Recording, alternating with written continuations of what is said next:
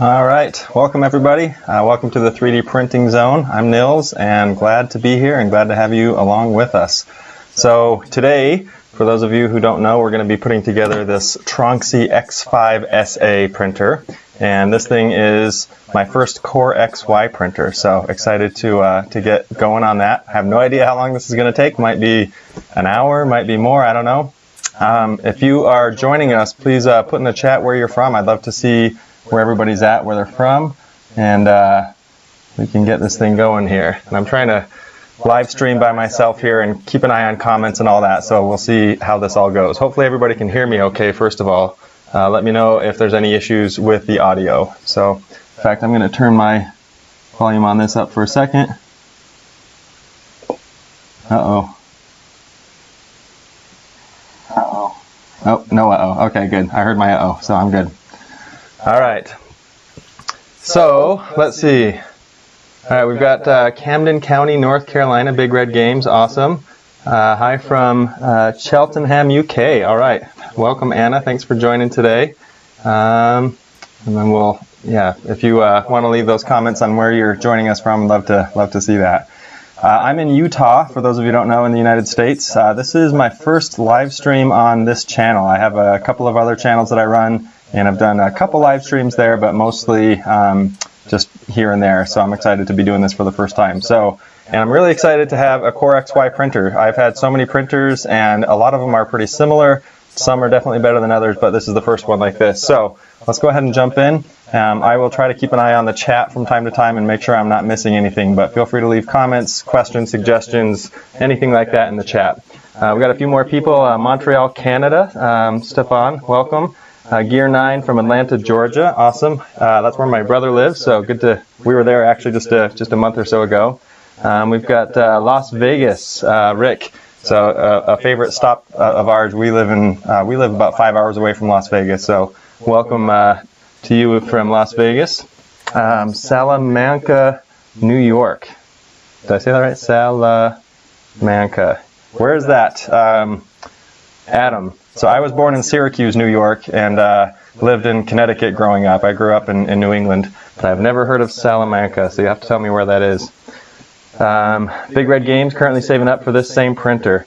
And Big Red Games, I don't know if you saw this, but it's on a crazy sale right now. I don't know how long that's going to last, but this printer, I got this for $205. Like, that's insane. It's so cheap. This is a big printer, CoreXY, touchscreen, filament run out, all those good features, $205. I think it's $215, and when I bought it, they had a coupon for $10 off. So I paid full price. Well, I paid, out of pocket for this. This isn't a sponsored video or anything like that. I was just excited to try this one out and wanted to get it and see. So hopefully that sticks around for a while as far as that sale. Adam, about an hour south of Buffalo. Okay, gotcha. Good to know. We got Doug from Winnipeg, Canada. Awesome. Got a good group here, so thanks for joining us. I wish there was some sort of audio feedback on these, because I'd love to have a little more of a interactive version, but we'll take what we can get. I got my bell here. If I get any donations or new members, I'll ring the bell and just give my thanks there. Just thank you guys for being here. That's awesome. I'm going to grab a blade, and let's open this box up and see what's in it. So I'm going to reposition. In fact, I'll use my other camera here for a second. I'm trying to manage all the cameras and see how this goes. So I'm going to switch over to this guy, and let's transition over there. And then hopefully in just a second, hopefully you guys are seeing that. There we go. I'm watching the live stream right next to my main camera here, and there's definitely several seconds of lag, but it seems to be working. So, all right.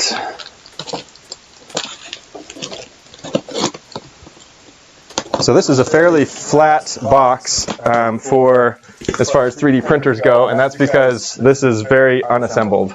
So I don't know, this might be the most work I've had to do for assembly. I don't know if any of you guys have assembled one of those printers that you have to do it pretty much totally from scratch, and it takes like 12 or 14 hours. I'm hoping this isn't quite that bad, but I can tell that this is going to be a lot of work. So we'll see if I get this all done in one live stream, or if this is going to be something I'll have to finish up on my own later. But I thought, let's give this thing a try and see. I'm just excited to have it. Let's see. Just making sure there's nothing I'm missing here. Oh, getting a little echo. Hopefully, I'm not hearing anything. Oh, you know what? I think I know why. Okay, let me know if that helps with the echo. Maybe that was it right there. I think there were 2 mics on. DC Sublime mentioned that. So, Adam has an X5SA. Okay, not a bad printer, but needs some tinkering. Okay, I will be planning on doing some tinkering for sure. Okay, what is this guy? Roller of some sort. Got some motors. Yeah, this is gonna be largely a from scratch build. It looks like everything is gonna need to be put together. I'm curious. I think it was Adam. You said you have one. How long did it take you to put that together? Because man, there's a lot of screws right there. There's a lot of knobs and springs right there for the bed, I'm sure. Yeah, there's a lot of pieces and parts here.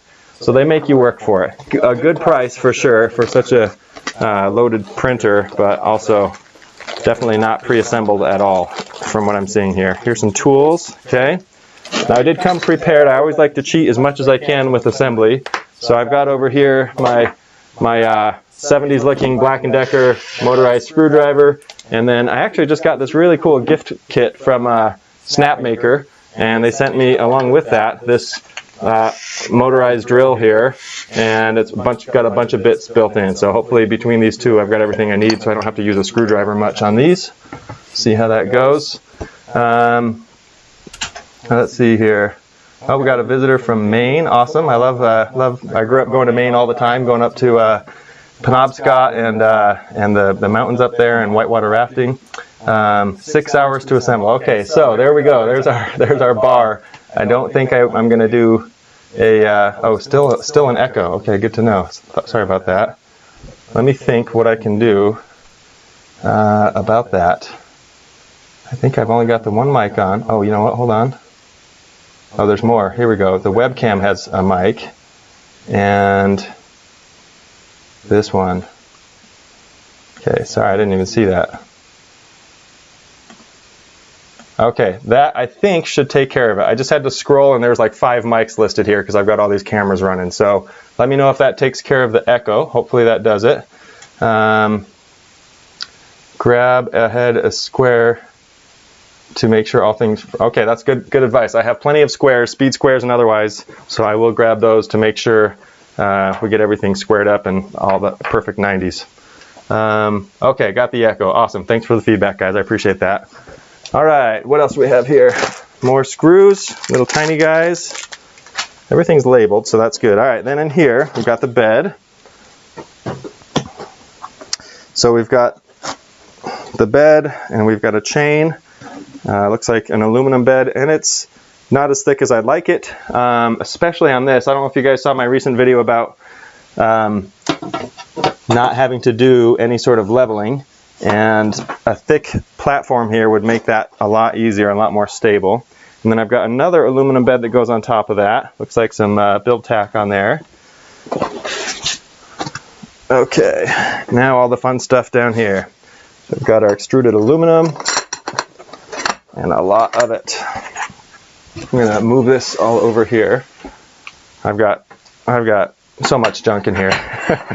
It's all fun stuff, and I'm in the middle of like 7 projects. Let's see, just keeping up on that. Oh, Denmark, all right. Welcome from Denmark, Doc Nielsen. That's awesome. I think we have a lot of heritage there in my family in Denmark, so that's great to have you with us. So let's see. Fat thumb syndrome, LOL. Yeah. Okay. All right, let me see what comes apart and what doesn't.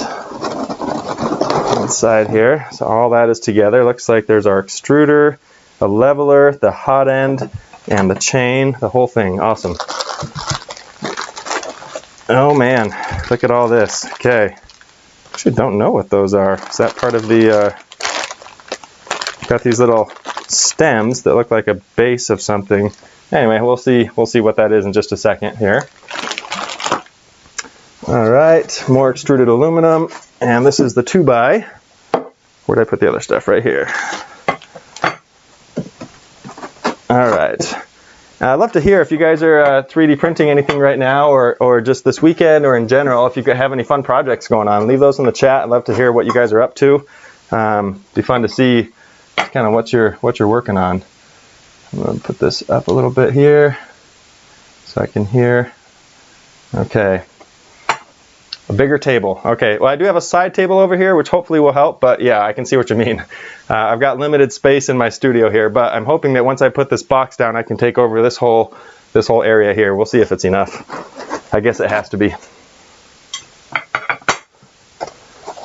Okay, more motors. Yeah, I can tell this is going to be a mammoth of a project, so we'll get as far as we can. There's my USB drive. Here's the extruder motor, and that's curious. Okay, so there isn't, the filament runout detection isn't on it already, so we'll have to see how that assembles. And then, oh man, a lot more extruded aluminum. Got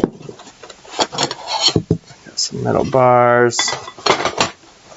Holy moly, this is quite a beast.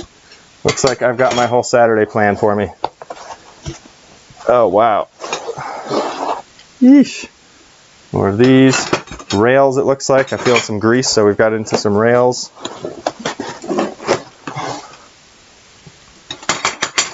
Let's see what everybody's saying here. Printing a small vise, nice. Longer LK5 Pro, and I'm printing screw-down feet on my laser engravers. Awesome, that's really cool. I've been so impressed with that longer. In fact, I just printed a piece on it last night that just came out so smooth and nice. I'm like kind of shocked at how good that longer LK5 Pro is, especially for the price. I've been really happy with it, and hopefully you will be too. Let's see. Shell for a locomotive HO scale, a DSB MT. I have no idea what any of that means other than locomotive, so sounds like some sort of a train model there. And same issues as the Pro, several issues with the auto level and losing level on the right side after shutdown overnight. Oh, that's something I'll have to look into for sure, because having to redo that over and over is no good. Yeah, at Saturday and Sunday for sure. This is going to be a long one. Okay, mics are good. Printing a VO replacement, parts and mods, parts prepping for next build, as well as some new pegboard designs. Nice. I'd love to see what you do with that, with the pegboard stuff. That's pretty fun. And someone just got the Big Red Games just got the 400 Pro. Nice. Oh, model train scale, Doc Nielsen. Thank you for clarifying that. Armor for a Mandalorian costume. Hey, that's right up my alley. Love to see what you do with that, because that's been something I've thought about. I've got my Mandalorian helmet right here that I never finished because it didn't come out that good. You can see there's a lot of layer lines on it and stuff. It's going to need a lot of help. This is from the Weedo X40. I don't know if any of you guys saw my review on that, and it was, generally speaking, not a great printer. It's fine, but I wouldn't recommend it. It's sitting over here off the table, and it's been sitting there since I reviewed it because I just didn't love it. Okay, let me move this stuff out of the way. Did I see instructions? I sure hope I did, because I definitely need to be guided on this. I don't remember seeing any instructions. Am I crazy? Did I just miss those?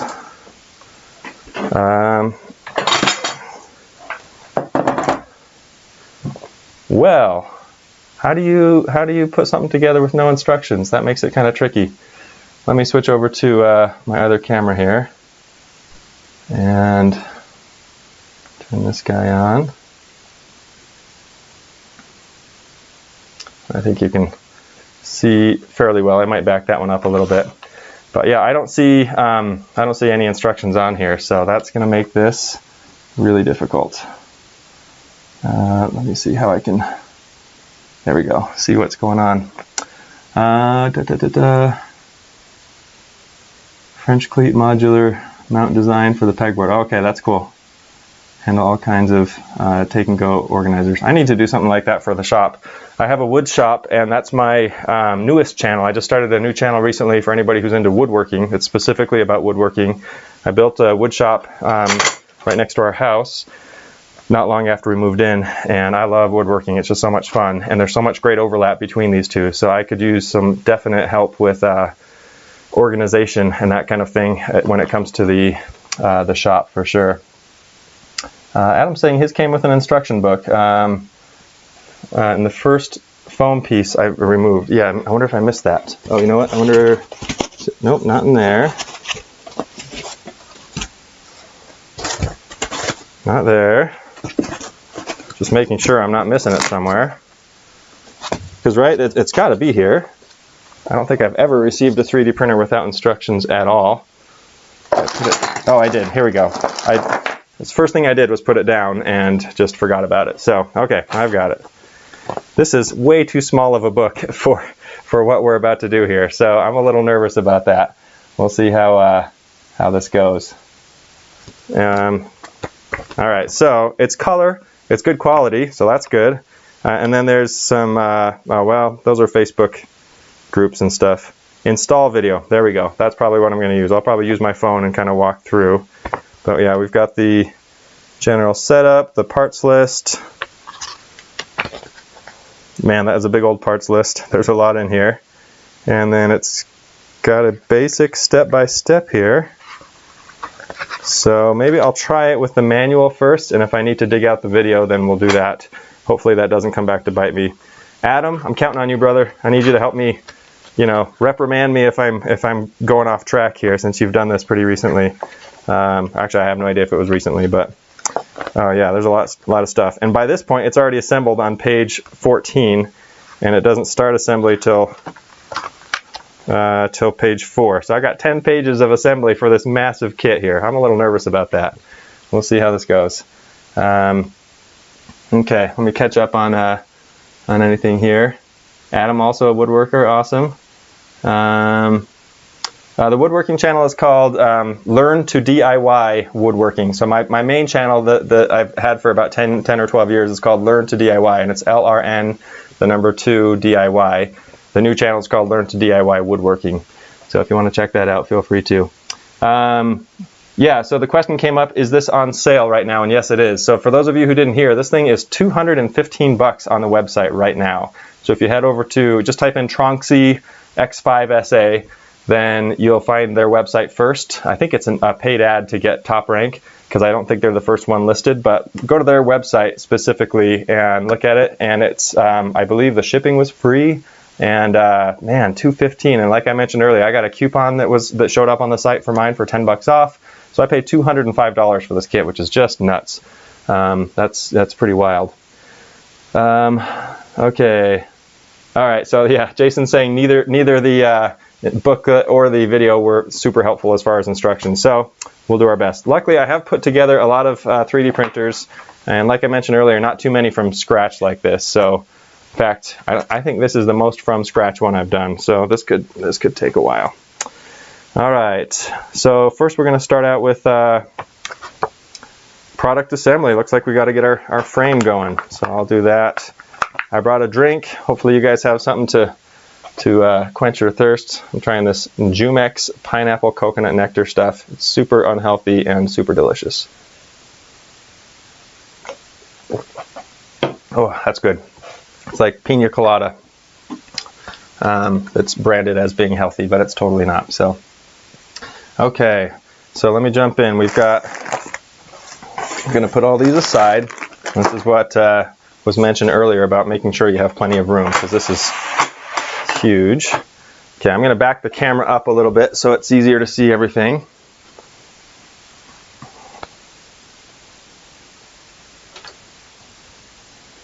There we go. And I can't actually see what you're seeing from this angle. Hopefully that does it. Let's take a look. This might cut my head off, but no one's here to see me anyway. We want to see this assembly. All right, there are little extractions of some sort, like looks like filament or glue or something like that all over this. That's interesting. Okay, first things first, we're going to put together aluminum profile 1, 20 by 20 by 530, 4 pieces of those. Okay, so these are the squares. So these guys, 1, 2, 3, 4. and it said 530, which means there's other ones that are 460s. Yep, so there's 3, 4 of those. Oh shoot, we've got 3 different sizes, so I got to figure out which is which. I don't have anything that measures metric. I guess I have a tape upstairs. And they're not labeled in any way, but I do have 4 of those, and I don't think I have, okay, yeah, that's got to be it. This is probably like the, I don't know what it is. Okay, so there's those. Okay, Adam, you've been doing mods on it. That's good. I'd love to see what some of that stuff ends up being like. For those of you who don't know, I do have a Facebook group. I know not everybody does Facebook. I don't know if I should start a Discord group, but I have a Facebook channel and a Facebook group that you can join, just called the 3D Printing Zone. And there's quite a bit of stuff on there, but if you guys ever want to post updates, I'd love to see what you guys are up to. It's a lot of fun that way. 20 by 40 by 530 times 4, so that's these guys right here. I'm curious, do you guys use Discord? I use it sometimes. I just started using it for one particular group or class that I'm in, but that's about it. And even that I don't use all that much. I'm curious if anybody else uses that. Okay, just measure the imperial and we'll do the conversions for you. Sounds good. I could use that help. Oh, you know what? I got something wrong because we've got 3 of that size. Okay, so this must be, this is the one that's extra. I've got one that's longer. Okay, 4 of those, 4 of those, 4 of these, and then it says pad 4 pieces. What the heck is pad 4 pieces? It's got to be something in these bags. So that guy, maybe? Oh, man. All right, so this is not very well labeled all in all. Like the bags don't have labels. I can't really tell what's what. Oh, I'm assuming that's the feet, maybe? Hoping that's the feet. We'll see. And that would make sense if we need 4 of them, and we are putting the frame together, so I'm going with that. Okay, there's that. So first, aluminum profile 1, which is these guys, and then aluminum profile 2 on the sides. Okay, got it. And I'm assuming we're going to need some screws here, and hopefully it'll tell me which ones. Okay, 8 M5 by 25. Okay, so much stuff. This is helpful. I don't know if you can see this, but it basically shows a bunch of all the sizes that are on here, and most of them, or they're all just in a bag. So it's kind of like, good luck, they're all in here, and Merry Christmas. So, all right.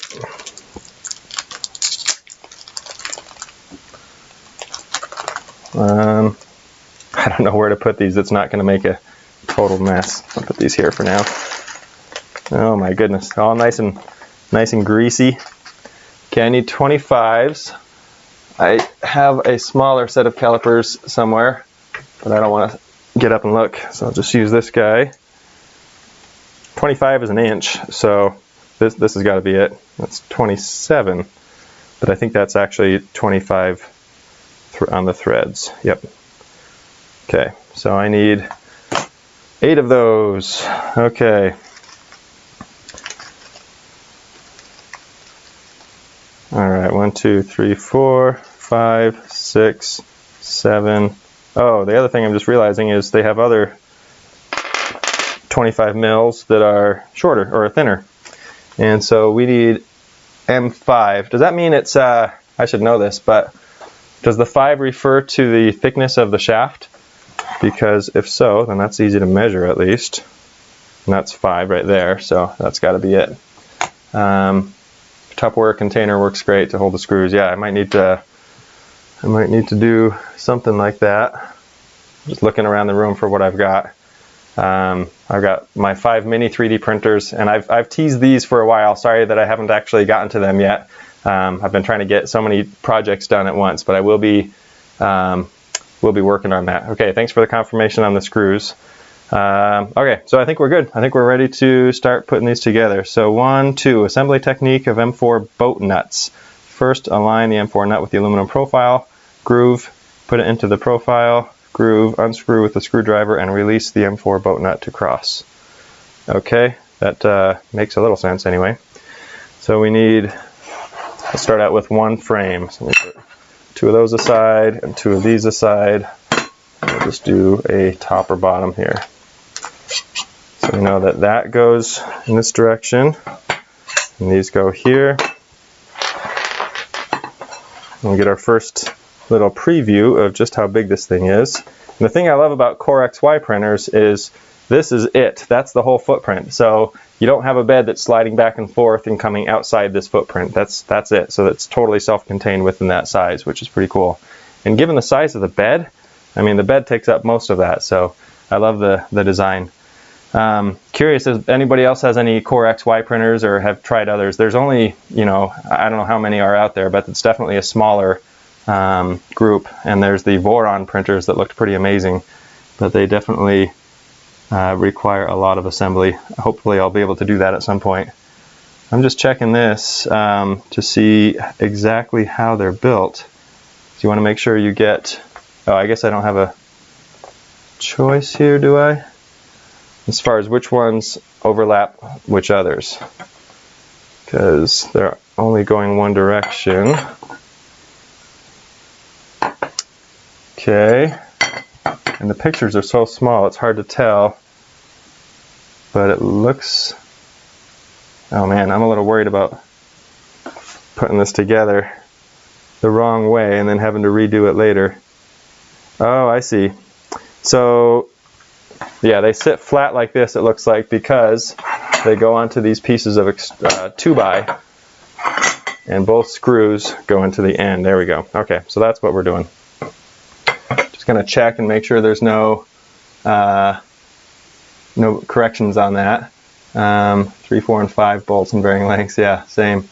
And I've got Ender 5 Plus. Is the Ender 5 Plus, Brad? Is that a CoreXY? I haven't even really looked into that one yet, so that'd be kind of cool if it were.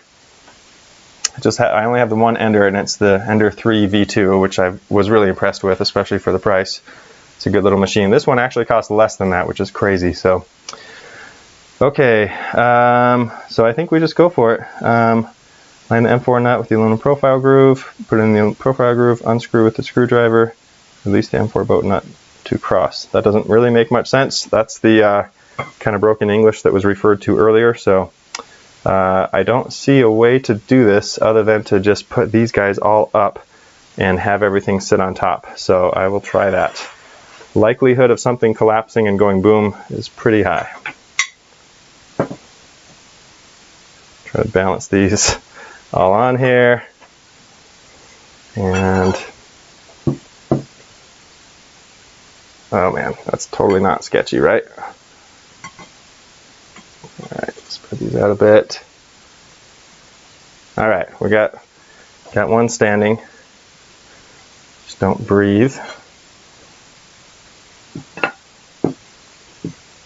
Somewhere over this way. In fact, I should just put this together while they're in place. It'll make my life easier, I suspect.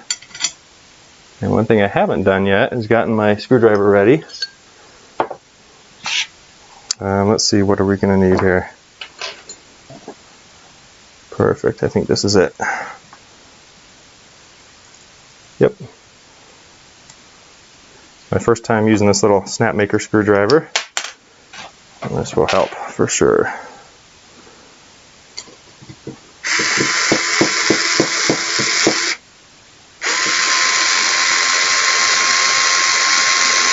Let me switch over to the other camera because I realize I'm already off screen here a little bit. Get some clamps and jigs. Yeah, I have some clamps. I should probably go grab them. That might help for sure in this case. Let's see. Let's switch over to this one. Okay. All right. I can't remember if this is someone else asking about the woodworking site, but just in case that you missed it, that was Learn to DIY Woodworking is the name of the site. I don't have it linked typically because I try not to. I don't know if you guys know this. It's kind of weird, but YouTube actually doesn't. I don't know if punishes you is the right word, but it doesn't give you the same benefits or growth if you have a bunch of people coming to your site, but they're not actually watching your videos regularly and consuming them, watching them all the way through. So I try not to cross-publish too much unless it's a good fit. So I haven't like mentioned it a whole lot on my channel here, just because I want to make sure that the people who find it are into woodworking and would likely be watching it regularly. So that's why I haven't mentioned it a whole lot on my channel. Okay, I think that'll work. Let's get this guy in here.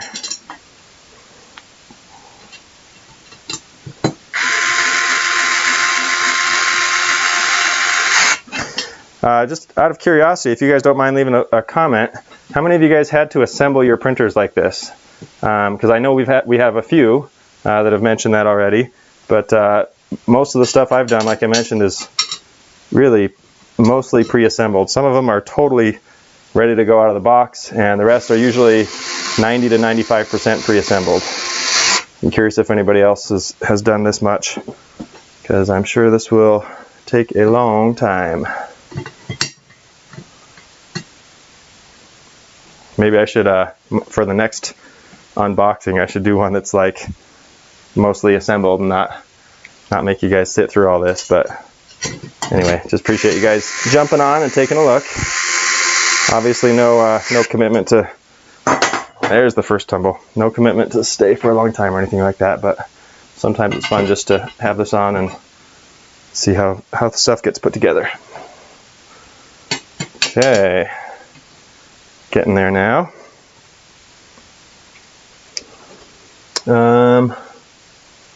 Doc Nielsen, thanks for subbing, much appreciated.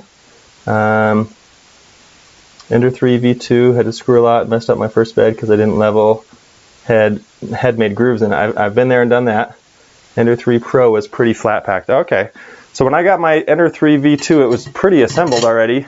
I may have gotten a different kit or something, but that one wasn't too bad. And then I can definitely relate to not having it leveled properly. My very first printer, which is just behind me up on the shelves, it was a printer bot simple metal, and it has huge grooves carved into the steel bed because I had no idea what I was doing. This was in 2016 or 17, and they've come a long way since then, that's for sure. It's pretty fun to see. All right, ta-da! We've got our size at least here, and it looks like I'm just going to do the same thing on the other side, and it should be a lot easier now that everything's in the proper place. So that was these ones. One of those, one of these. There you go, one of these, and one of these. Okay. Another thing I'd love to hear, if you guys, again, I'm just trying to keep the chat going because it helps me to get to know you guys and kind of what your levels of experience are and that kind of thing, and there's a lot I can learn. So how long have you been 3D printing for? Is this something you guys have been doing for a long time, or are you guys pretty new to this? I know we've got a pretty good mix on the channel, including, I'd say 10 to 20% that haven't actually purchased a 3D printer yet. They're still kind of checking it out. So I'd love to hear how long you guys have been 3D printing some of this stuff. M5 by 25. Now why do I need 8 on the one side? Don't I need 8 on both? I must. This says 12 pieces. Oh, because the feet go on one of them. 4 M5 by 25. Huh. No. What am I missing? Grab some more, because I know I need some more.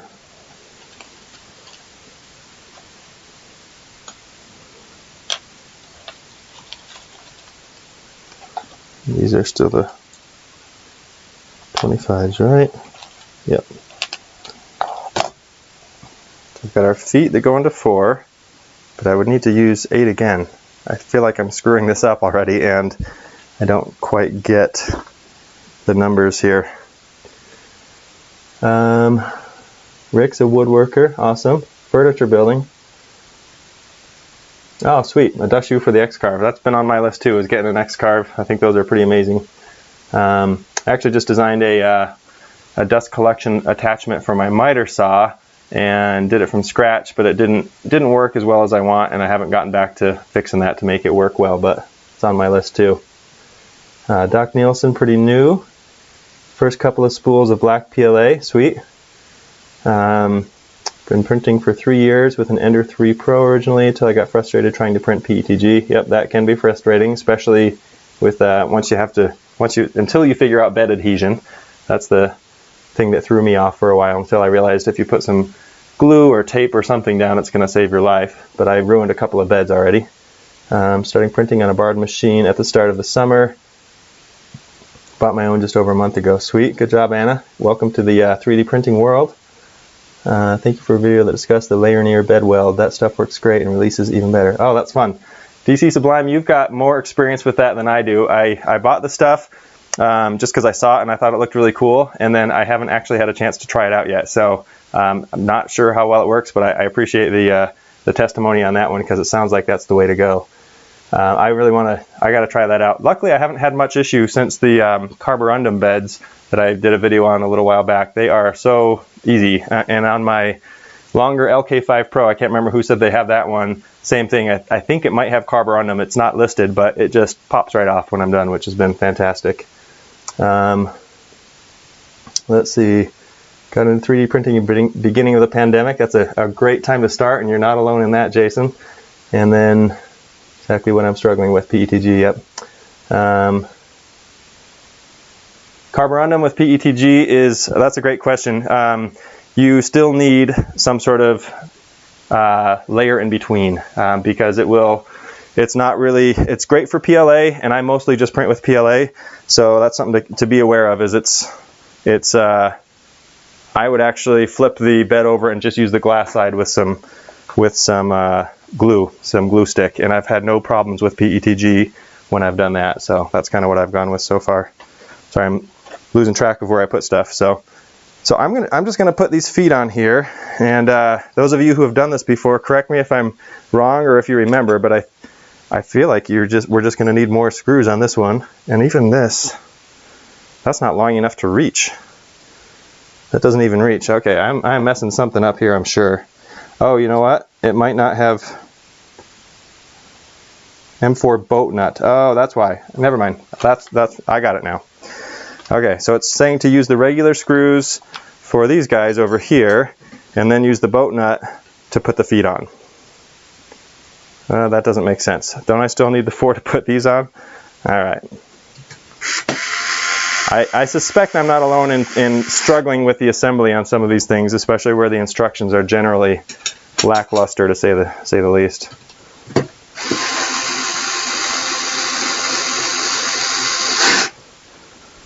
Okay. Oh, so Layonier works for bed weld, or sorry, for PETG. So that's kind of good to know. And the stuff seemed pretty affordable.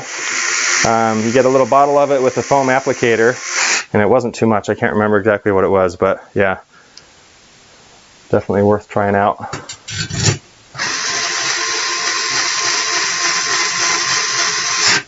All right, so on to my final question here. The boat nuts I get,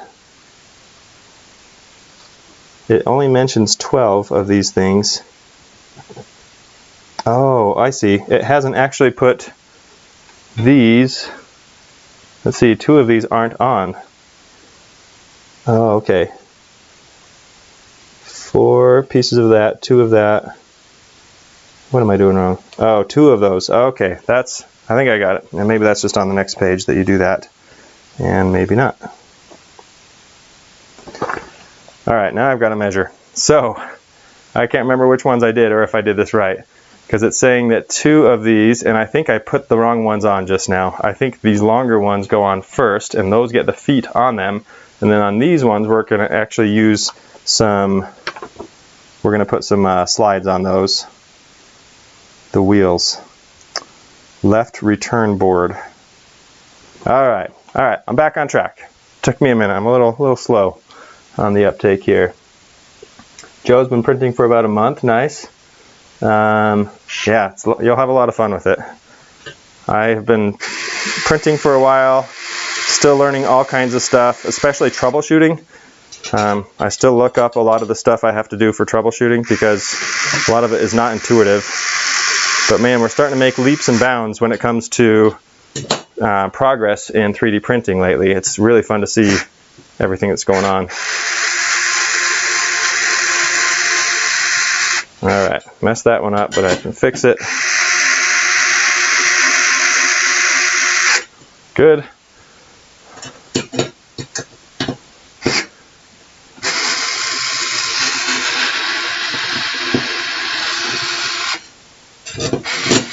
Oops.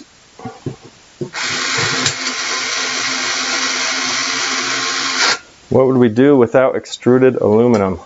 This is the heart of every 3D printer build so far, is this aluminum track here. There's very few that use none of it. Most of my FlashForge printers, I don't know if any of you guys have FlashForge printers, but they typically do not use it. They use a full body frame, and it's all enclosed. In fact, I don't know if you can see it in the picture here. Let's see if I move this way. Yeah, I've got my FlashForge Adventurer 4 right there, and that one's all enclosed. I was just printing parts with that last night, getting some stuff ready for a laser engraver that I'm working on. So anybody do any laser engraving in here? There's so much fun that you can do with that. I've got one set up. In fact, I'll show you real quick. So I've been doing this huge setup, all these mods and upgrades. So I've got my snap maker underneath, and then on top is the, what is this? The Ortour Laser Master 2 Pro. And I've built this enclosure for it from scratch. I've got exhaust and ventilation. I've done some upgrades to the actual machine. I'm putting feet on it. I've got some really cool accessories that I've been either finding or making. Anyway, lots of fun with that. So stay tuned if you want to learn more about that, or just if maybe you're into any laser engraving stuff. I feel like it goes hand in hand with the 3D printing stuff for sure. So that'll be fun. Let's see. Oh, thank you, Jason, for the hint on that. Yeah, we're going to have some loose screws and some readjusting to do later anyway, so I won't worry too much about it. And it looks like yeah, Rick's into laser engraving. Awesome. I've got a friend who got a lot of money from selling their house, and they're like, well, we decided to start a laser cut company. We don't know anything about it. We don't know what we're going to do. And they bought like one of the nicest laser cutters, not the nicest, but as far as, you know, something that a homeowner would have. Cost $10,000 for the whole setup, and it's amazing, and it can cut stuff in like seconds. But they got into it, and now they're selling stuff and doing awesome with it. So I feel like what I have is pretty minimal compared to that, but it's still a lot of fun to play with. So I've been enjoying it. Okay, I need boat screws. So these guys. And how do I attach them? So boat nuts, and then M4 boat nut. Unscrew with the screwdriver and release the M4 boat nut. So does that mean they're already supposed to be pre-assembled in here? Because they're not. And this is a boat nut, isn't it? These little dudes that slide into the track. Is that what that's talking about? I think it is. Doesn't show any close-ups again. So I'm not actually sure. RM525, we got those. This makes it seem like those are actually already in there. Oh, does it sit loose? Just pop in there and fit in there? That would be silly. No. There's got to be screws that go with this. You know what? I think I'm going to come back to that and see what I have left over, because that's going to be kind of a pain to work with. let's see, High McLeod's planning to upgrade from the tiny 3D printers that I have. Got 2 little 4x4x4 printers. Oh yeah, that's what I've got over here. I'm testing out a bunch of those. Oh yeah, there you go. You're seeing them in the background. And yeah, good suggestion, Rick, on that longer. That's a good one. Pitching a live stream for your channel. Yeah, Andrew, this is first time I've done a live stream on this. Never done one, I don't think, on this channel. I could be wrong. We've had the channel for a few years, so sometimes I forget. All right, well, this is a milestone. Moving on to the next page. Hallelujah. I deserve a drink. Have some more of my pineapple coconut nectar. All right.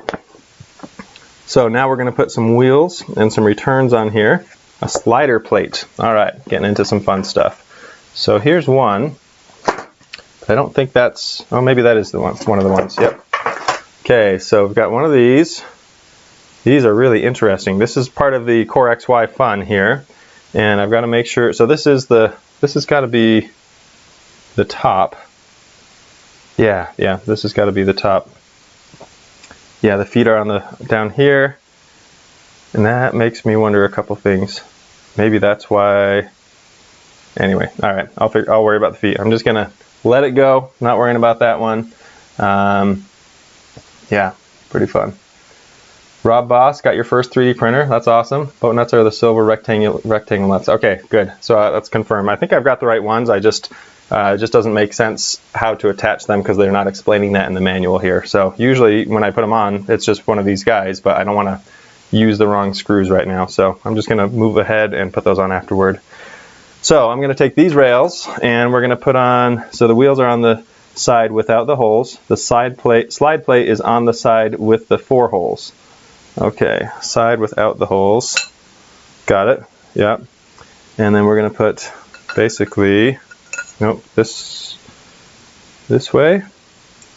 Yep. Okay, so we've got these going on here like that. And I assume kind of the opposite on this side. And so, let's see, that would go in. Yep, I got that one right. Or do I? Let's see how. Because there's a countersunk hole side and a non-countersunk hole side. One's obviously meant to go into the, so let's see, if this goes in here, that would not go on there like that. And I'm not actually sure. I think this is one of those things where I'm going to have to put it together, then I'll find out if it was right. And why is that not sliding in? Let me try it from this side. Oh, it fits, it's just really tight. There we go, okay. Okay, yeah, I think that's it.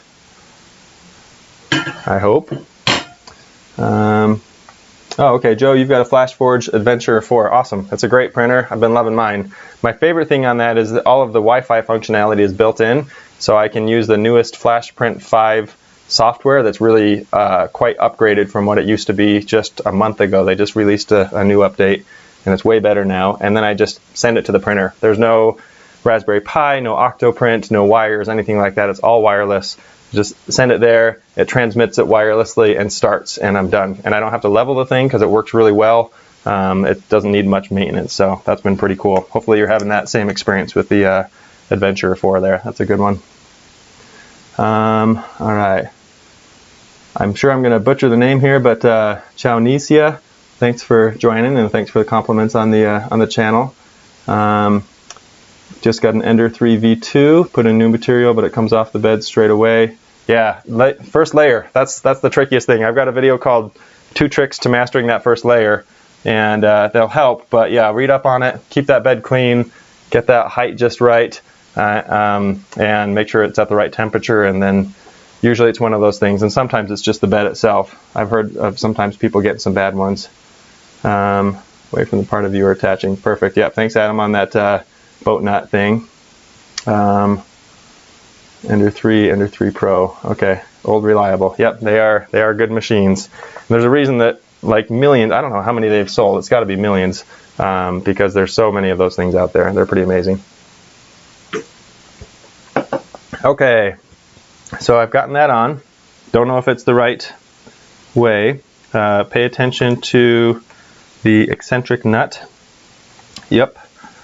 And I think we're okay. Let's try this. Step 2, put the aluminum 2 components into the end of the aluminum frame 3 of the bottom frame, then secured by 4-piece screws RM 5x25, same as the illustration.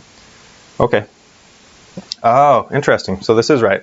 So they actually face down like this, and I just need to make sure that I've got them facing the right.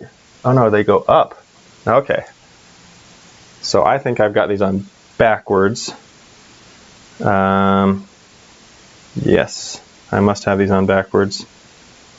And then RM 5x25. So I want the countersunk part. So I'm just going to flip these around.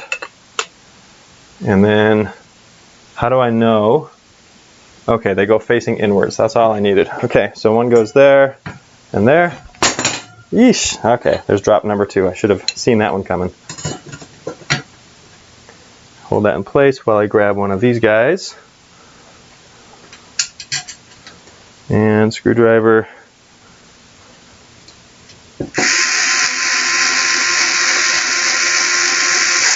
Okay. And the other. Feel like it's getting there now. I'm on the right track, hopefully.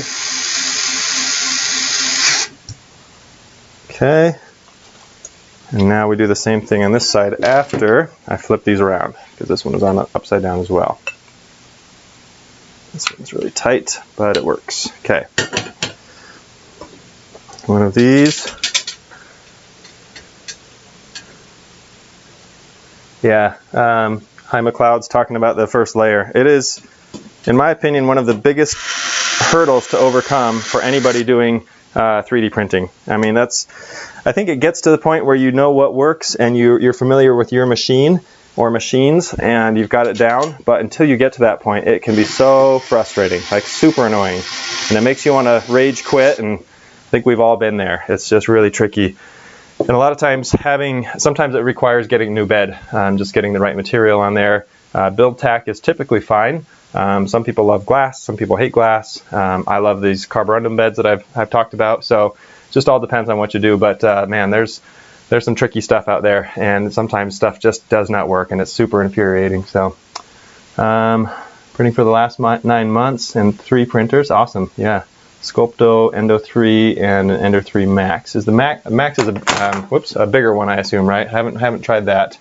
I know you can get upgrades in size for the Endo 3 as well.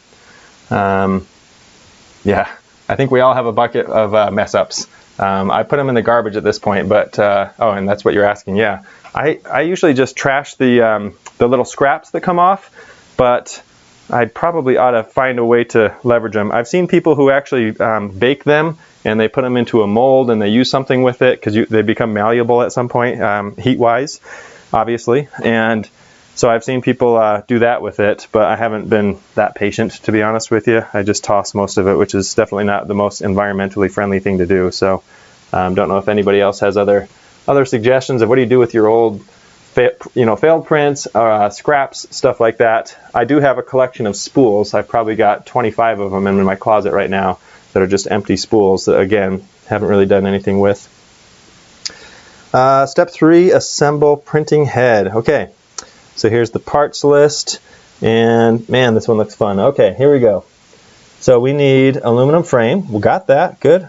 Aluminum profile 4, 20 by 20 by 484 times 1. So that's this guy, got it. Okay, we need the printing head component, 1 pieces. All right, I've got my 1 pieces here. And then we need toe line holder 1 pieces. Toe line holder, which is what? Toe line holder. So it's got skinny piece, gets fatter at the end. No idea.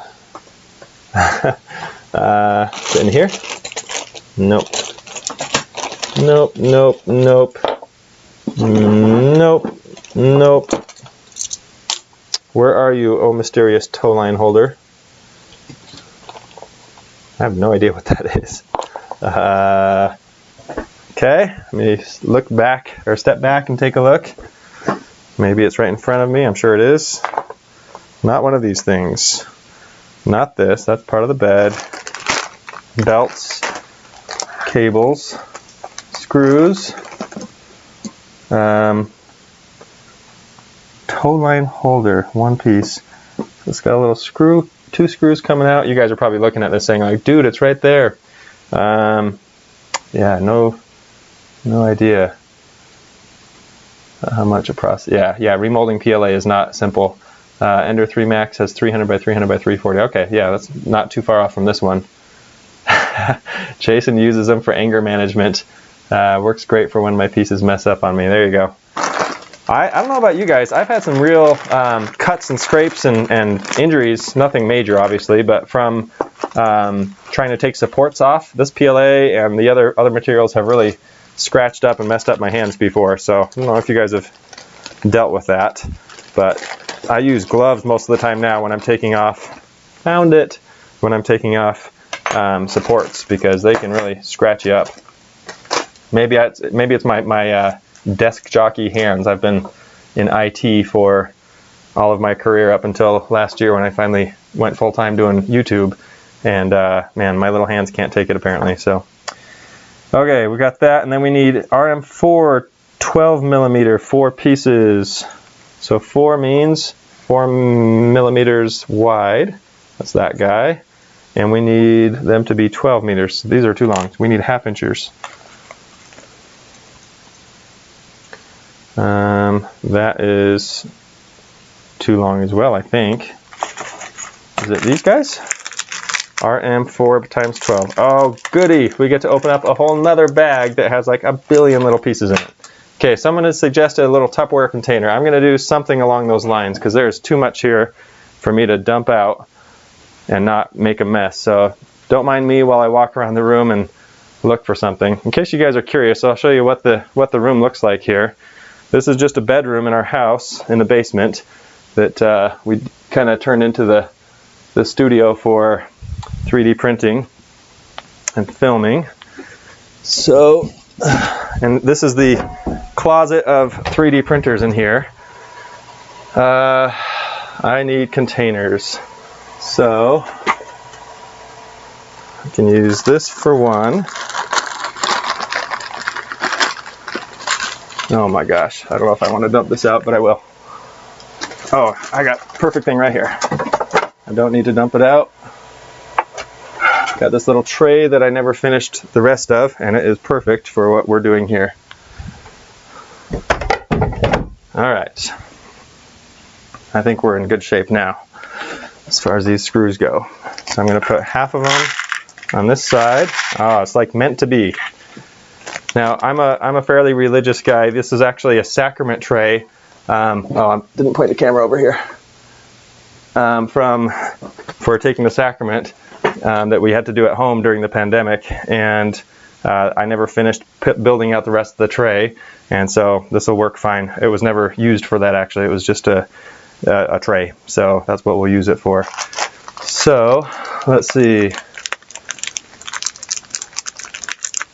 Couldn't get the supports off. Yeah. Yep, super glue for sure. I've super glued so many things together.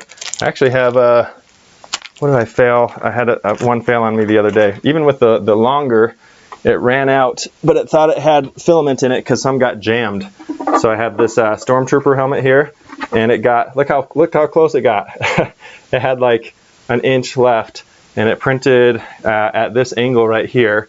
Just had this much left before it ran out, and so I measured the height of it, sunk that down into the bed on the slicer, and then printed this last little piece. So I've yet to super glue it on, but it's a pretty good fit there, and that should work out pretty well. So super glue is definitely your friend with most types of filament. Not with ABS, but I've kind of avoided ABS for a while now. Really don't use it anymore. Okay, now we've got our trays of goodies here. Oh man, here we go. Okay, super glue and baking soda. I've never tried that. Great for filling small holes. Oh, I see. And so for that, for filling small holes, I have a 3D printer pen that was like 30 bucks or something like that, and I use that whenever I need to fill something in, and that works pretty well as well. But I can see where super glue and baking soda would be a good little solution. Okay, so I'm looking for M5 by, nope, not it, M4 by 12 millimeters. And I don't know if someone can tell me this. I'm trying to figure out, I think that the second number refers to the shaft only. Just double checking here. Even that's not quite right, but that seems more accurate. So I'm going to go with that. So I'm looking for something that is 1/2 inch or 12 millimeters. That one's pretty close. And M4, that one's a 3. Okay, so I need that length, but a little thicker. Right there. So we've got, like, how do you do this without calipers? You just be guessing at all of this stuff. These really need to be marked. And again, you know, $205 for this printer, so there's that. But that would be really nice to have these labeled. All right, 1, 2, I think that's the same, right? Yep.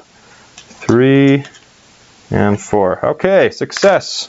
Boy, that's why this takes 12 hours, is because you have to identify every little piece that's not labeled. So, yeah, agreed, Rick. ABS is too much for most people. Shaft only, good. Yes, length of shaft length. Second is shaft length. Perfect. Okay.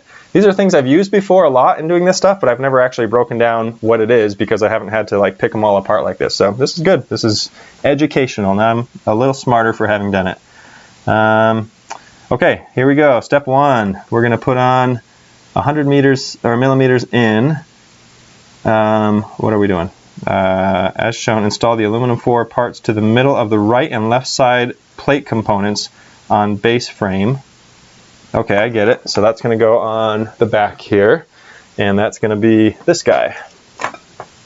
So this, and there's my little boat nuts on here, and I'll loosen these up a bit so that they slide into the track and then can be tightened as long as they don't fall off. So I think that was this one here. Yep. Okay, so I'm going to start with this guy over here. Slide them into the track, and then for those, I think you guys have all seen this probably, just because, like I say, most things are done with extruded aluminum nowadays. And once you put that in, then all you have to do is twist the screw, and it will twist the boat nut into place, and it locks it inside the little extruded aluminum channels. But I'm doubting whether I'm doing this right because there's no, this is actually butting up against, like there's, maybe it needs to go another direction. This won't sit perpendicular, or maybe it will. Let's see. No, it won't. It won't sit perpendicular to, or parallel to the, oh, it will. Okay. Don't mind me. Just a noob here trying to figure this out. Just had to slide into place there. Oh, that's not grabbing, which means it probably came off. No, it didn't. Come on, little boat screw. Boat nut. Oh, it's because I've got the wrong size, dummy. Okay. Da-da-da-da. This takes a smaller head, which I don't have in this kit. Darn it. But that's why I came prepared with my backup kit here that has a little bit of everything.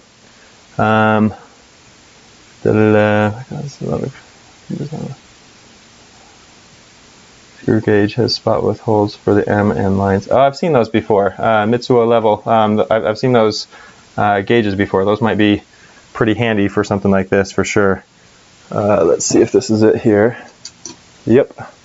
There we go. That just tightened right up. Oh, and I'm supposed to measure this. Okay, so it says 100 millimeters in. I don't know if it matters a lot to be that accurate, but why not? I've got calipers here. Some people have commented on the size of these massive calipers, and it's for 3D printing. When you're printing something where you've got a 400 millimeter height, these are 200 millimeters, so they won't even do the job all the way. Or these are 300s, sorry. But it helps. It helps to have the ability to measure accurately up to 300 millimeters or more. And these cost like 30 bucks, I think, at Harbor Freight. 100 millimeters in. I'm just making sure I'm getting this from the end. Okay, got it. So from the end, I can't see if I do it that way. I was almost spot on. Okay, just slide it down a smidge. And again, I don't assume that has to be perfect, but I don't want to find out that it really was essential later. So I bet that'll fit in. Yep. Now we can tighten these up. There we go. 1 and 2. Excellent. Okay. Progress. Then move over 40 millimeters, and we're going to put this this guy on the outside, it looks like. And I can't tell what that 40 is from because it's kind of weirdly marked. It looks like it's from the inside tab here. So we'll go over 40, and this one again has the boat nuts, and they go, oh, that's pretty close. This one might actually be more of a requirement, don't know.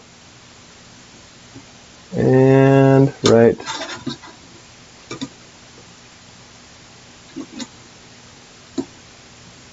come on, baby, move in.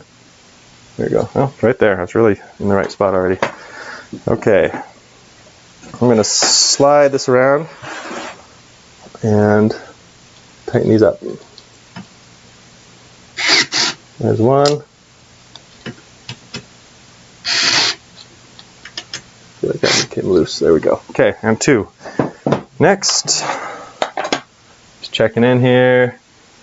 The book should show location measurements for the extruder and other things. Good. Yeah, it's showing yeah, where they go. I'm just trying to follow along here. And then okay, I'll adjust it to suit my preferences. This is great. Thank you for being on here and helping me with this. I feel like this is like an online coaching session where people who know better than me get to help me out. So thank you guys, much appreciated. Okay, so those are in place. This one has something. Oh, it has the chain on it. I see. This is. Oh, wait. Did I do that wrong? No, that goes over here, and it's the other end. What does that attach? Oh, that attaches to the actual drag chain. Okay, I got it. All right, so it looks like this all, I guess I should just read the instructions instead of guessing, but it looks like this is all going to attach to this center bar once that gets put on, and then the end of the drag chain attaches to this little, what do they call this? The tow line holder. So that makes sense that this would be the tow line, although I can't figure out how to do this in a way that, okay, like this maybe. And then, but this guy has to come like that. There we go. Yeah, something like that. It would go on there. So you guys probably can't see this real well, but I think that's the orientation we're going for. So I'm going to set these up here for a sec and pray they don't fall. Take another drink. All right. Okay, yeah, I'll plan on that, Jason, having to work back and forth on this thing a little bit. That, to me, that's part of the fun of 3D printing, is it's not just always going to work right away. You've got to do some tinkering and some adjusting, and in order to do that, you have to actually invest some time into getting to know these things. So that's part of the hobby side of it, and just kind of making it fun, I think. And other times that's incredibly frustrating, but hopefully more fun than frustrating. Okay, so, oh look, these are labeled. That makes me wonder. Okay, now it shows, or maybe I missed it earlier, there's a left and a right for these two dudes, for these slider plates, and I don't know which way is forward. Assuming that this is the back, then I've got these on backwards, which is fantastic. Yeah, I've got them on backwards. Oh my gosh. Okay, now I get to take this all apart. Not all of it, but a couple things. Again, this will be my second time taking these off, but that's all right. That which does not kill you is annoying. So, and wrong head on that. So basically, I've got these two reversed, and it makes sense that, oh, you know what? How does that matter? They look mirrored. I mean, I have to trust that they know what they're talking about when they say that, but if I flip this one around, it's going to look exactly like that one does now. Am I crazy, or am I missing that? I seriously don't see any difference, but they are labeled. Alright, I'm just going to trust the instructions here. Checking for comments in case there's any help here. Okay. All right. Okay. Oh, they're right? Keep going? Okay, hold on. So why are they, does it matter, the left and right thing? By the way, there's like probably a 4 or 5 second lag at least between what I'm saying and what shows up on to you on the live stream. So don't mind the delay there. Because it definitely shows them, I mean, they look identical. They look mirrored, not identical. Okay.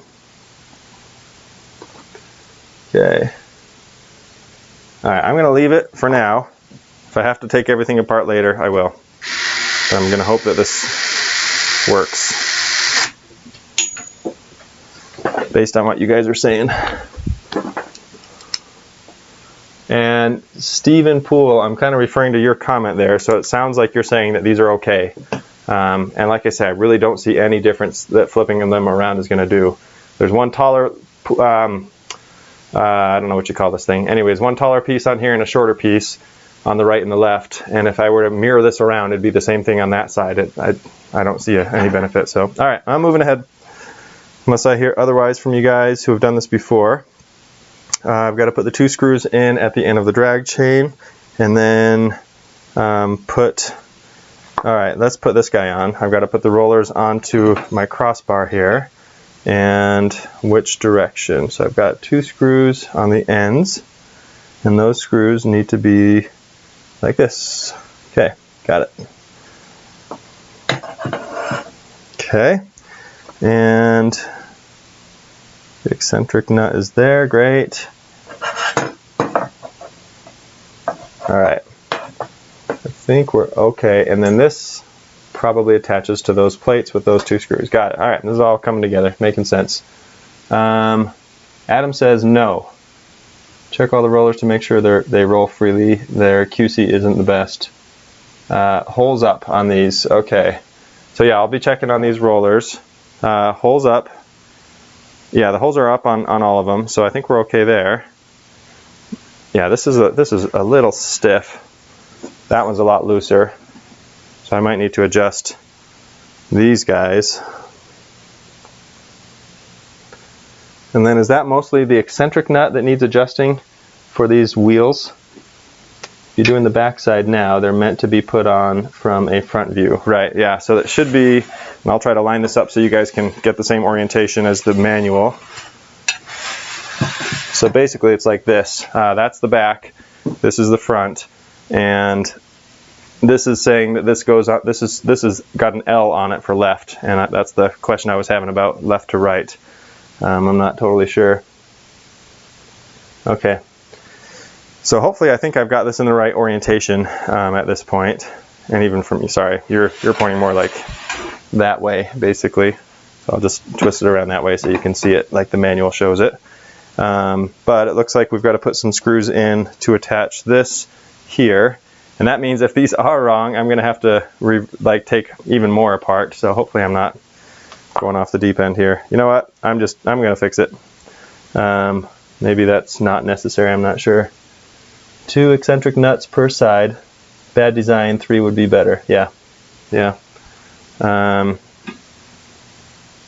3 as in like this kind of thing. 3. Like 1, 2, 3. Because these ones have 2 on either side. This one has 2 on one side and 1 on the other. So I guess they've decided to use different setups for these.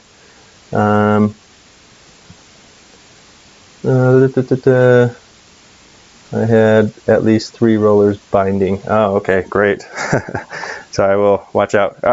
I need a little help on that one. So for adjusting these, I see that I've got the eccentric nuts, I've got some caps on these on the bottom, and like this one actually might need to be tightened a little bit, and it's a little wobbly. This one's definitely firm, but I wonder if it's too firm. And it rolls, but it's not that easy. I have to make sure I get these adjusted right. So if you have suggestions or comments on how to properly tighten these so they're not too tight but not too loose, I'd certainly be open to that. It's the pulley's height. Okay, they look the same to me, but the fact that they're labeled means there's got to be a reason for that. So I'm just going to quickly, once I put it in reverse, take these out and just flip them around. Just don't want to have that come back to bite me.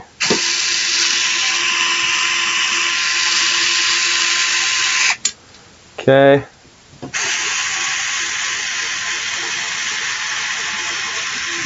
It just takes a minute anyway.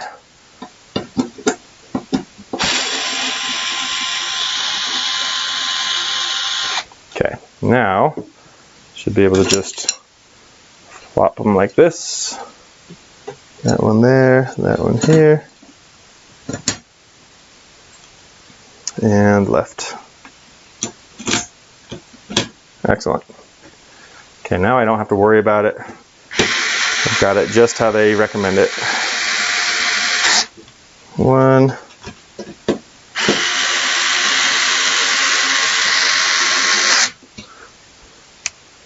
Let's see. Move the drag chain assembly to the other side of the machine. Oh, that's true. Yeah. I could just flip it around. Yeah, either way, I'm taking out about 4 screws right now. So it's a bit of 6s, I guess, at this point. Ooh, that just fell.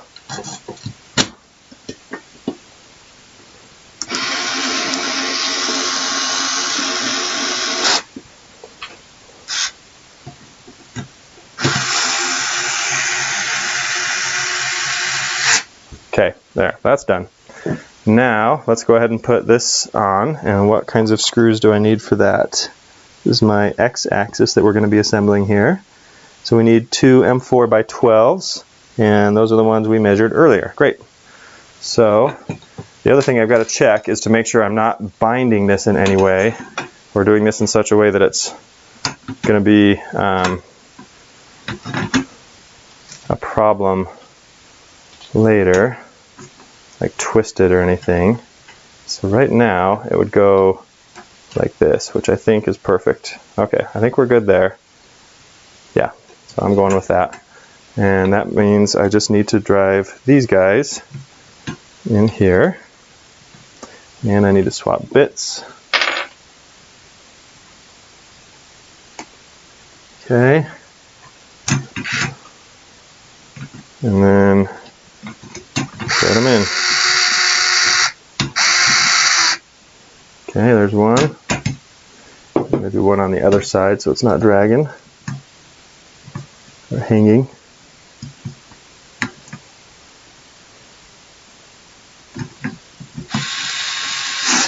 Good. Okay, put the other 2 in. Make sure I'm not missing anything. Push the bar all the way to the front and make sure the wheels line up evenly, and adjust the eccentric nuts. Look, it's like I'm on the line with tech support. It's amazing. Push the wheels all the way, the bar all the way to the front, make sure the wheels line up evenly, then adjust the eccentric nuts. Oh, okay. And then when adjusting the eccentric nuts, do I need to, is that these guys here on the slider plates?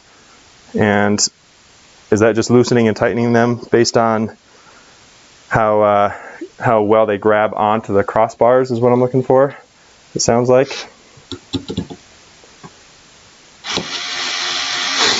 Okay, oops, use that again, and put back on.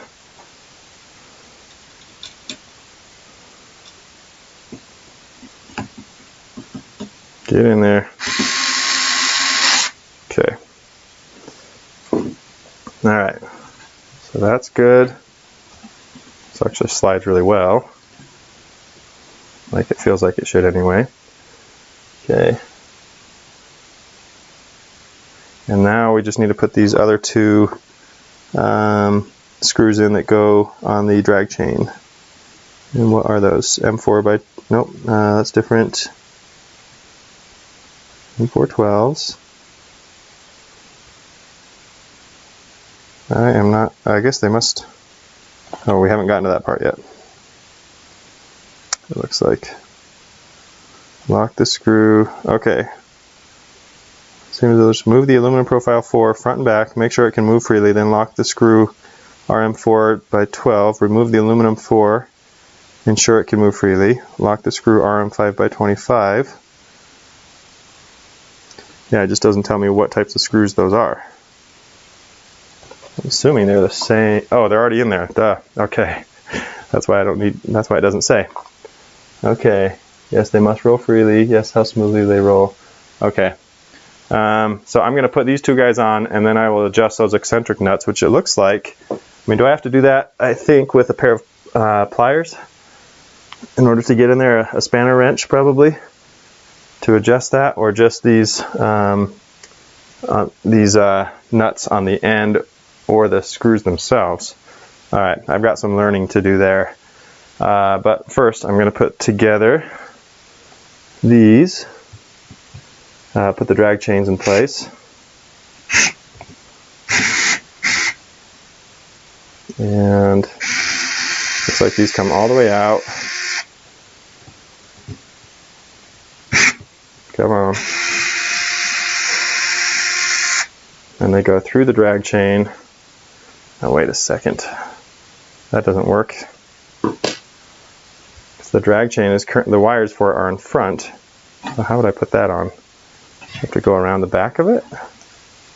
That doesn't work either. Let me look at this a little closer. Don't want to mess this up. Shows them going through the back. It also shows the wires in the back, which is not accurate. Huh. Oh, did it come with a small wrench? Okay, good call. I'll bet it did. Yep, there's one. Thank you. That saved me a trip to the out to my shop.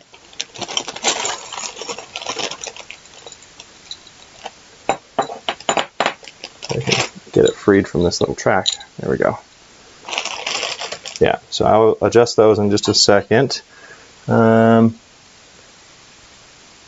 wrench, got it. Yep. Yeah, I probably do have a few of those around. That's true. Of those wrenches from all these other printers. I just want to make sure I get this part right, because it does show it connecting to the back, which is ironic because it doesn't seem like there's enough room for it to connect. Because this set of wires is really tight and there's not enough play. I mean, I basically, right, okay, yeah, it works. I can get it.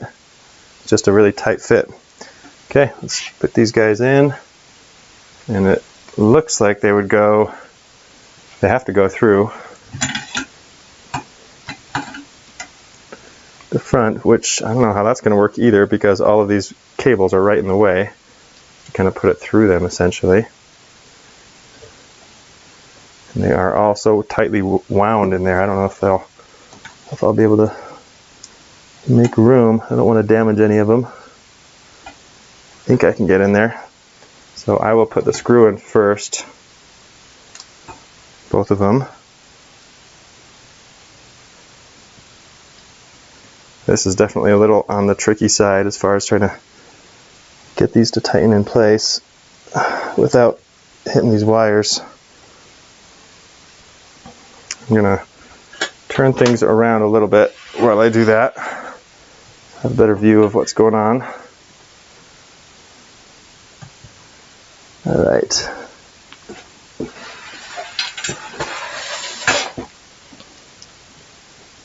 There we go. Okay, so there's enough play in here. I can probably grab one.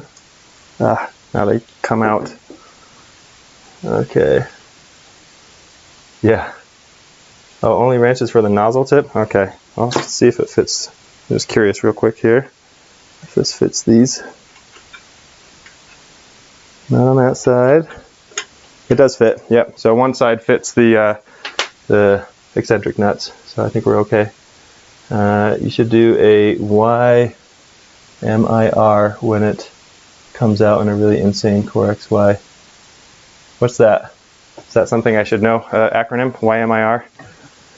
I guess that's an initialism.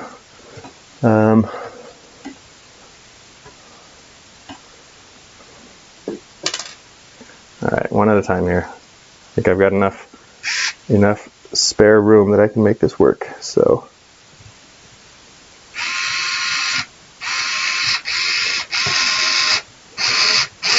yay! Got one in. Okay. See if we can get the second one. And then we'll be cooking. There we go. Alright. That was a bit tricky. Alright. Next, we've got to do the same thing over here. And now we know what we're doing, so hopefully that'll go faster.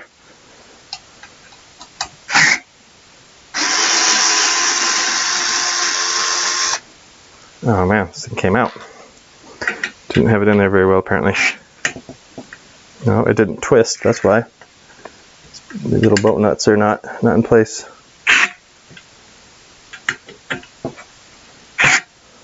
There we go, I felt that one grab this time. Get this one out.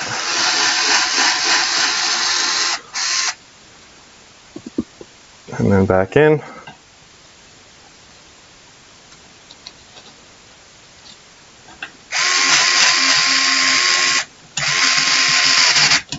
Good, and one more.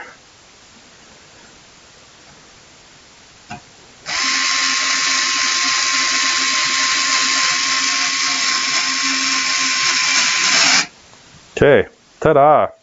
So now, just to double check, we should have full range of motion, good. And it slides pretty well. So I'm going to play with these. I'll put this front facing again for you guys. And then I'll play with these spanner, or the eccentric nuts here, to see if we need to adjust anything. So it's actually harder to tell now because they both kind of accept the weight evenly. And it rolls pretty smoothly. I just want to see what happens if I do adjust this a little bit. Looks like I might want to hold down one side so it doesn't spin.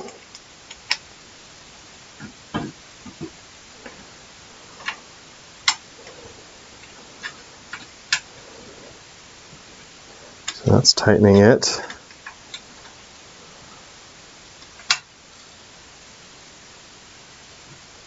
Okay.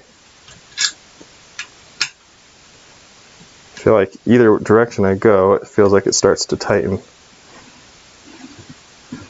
Okay, I might have to circle back to that one and do some fine tuning to make sure I get that right, because I don't feel like I have a good grasp. I might need to study up a little bit on that one. All right, Andrew, thank you for joining. All right, so much appreciated for becoming a Zone supporter, which is our monthly channel membership, a way to kind of help support the channel. So thanks so much. I really appreciate it. Very cool.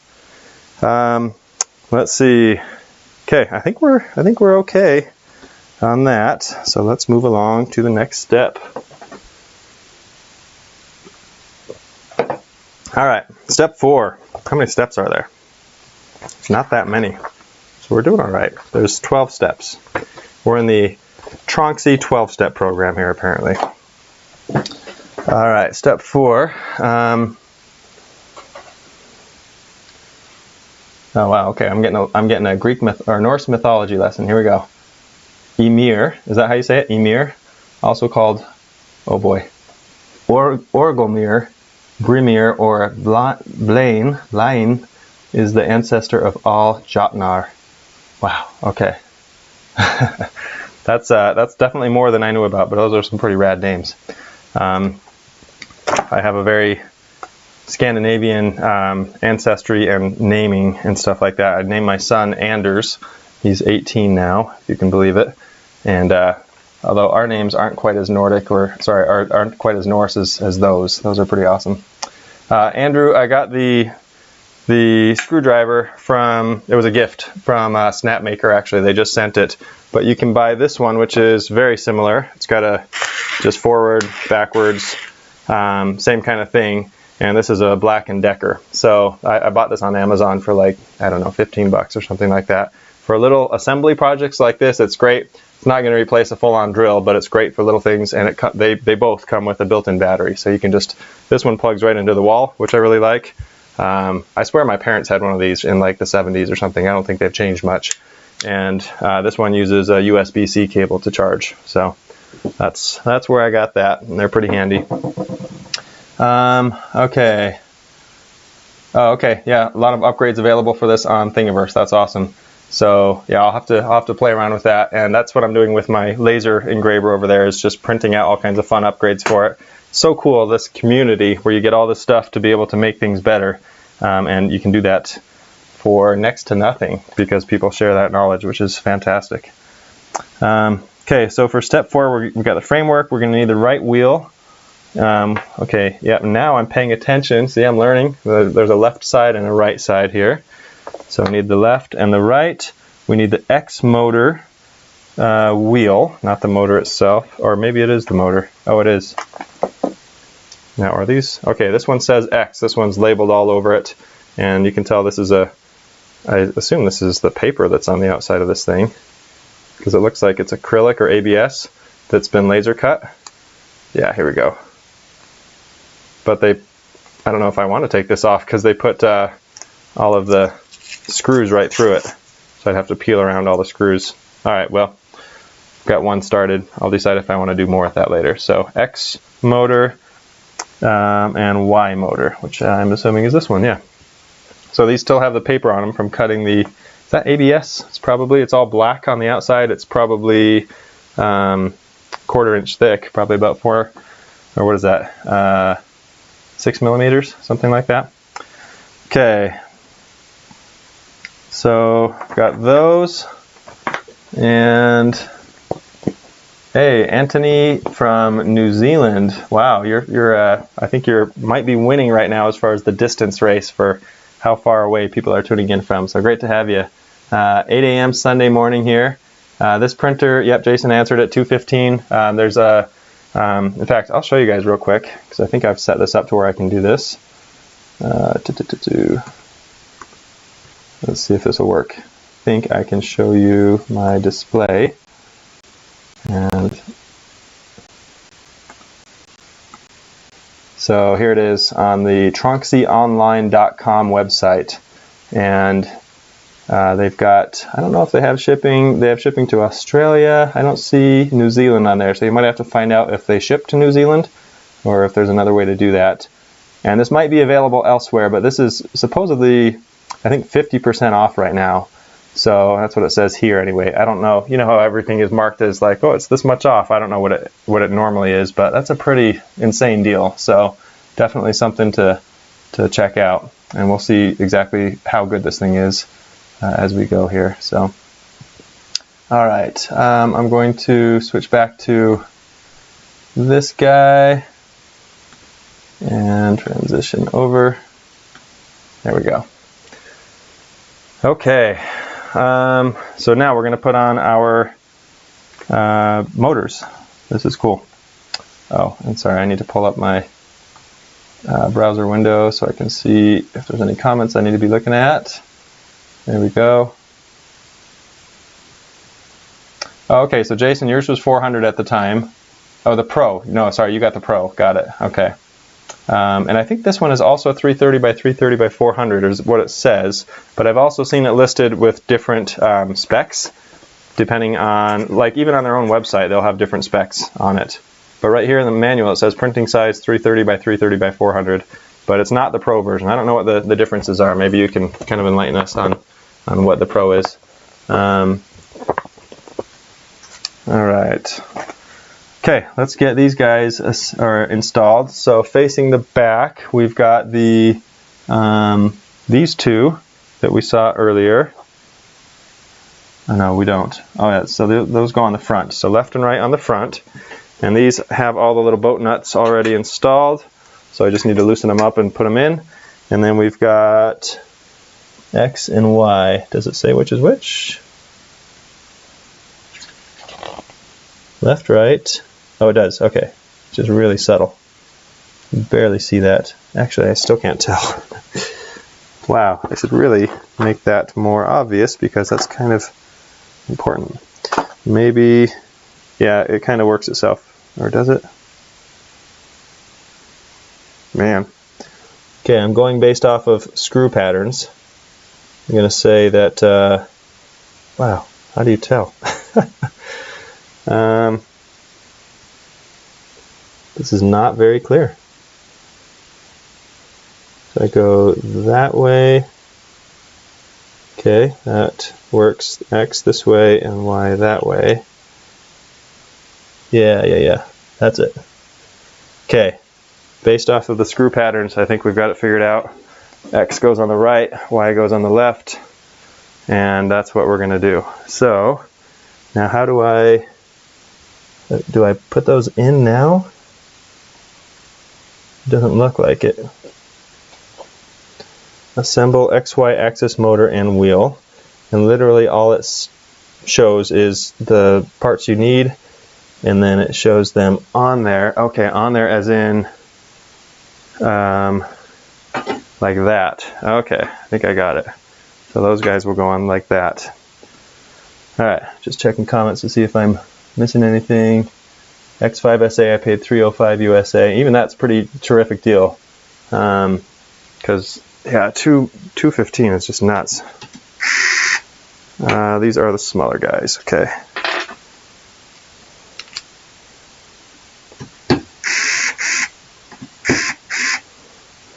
All right, make sure they're all the way in. Good. That definitely grabbed. Good.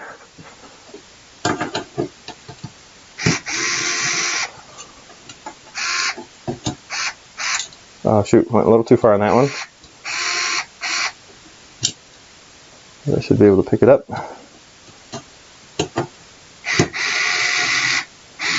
There it goes, got it.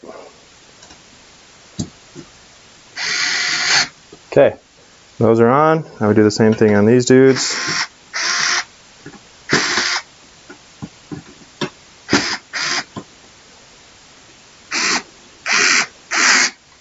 One, two, and I think I'm going to have to go through and adjust some of these later anyways, like was mentioned, because I want to make sure everything's square. So for now, I'm just going to get it in place.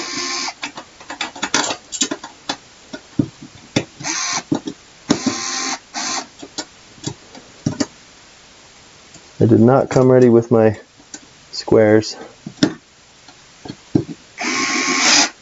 One, two, and three. Got it. Okay. We're getting there. Step 5. Woohoo! Making progress. Okay. Yeah, Mitsuo level.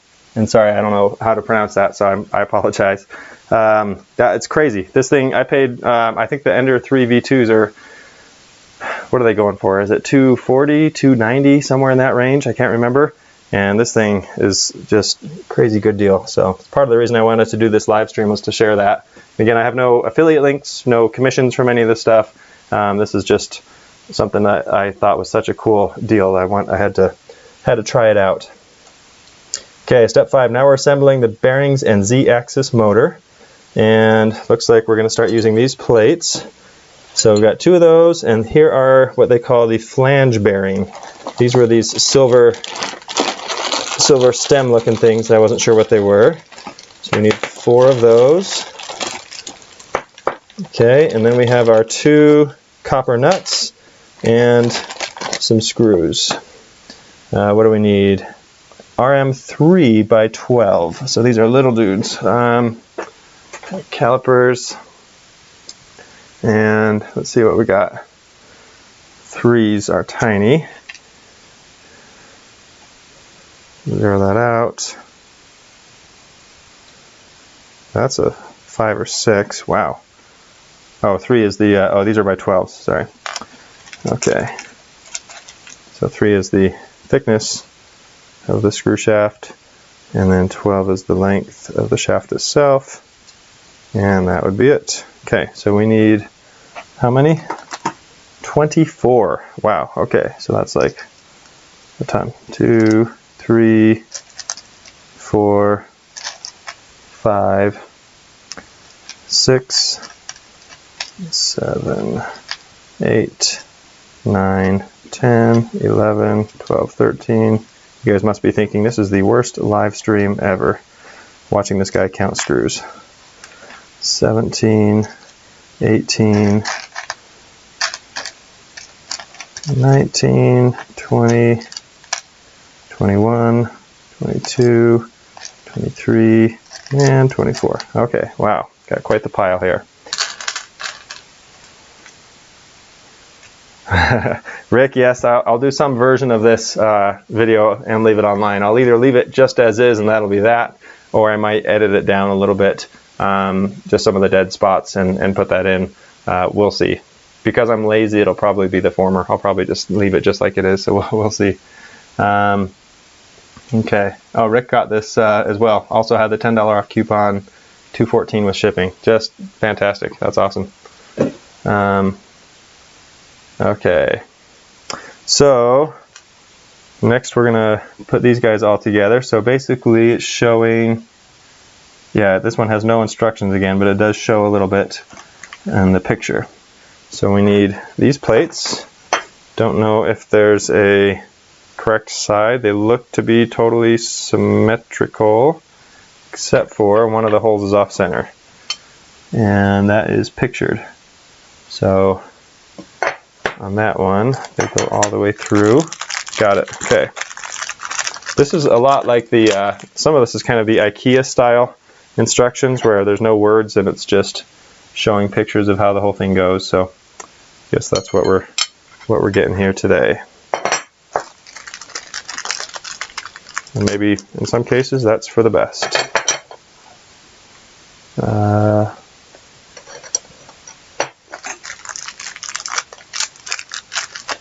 And then same thing here. 1 and 2.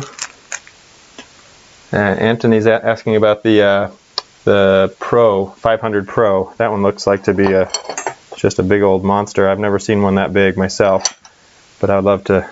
There are times, right, when you just want to print something that's just got a huge volume and you can't do it unless you piece everything together. So it'd be really nice in some cases to have that really big printer like that. 3. These are some more screws that I haven't even opened. Alright, so now I get to go through and put all of these dudes in. So, got the small bit on there. Line them up. Put them in. Again, 24 screws here, so this part's a little tedious, so I apologize. And I've got the wrong size bit. I need something smaller. Which makes sense, because that is a tiny set of screws. Let me just make sure I get the right one. I think it's this one. Yep. This is a size 2. So I will put that in, and we should be golden.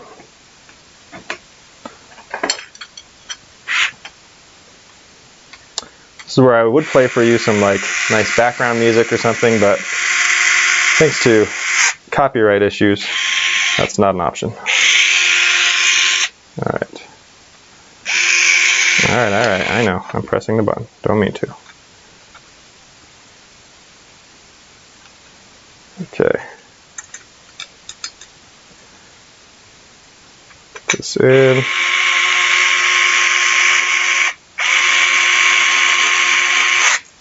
There's 2. And 3.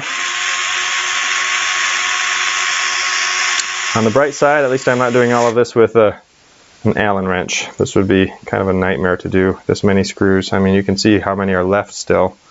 Doing every one of those by hand would be super tedious.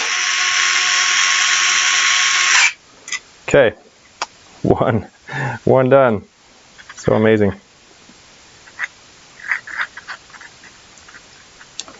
line this guy up and line the others up while I'm at it.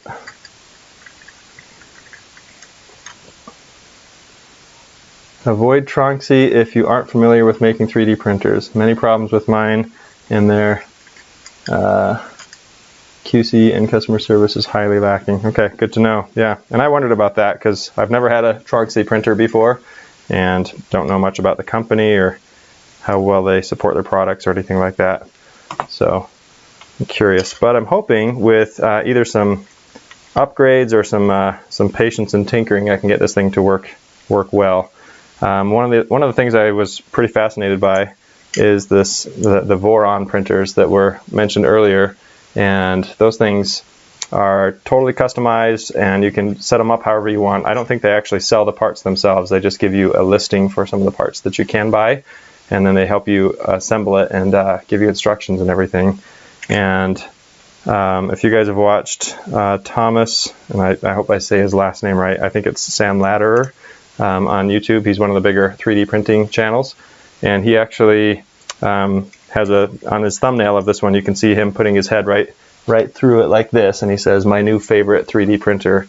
And I think he spent about $2,000, he said, somewhere in that neighborhood, $2,000 or $2,500 on his, so it's pretty expensive. But he said he can print on average like between, I think it was somewhere around 10x, about 10 times faster than most printers, because it's CoreXY, like what we're doing here. It's got a big thick build plate on it for the hotbed, or for the bed, and basically it doesn't have to level it. It stays pretty level on its own, and it's so secure and tuned that he can get crazy print speeds. So that's like super exciting. Yeah, just really fun. Yeah, Voron. Wish there was a metal option for the parts under stress. Yeah, that makes sense. Yep. Okay, 1.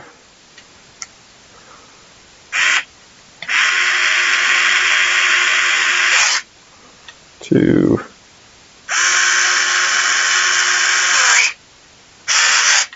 3. 4.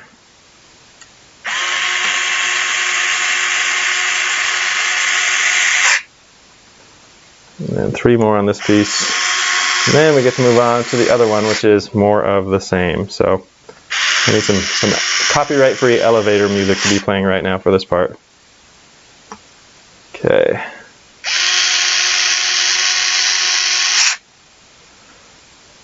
Yeah, Jason's talking about the Enders because they're very reputable and well known. The thing I love about the Ender series is that it's so well supported. You've got both with their support, I've heard good things, and probably more importantly is the user base out there. There's so many people who have Ender printers, and so many mods available and upgrades, and just you name it. It's really cool to be a part of something that's so well supported. So even if the company wasn't great and didn't support their products that well, if they had such a huge user base to help, then that just makes things, it gives you a lot of peace of mind that you're going to be able to use that thing for years to come. Okay. So with all these 3D printers I've had over the years, it's funny because they're all roughly, fairly similar. I've only tried FDM printers, the kind that use extrusion. I haven't tried an SLA printer. I've kind of been avoiding that just because of the mess, chemicals and the resins and that kind of stuff. Curious if any of you guys watching have used a SLA printer, if you have one or have used one. I know they're a little more work as far as getting the print started and then cleaning the printer afterward and that sort of thing, but maybe it's not so bad. But I'm seeing 8K resolution versions coming out, meaning you can have a larger print size and still have really good quality. And typically what I've seen is that's the main advantage, is you get really high quality resolution on those with sometimes with little to no layer lines, like you can barely see them at all. And on FDM you get that somewhat, but I think SLA is kind of where it's at for that. So, hello from Canada. Hey Peter, thanks for joining. Welcome. We've got a few Canadians in here, if I'm not mistaken, if you look up in the chat. So, good to have you guys. Anthony's asking what the largest Ender printer is that's available, and I think it's the one that was mentioned earlier, the I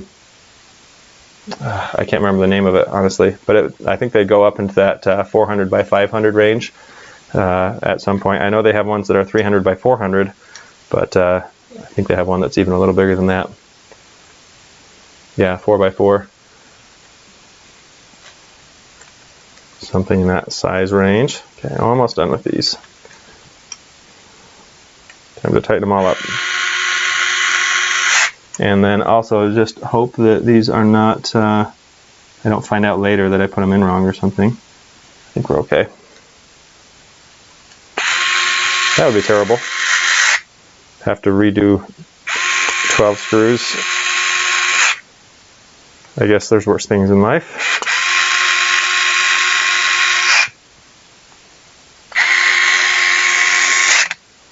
I'm just noticing that my microphone is nearly dead. I'm just running a wireless lav mic right now. So I might need to pause for a second and plug it in. Luckily it can still be used while it's charging. And I do have some charging ports here. So I'll do that as soon as I'm done with these last 4. 5 plus, 350 by 350 by 400. Is that the biggest one? You can also do these, not that most people are up for it, but you can build your own printers using an existing printer essentially. You could take one like this, for example, get bigger belts and bigger extruded aluminum pieces. You have to do a firmware update to let it know, and sometimes there's some custom code involved, but it's actually not too bad. It's the cost of this stuff that tends to be the most expensive part, the extruded aluminum. And that's mostly all you're going to deal with if you want to do something bigger. And then you just have to figure out the software side of things, but it's definitely doable if you want to expand. And that's why they sell expansion kits for most of the Enders, like the Ender 3. I know you can get that one up to 300 by 300 by 400 or maybe bigger, but I don't know. I don't think the rail system is meant to handle even that big, honestly, let alone a little larger. So one sec, I'm going to grab a USB cable right here and just plug in my mic so I don't cut out on you. And pretty sure I've got one sitting right here. Yep. And that way I don't lose any audio here. I thought I would have enough battery on this one for many hours, but apparently not. Plug that in. And into here, let's see if this does it.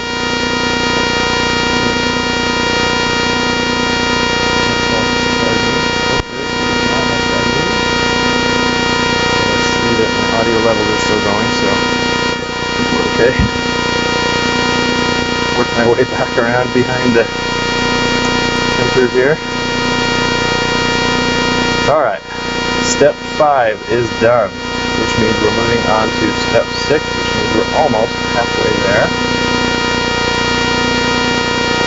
And it's been about 2 hours, so man, it's a slow process, that's for sure.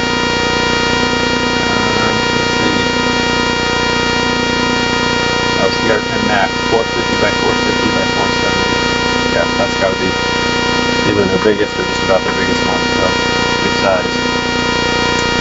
Let's see. So, my buddy's texting me asking me about the iPhone 13. I just got the new phone that came out yesterday. If any of you guys are iPhone users, I get the new one. I'm on that plan where I get the new one every time because I use it for filming all the time actually. And so I just keep the newest one, keep it insured.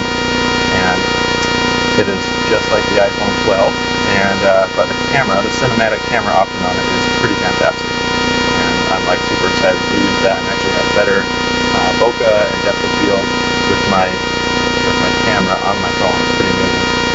Still not up to par with some of the Android phones that are out there, unfortunately, but still a pretty cool one. So, all right, step 6. Here we go. We need that. That needs to be tightened on. The D-motor, D-carriage, 2 pieces. That's the ones we just put together. We need our bearing set components. Okay. Where would that be? That's these guys, 2 pieces. Okay. our sliding rod, 4 pieces, and those are in here. And then our lead screws, those are here. Our spacer, M4, 4 pieces. Don't know. Okay, and here's another question I have on that one. Spacer, that's M4. Oh, are you getting feedback? Sorry, I just saw that. Sorry. Maybe it's this. Okay, tell me if that fixes it, because if so, then it's the microphone. Yeah, the chat's going now. Sorry, I wasn't paying attention there for a minute. Yes, okay, good. So what that means, that's good and bad. That means that this thing won't charge without feedback. Oh, I'm going to try something. I think I have another solution. I have a second one of these that I think is charged. So, all right, potty break for everybody, I guess. You guys can go whenever you want, but I can't. So I'm going to run upstairs and grab my other backup mic here. And oh, you know what? I just realized I was charging the wrong one. It's this one that's almost dead. So let's try this. So give me some feedback. Well, no pun intended. Give me some updates here. If I plug that in like that, are you getting... okay, it shows it's charging. That's good. Are you getting any feedback when I do this? Or does this sound okay? And I'm sorry about that, guys. I had no idea. Okay, we're good. Okay. So the only downside here is now I'm tethered. I probably need to put that on a battery. Okay, so I am going to take a little break here, and then I'm going to go grab a pocket battery that I can put on, so this will keep charging. So be back in just a sec. In fact, I'm going to type that in the chat just in case anybody comes on. They're like, "There's nobody here." So if I can, where do I? Okay, be back. It's like major lag in typing. Why is that? Come on.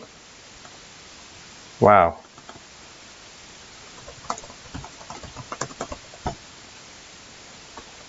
There, we'll try that. All right.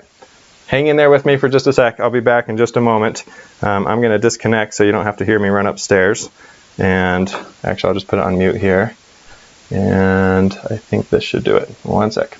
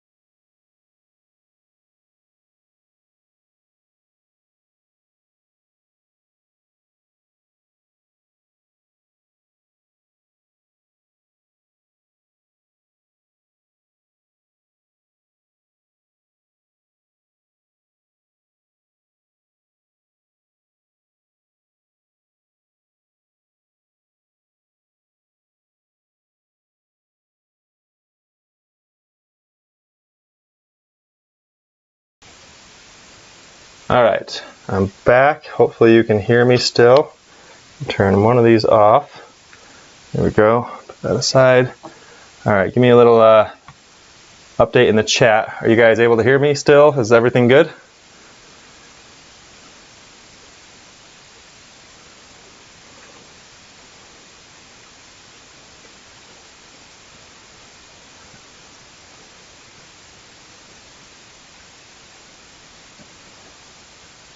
Yep, okay, good. All right, thank you. And thank you, CNC Maker. Yeah, I like my little office here. I built this basement myself from scratch, and everything in it. So it's a labor of love. Lots of fun stuff to do. I'm actually doing a full redesign of the studio here, Star Wars themed, and I think you guys will really kind of dig. I don't know if you guys are Star Wars nerds and fans like I am, but I think you'll kind of dig what I've got going on. I've already started on it, doing some of the prep work, but yeah, it's louder than before. Interesting. Yeah, I'm excited. It'll take. I'll be offline for a few weeks, I think, to work on it, but it'll be really cool. Okay, so I need help on this one. So it says an M4 spacer, and again with the labeling, I'm not sure what that means. I think these spring gasket, copper core nut, I think these go with the bed. Does the M4 refer to the size of the inside hole? Is that 4 millimeters? Probably.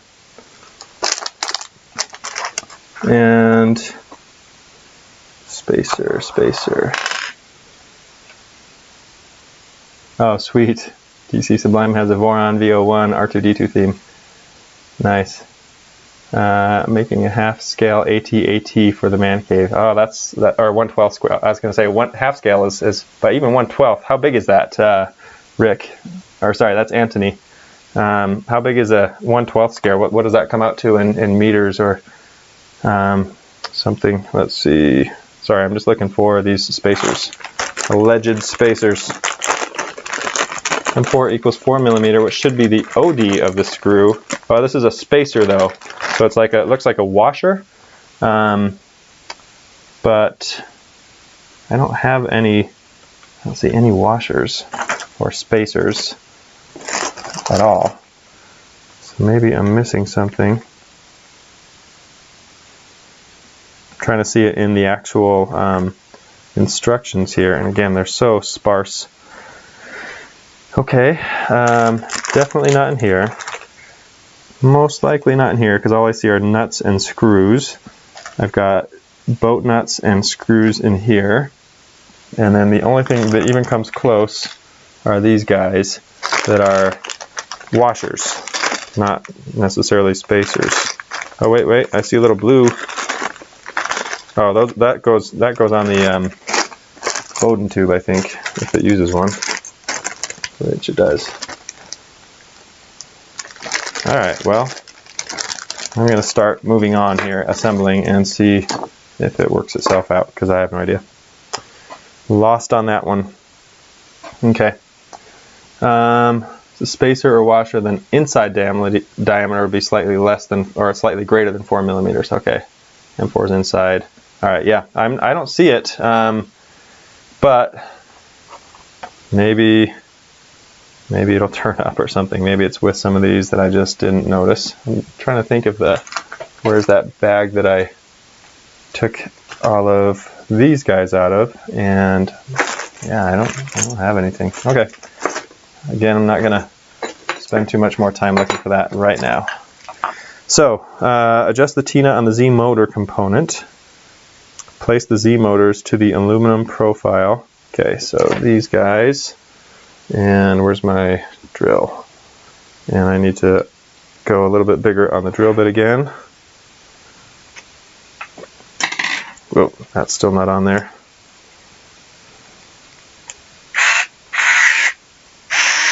That's not going to work unless I have it secured.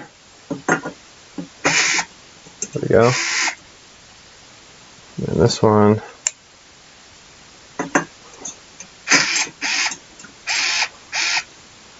Okay, and then place the Z motors to the aluminum profile too. So based on this, the Z motors are going to go right here. Okay, let's see, we're looking, this is the front, so this is going to go on this side, but I want to know, does it go this way or this way? Because there's the plug, and I can't see which side. Okay, it looks like it goes toward the back, but it's hard to tell. I'm just going to go with that. So it looks like that goes there. And it says Z motors. Are there two? There's got, oh, this is a two Z motor thing. That's right. So it's got dual Z motors, which is nice.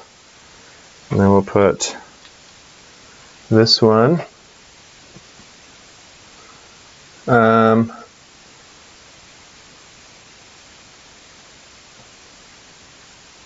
So 4 feet tall. Oh, bigger than 4 feet tall. I'm curious on this AT-AT that you're doing, or do they call it AT-AT? I don't know. Anyway, strong enough to sit on. We'll need a ladder. That's awesome. Yeah, washers used as spacers. So that's I've only got a few washers in this whole kit, so I'm thinking that's got to be it.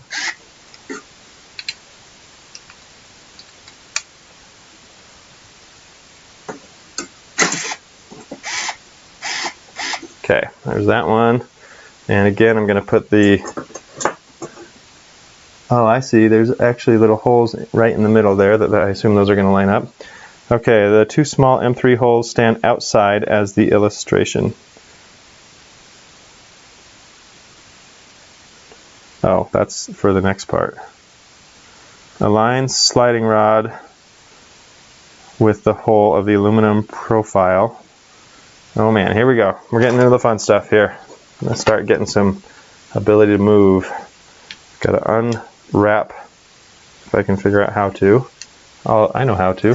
Cut it all open, that's how. Unwrap all of these guys. Okay, this is like grease fest right here, so this is going to be fun to try to do this without. I need like some cardboard or some styrofoam, that'll do. Alright, put those there. Alright.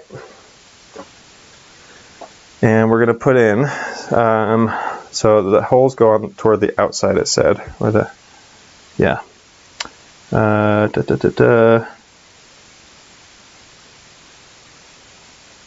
Okay. Just trying to understand what I'm seeing here on this picture. Oh, I was supposed to do this first, I guess, but either way. Okay, so we've got these two, and we take the Z-axis, and we've got one going through here, one going through the other side, and then we've got our lead screw. Okay, and then it talks about 3 millimeters. Oh, okay, then we've got these guys. Okay. 1.8 meters high, 2.1 meters long. Dang, that's big. So that's going to be, what is that, like 5.5 feet tall? That's huge. Printed a 3-foot tall Saturn V rocket on my X5SA Pro. Did it in multiple sections. It's really cool looking. Oh, that's awesome. Yep, Grease Fest 2021 is right. I'm going to see if I can manage to not get it all over me. I do have paper towels in the closet, which maybe I should get out. In fact, I'm gonna grab those right now because I don't want to be wiping grease all over the rest of the machine as I go. Here we go. Got some shop rags here. I have at the ready. Okay, then it's going to use, where did I just put those? These guys. And this says this is supposed to be 3 millimeters from the end. And then I've got to, like, I guess, thread all these on. But these are missing my, I don't know what the names of these are, but these need to go on here to hold everything in place. And they also, yeah, go this way. There we go. And then where's my other one? For the other Z-axis motor. Does it fall off somewhere? Here it is. Okay. So that's going to go on there. And then I'm going to take these and hopefully not drop them everywhere. These basically go onto there. There's holes like that. Okay. Can't tell if that's right. Nope, they need to be facing down towards the motor. Okay. So this one goes on this side, which has not been attached yet, which I think is okay.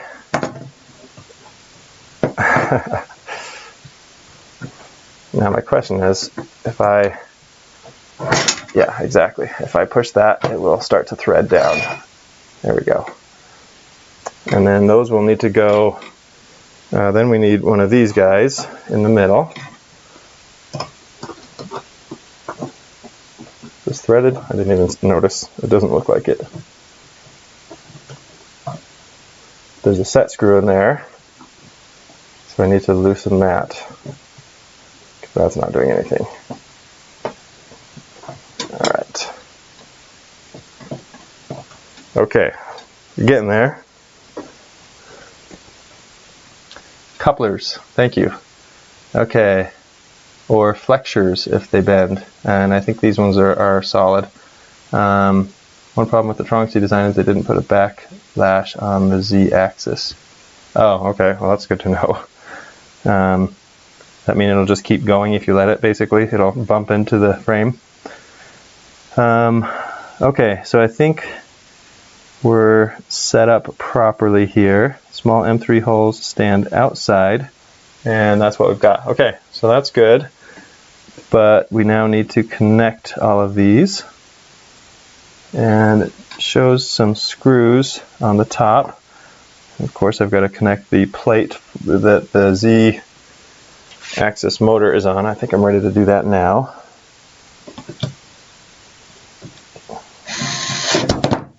Well, that grabbed. Okay. That means, oh, that doesn't mean anything. I still can't drop it. Okay, that way I can at least let that sit. I'll put this one in place as well. 1, 2. What are these things called again?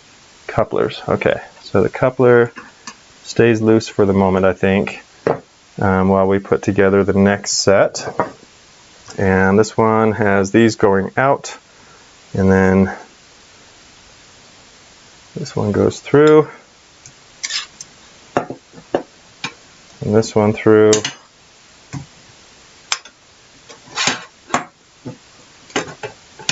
Okay, and then our lead screw threads in.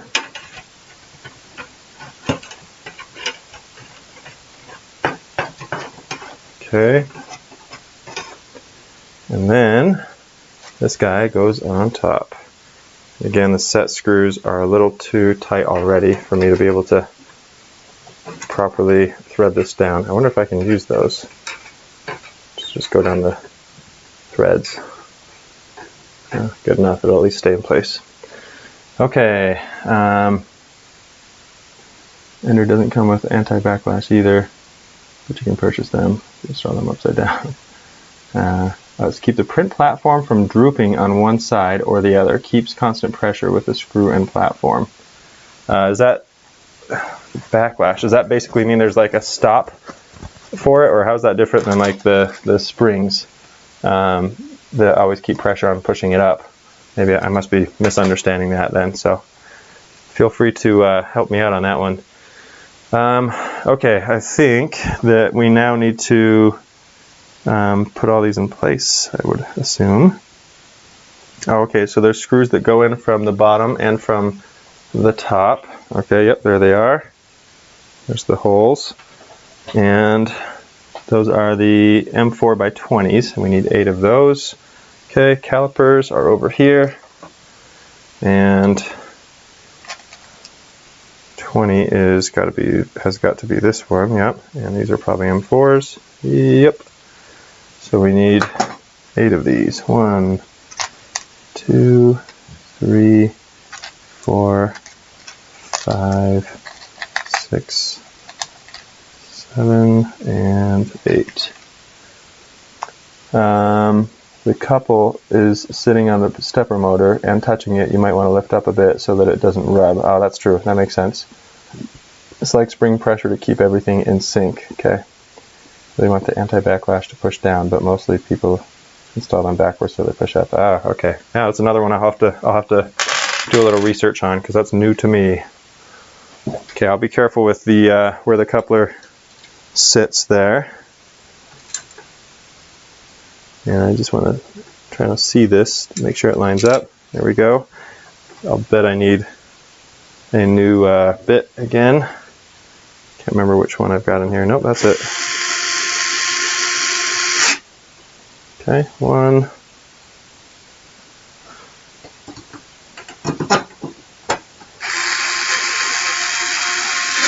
Two. Same thing on the other side.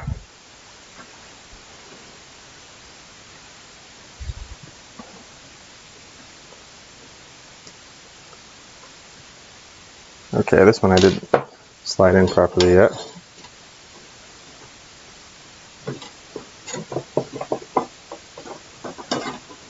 There we go. That looks right. Let's see if it lines up. Yep. 3.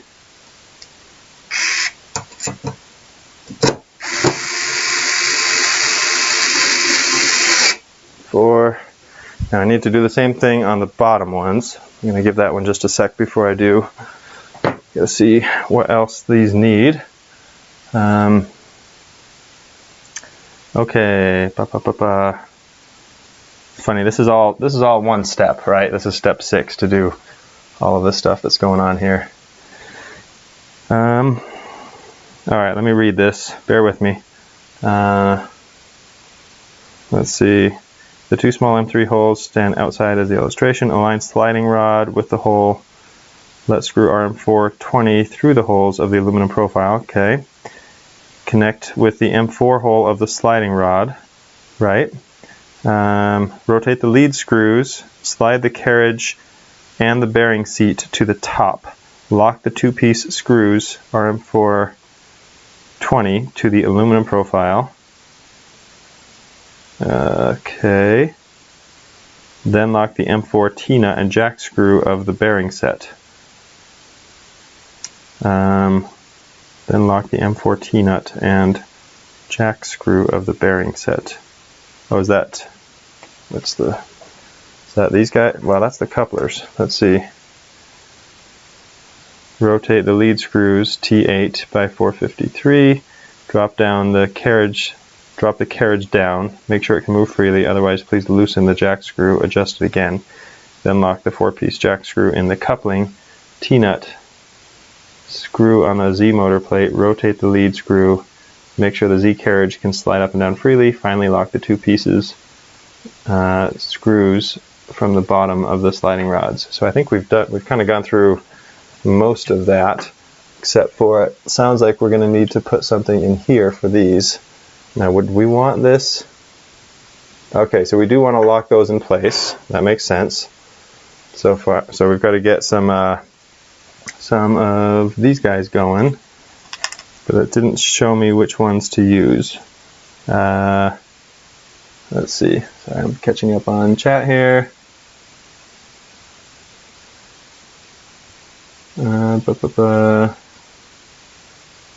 Didn't really change to pitch of the Pro of the later version, so it no longer drops when power is removed. Bearing set is the top bearing. Oh, that's this thing up here. Okay, thank you. On the screw at that top frame. Okay, got it. All right, so now I just need to make sure I've got the right screws, because it only lists the M4 by 20s, which we already used for here, but I don't know if we need the same ones to attach these guys up in here. So that's what I need to find out. It shows them, oh, that's why it shows them already installed on there, but they're not installed in the actual kit. So we've got to figure that one out separately. I think these are M4s. I think we've established that. Yep, so that's an M4.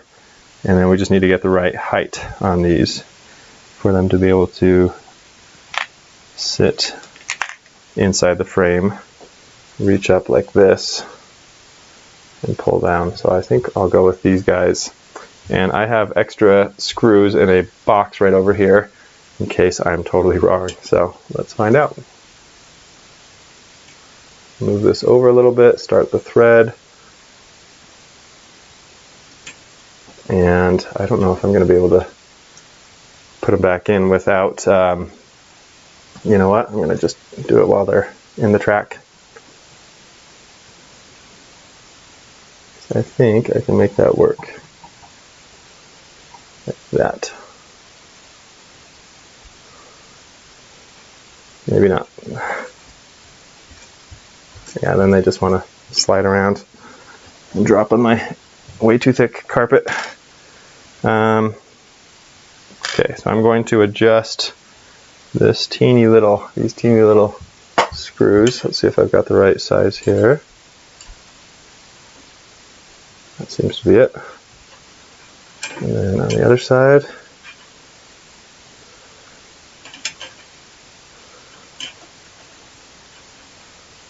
This one.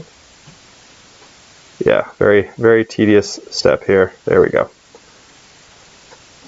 Temporarily tighten that so I can finish this job of putting these up and through. Realizing you're not seeing what I'm seeing at all here, so I'll adjust this. Not that it's that exciting, or the resolution's probably good enough in a live stream to see this, but hopefully that's a little better than just staring at the side of the frame here. Alright, now this one. My cosplay props, welcome, thanks for joining. We're just in this really tedious step, getting the Z-axis set up here, seeing if we can get this all figured out. Let's see.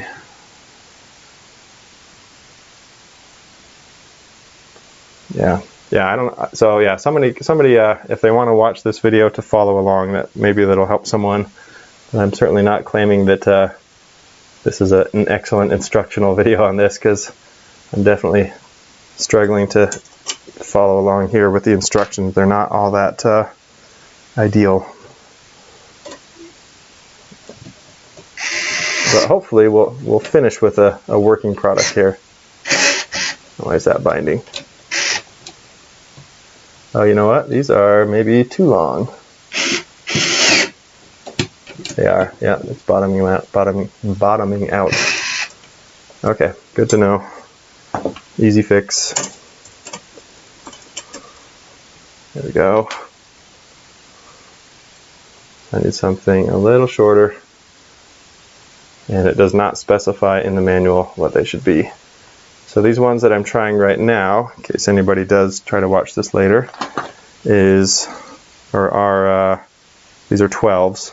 These are M4 12s. So let's try some M4 8s. Those are all M3s.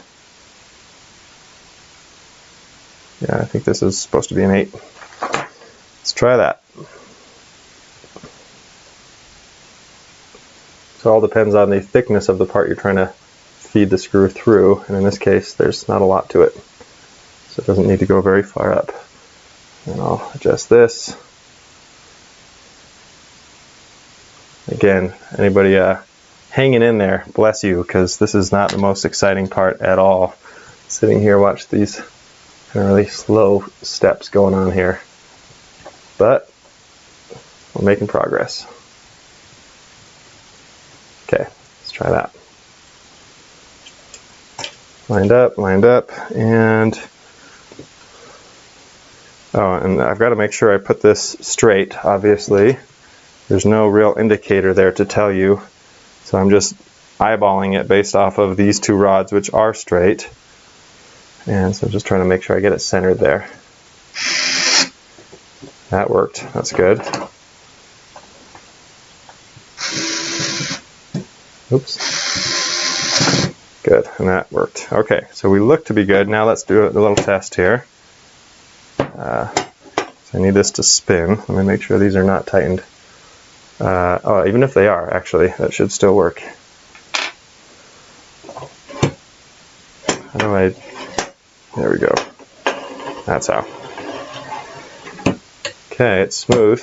What am I bottoming out on here?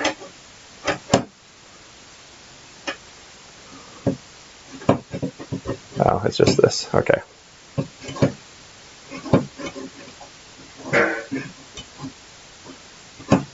seems really tight at the top. I don't know that we'll ever go up that high, but I want to make sure it's working all the way through.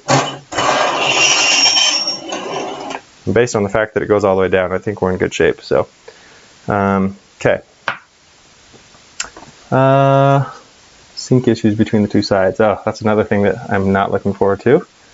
Have to make sure. I do have an engineering square. I'm not needed and cause problems. Oh yeah, because I've seen a lot of them that have loose. They just leave the lead screw loose on top. So I'm wondering if I should go out and grab my square right now. I think for the sake of this recording, what I'm going to do is just get everything kind of assembled, and then I'm going to have to come back and tune it afterwards with a square. I'll have to loosen up several screws, I'm sure, and try to do that. But I think in order to try to move things along, I'm going to just try to get it working in its basic format, and we'll go from there. I have not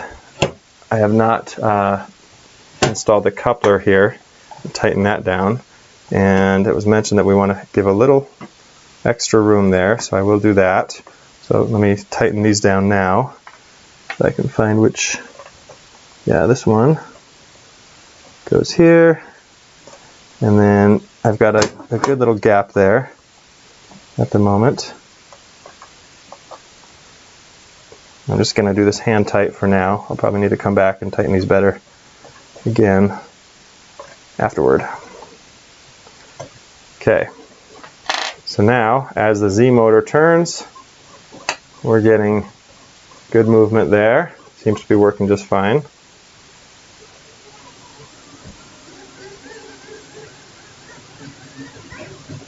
It's kind of trippy because you look at it and I'm looking at it and it doesn't look like the lead screw is twisting, but it is.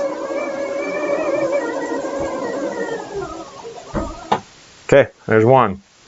I still need to put the two screws in the bottom before I get too far. No binding. Yeah, so I think I have a little bit of an issue right here, which might mean this is a little bit off. So that's one thing I'll have to adjust most likely. Won't level with the auto level or manual leveling. Pain to use, and I've had it since June of 2020. Oh man. Okay. Well, Jason, Colin, I'm hoping I have better luck with it. We'll see. This is definitely going to be a little bit of an exercise to try to get this thing working the way it should. So, all right, moving over to the other Z-axis. Here we go. So, same routine. Let's start by putting our M4x8 screws into the coupler. Not the coupler. What is this one again? Bearing seat. And I need 2 boat nuts. I feel like if nothing else here, I'm improving my vocabulary on what all this stuff is, because a lot of this was not so familiar to me. It's one thing I've always been bad at, is remembering the names of pieces and parts and such. Doesn't make you come across as someone to listen to when you're like, take the thingamajig and put it in the what's-a-majig. But, oh well.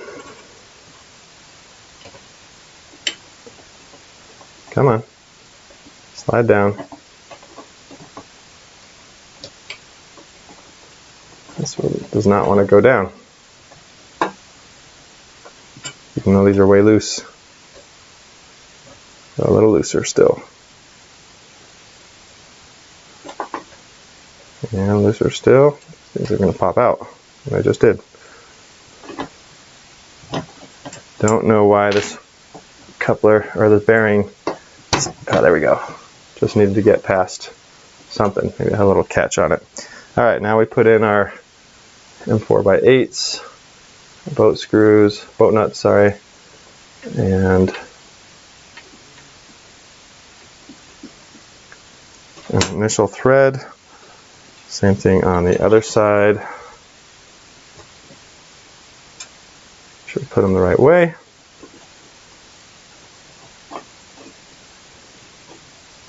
And I think we're ready to put those in.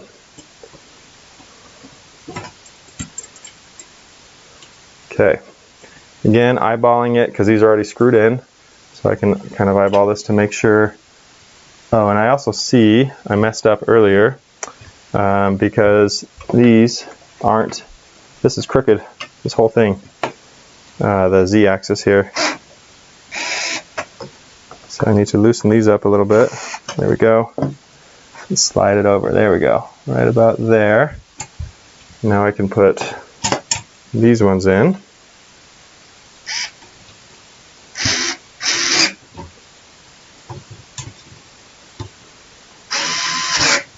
Good. Oh, not good enough. Okay. All right. Make sure your bed is all the way heated before trying to auto bed level.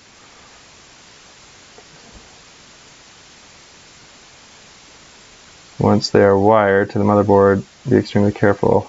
Sorry, I'm just catching up on the chat here. Turning the stepper motors once they're wired to the motherboard. Oh, okay, gotcha. So I don't want to manually turn those once it's wired up because I could be sending that charge back and kind of screwing things up. So good to know. All right, I'm going to just take care of these guys. Put this on the stepper motor all the way. Got a little gap there. And then we'll do the next two. Good. And I still need to tighten this down. I think that is the next step for me. But I also need to check this. Okay, I want to check and make sure that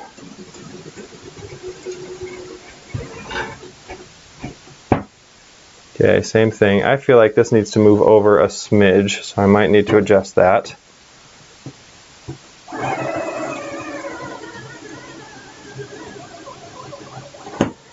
Okay, but we're working there. Okay, good. So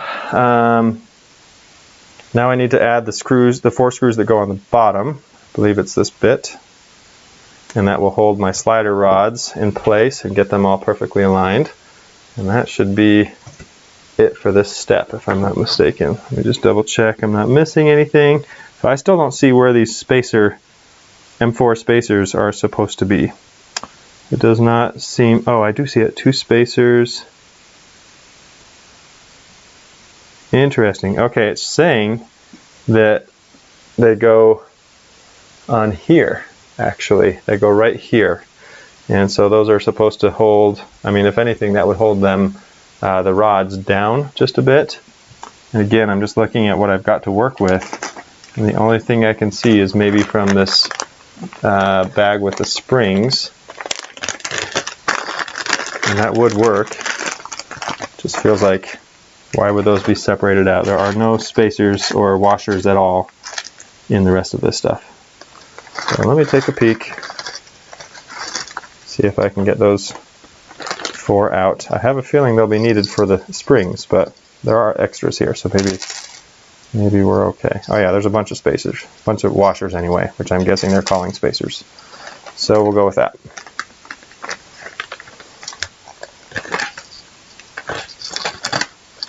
Put these back for now. Okay. So I think what it's telling me is that we actually want to put, I'm going to loosen these guys up again. Oh boy. How do you grab a greasy, oh, it works, okay. Kind of lucky.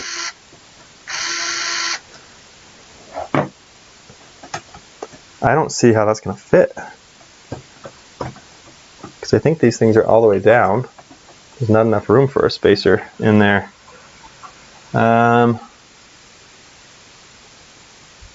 Let's see. 2 spacers, M4. Yeah, that's exactly what it shows. It shows them going inside here underneath the rods, but there is a little room there, but not enough for it to go anywhere else. Definitely not enough room for a spacer in there. I don't see how that's possible. So, with that in mind, I'm going to skip those. And again, it might be something I have to come back and do, but these are easy enough to adjust. So, or to just pop these screws out and put them in later. Okay, that's in. Now we're going to tilt this thing on its side and get the bottom screws through. And I love that this is like so sturdy. It doesn't feel wobbly or anything like that, which is really nice because it's just a nice solid square frame. And we've got to go through here and make sure we... Perfect. Okay.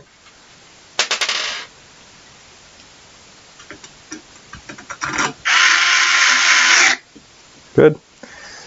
And then last two down here will be golden.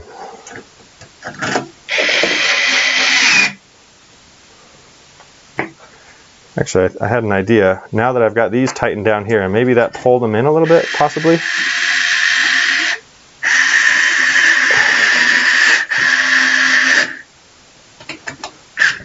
Okay, so I'm going to try the top again, just in case.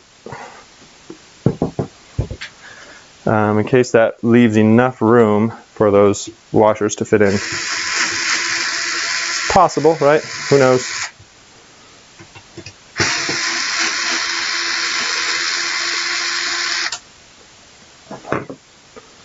And no, not without bowing this aluminum. I mean, it would, it might be able to squeeze one in there. Feels like that's just gonna cause more problems than anything though, so I'm gonna skip those. 1 and 2. Okay, leaving them out.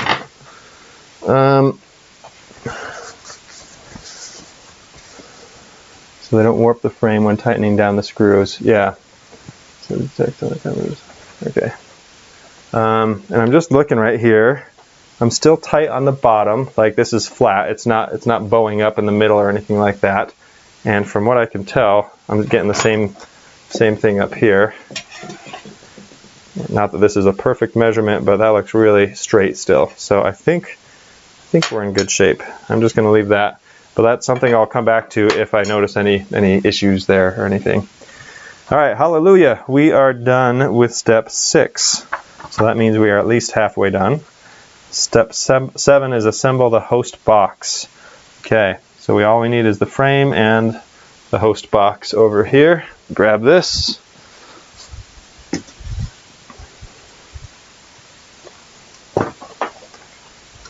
Monstrosity here. Okay, where does this go? So, drink. All right. So step 1 is to attach the touch screen to the unit here. It looks like it might go like this, perhaps. I can't tell what's up and what's down. I'm guessing based on where the plate is located that is the bottom. So it probably goes like this. And yeah, looks that way. We'll slide this thing over a smidge. Alright, so we're going to put this on using M46 screws and T-nuts. Oh, I see. Okay, so those are going to go into the frame, probably right up there. Okay. Adam, thanks for joining us. I appreciate it. You probably already left, but thanks for being here. Okay. Gonna pop this off. Zip tie. If I can do so without breaking the cable. There we go. Okay, take that out and take that out. And then untwist. Let's see. Keep this as straight and easy as I can. And we line it up. This doesn't line up all that well. I think it'll be enough. We'll see. Okay. Oh, it's saying just to do the 2 end screws. That's really weird. Doesn't make much sense, honestly. What does this thing look like when it's done? That would help to see. Wait a second, what? It's not even attached to this. Oh, okay. Good thing I saw the picture. This does not go on here. That goes in the back. This goes in the front. So it's kind of hard to tell from these illustrations. So it looks like this guy, yeah, goes over here in the back right. Careful not to stretch these cables at all. This is going to go over there somewhere, and then gently give me the direction I need here. There we go. And then this is going to go up here. It's our touch screen. Okay. So that's going to take some T-nuts and M4.6. And then this thing stands taller than the rail. So I'm not sure how that's supposed to work. Like, or, you know what? I'll bet I have it maybe upside down. Yeah, it's got to be upside down. I think that this goes like that. Make sure I'm not crushing anything underneath there. Yeah, that looks, yes, that looks accurate. And that makes more sense where this cable would be shorter. Okay, that's going to go there. Let's go ahead and put the display in place. It's only mentioning connecting it by 2, which doesn't make any sense to me. Okay. Anyways, we'll start getting some going. And this is M4x6. So is that the shortest one?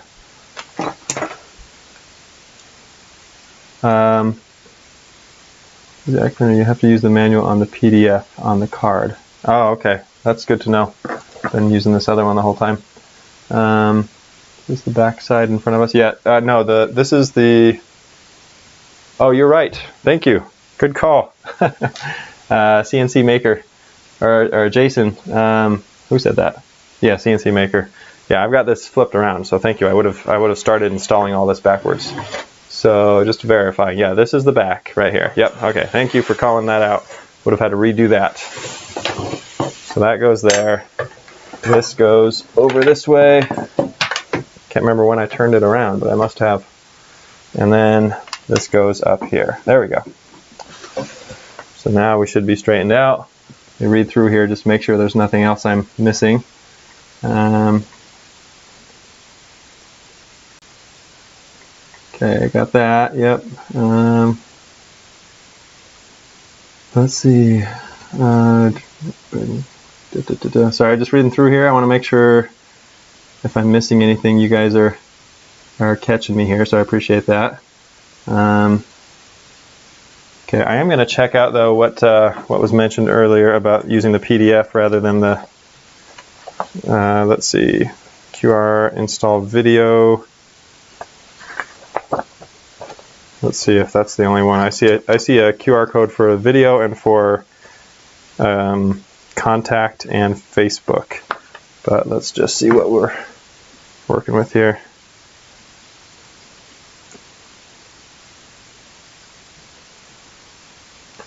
So if I try this one, okay, there's the video. Video, show me the PDF. I don't know if I want to watch the video. Then I'll spend half my time looking at that instead of this.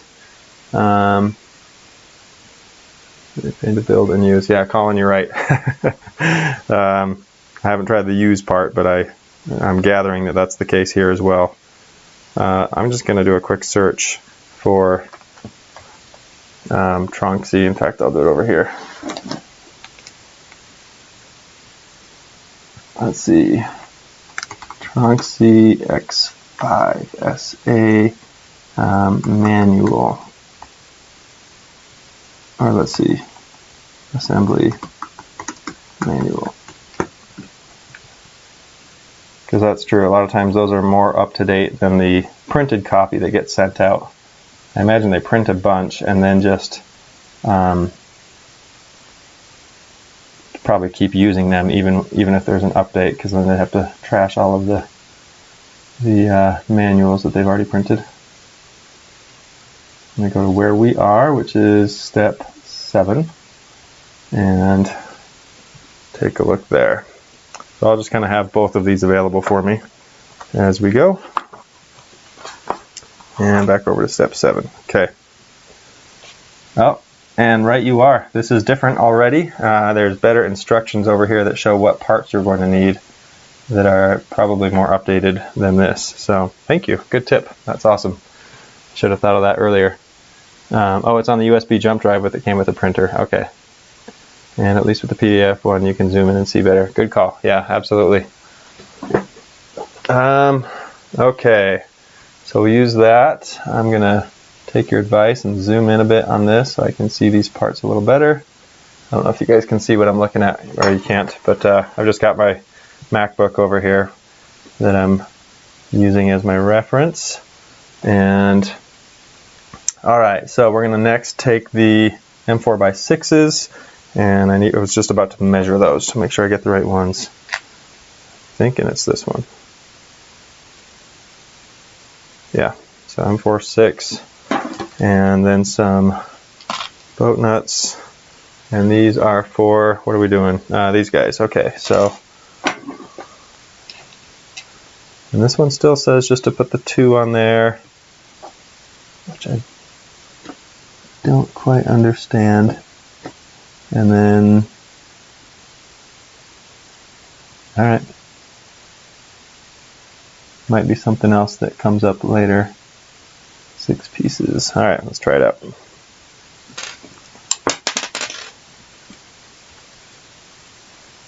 Thread these guys on, 1, and 2, another boat nut.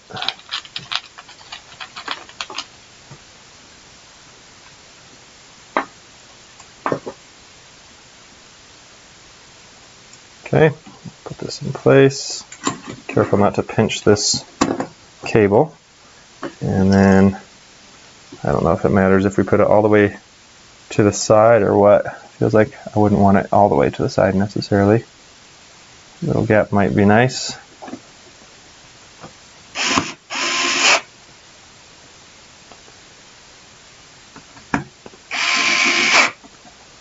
Alright, I might put those other 2 in after, but for now that's fine. Now we're going to do the, you want to come in, Ani? My daughter is lurking outside the door. Hi, lurker. This is my daughter, Ani. Just getting this thing put together. So, it's getting there. It's been, holy cow, it's been almost 3 hours putting this together because this is completely unassembled. I should have you do this next time. I'll say, hey, Ani, why don't you just put the whole thing together? I'll come down and set it up with the software once you're done. And what do you think? It's cool. This is a different variety than we've done before, so it's kind of fun to see. We'll see how it goes. The whole thing? Yep. Wow. These poor people have been suffering with me through all of this. So, yeah, I know, right? Good people. All right, so now I think we need to flip this up and attach this unit. Okay, see ya. All right, just make sure I'm reading this right. So we need a little bracket. Now this is one thing it's showing that I also have not seen in here is a little L bracket. Maybe I've missed it. I see no L brackets anywhere. L angle code. L angle code? Really? Okay. I do not see one of those anywhere. Don't think I've got one.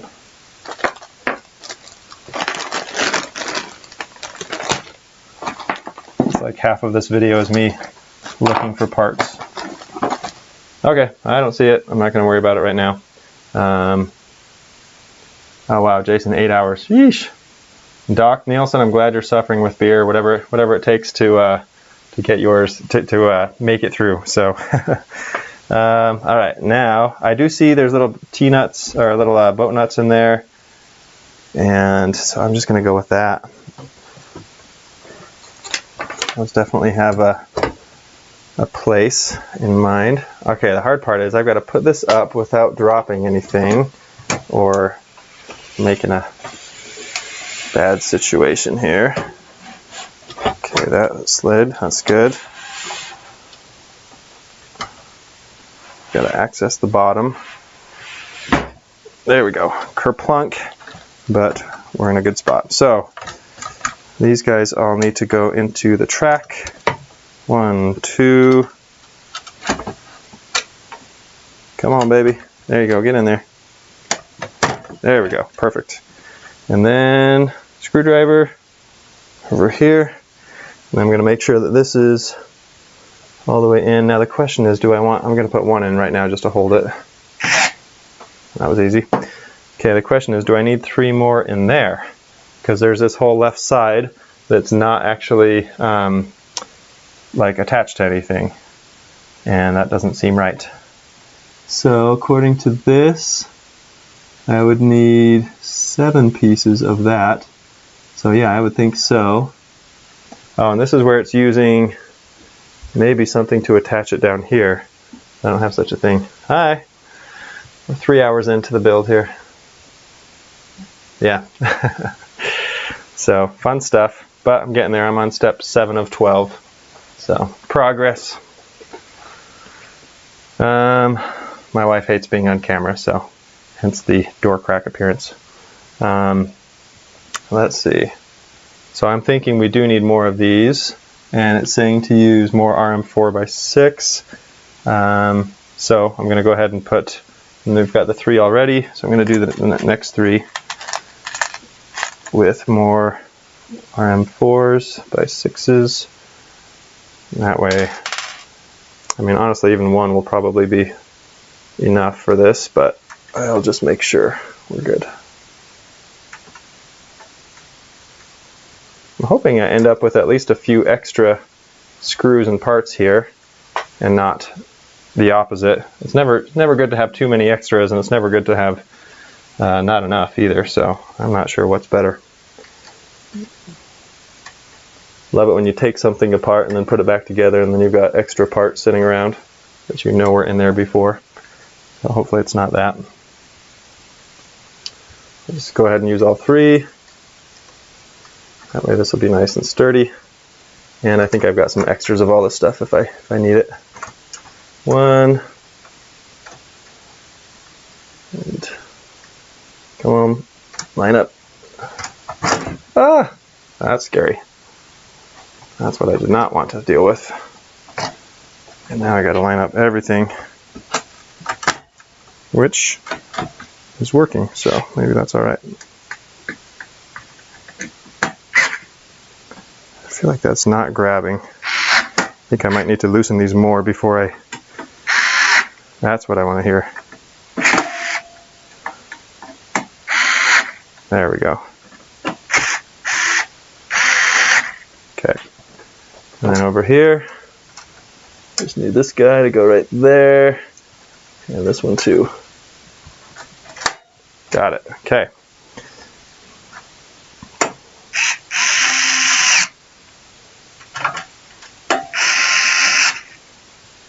Last thing I'd want is for this power supply to like drop out somewhere. Okay, so that's in. Moving along to step 8. Woo woo. All right, sorry, I'm not paying any attention over here. 8 hours to assemble. Yeah. Yeah, so the power assembly I think is okay. Oh yeah, this, you're right. The PSU is just kind of hanging there. It seems really solidly attached. I can see that it's attached here. I don't know where else though, but it's decent. So, and this will also be just about sitting on the ground on the tabletop. So hopefully that's okay. Okay, leftover screws. Okay, that's good to know. I'm okay with leftover screws. I'd rather have too many and be able to put more in when I need them. So, and then you use your wood screw, exactly. Duct tape, zip ties, all the good stuff. Okay, step 8, here we go. I'm actually like, I'm ditching this guy. I don't want to use the manual since it's so outdated. So thank you for that tip. Okay, assemble printer plate form. I'm assuming that means platform, but maybe it's plate form. That could work too. Okay, we're going to need the printer. We're going to need the hotbed. We're going to need the metal bars, 2 pieces. Got those dudes here. And I'm going to move these washers out because didn't end up using them right now. Okay, then we need the M3 wing nut, 6 pieces, and those are where?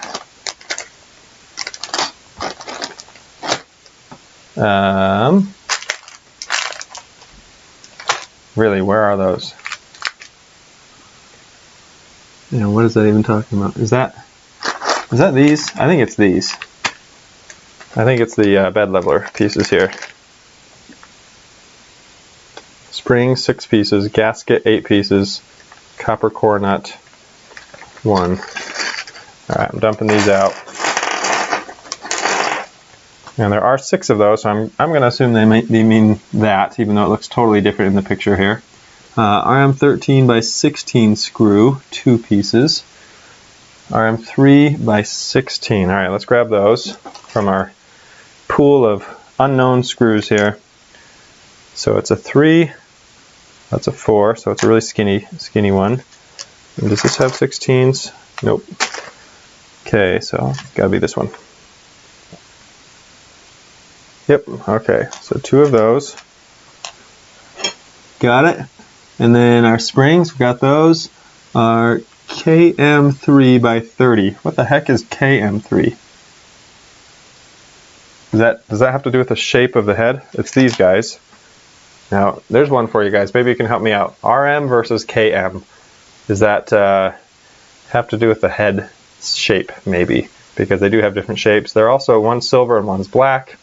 I don't know, maybe you guys know something about that. The only plus point is plenty of spare screws with packs for sure, right? How many of those? We need 6 of those. So 1, 2, 3, 4, 5, 6. Okay. Then we need RM4 by 12 and 8 of those. Okay, those are these little tiny guys. Pretty sure. Oh, that's even a 6. Wow. RM4.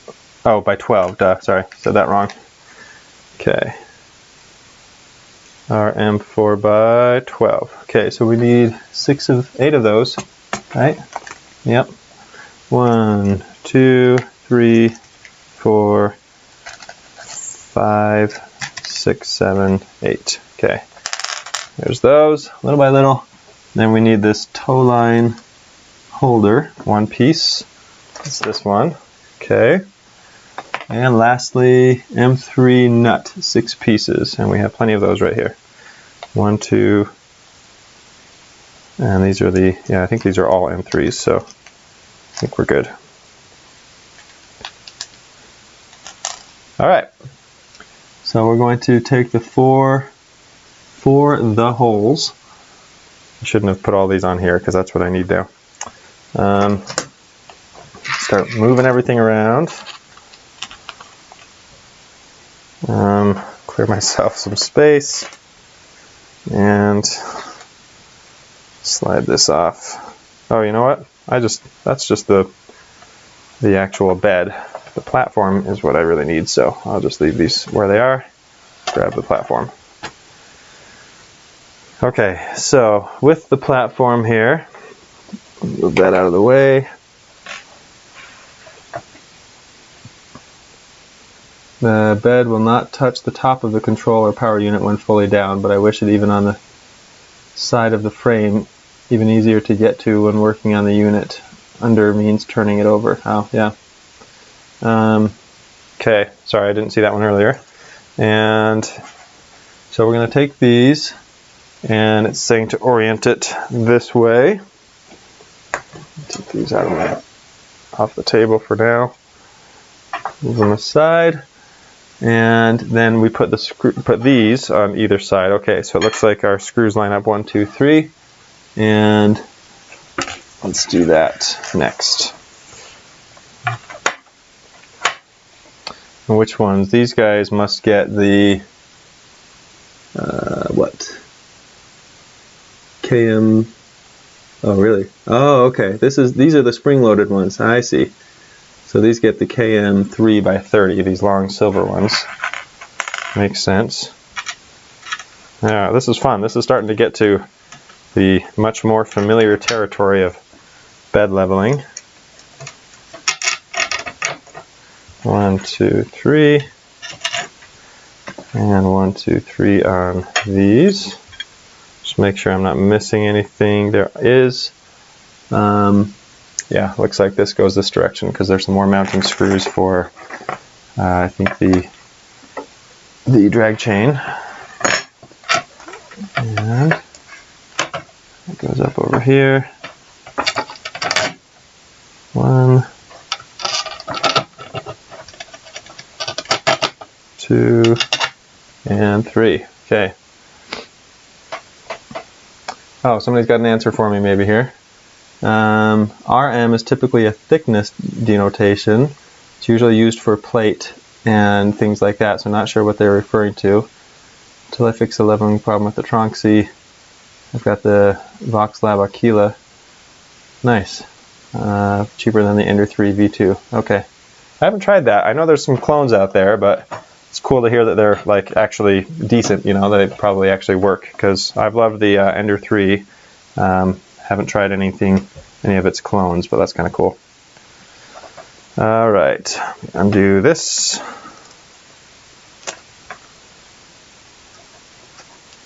And I'll get to that one later. Okay, so, oh, and I've got to put these springs in between. So the springs go in between the rail. And then what else? Let me make sure I'm not missing anything else. This is where it's helpful because I can zoom.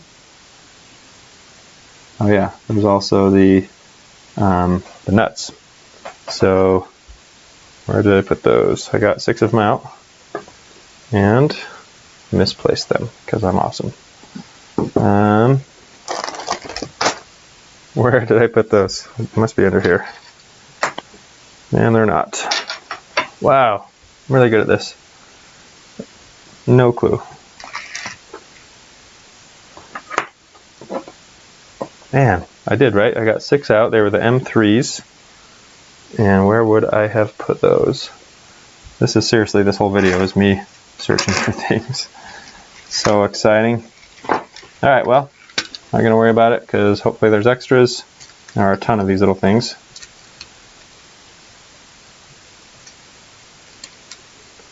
One, 2, 3, 4, 5, and 6. I feel like I should be right. Oh, they are literally right in front of me, and I just put these ones down next to it. I am really good. Okay, that's fine. So it looks like each of these gets a nut tightened all the way up to the top.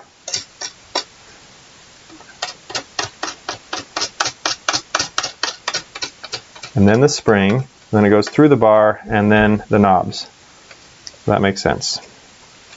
And these are Phillips. I'm going to use the included screwdriver. These, just to make sure we get these on relatively tightly. Good. And then just go through each and do the same thing. More tedium. All right.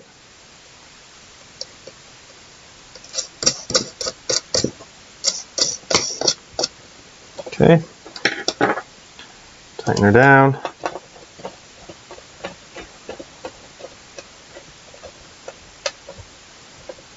Good. 2 of 6 done.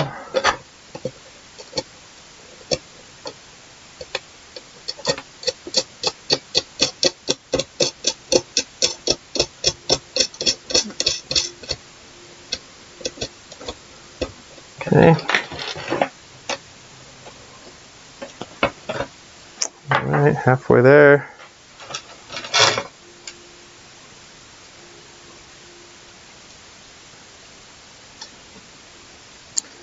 Anybody doing anything fun this weekend? Maybe tomorrow or tonight? I'm trying to think what we got going on. Not much. Got church tomorrow and dinner at Grandma's. So dinner at my mother-in-law's, which we do just about every Sunday. You guys got any fun plans for the weekend here?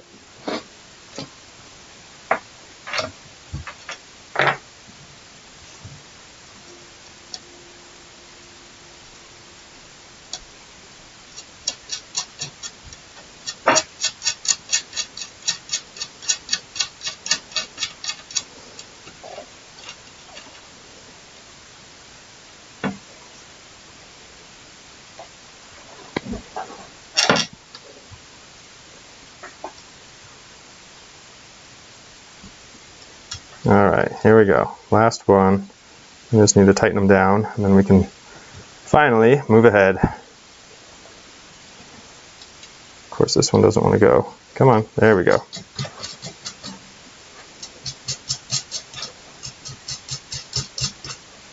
Good. Alright, let's tighten these down. One. I think I already did this one. Yep, that one's good. And this one. Excellent. Now we put the springs on. And line them through the holes in the bar. Spring over here. Oh, run away.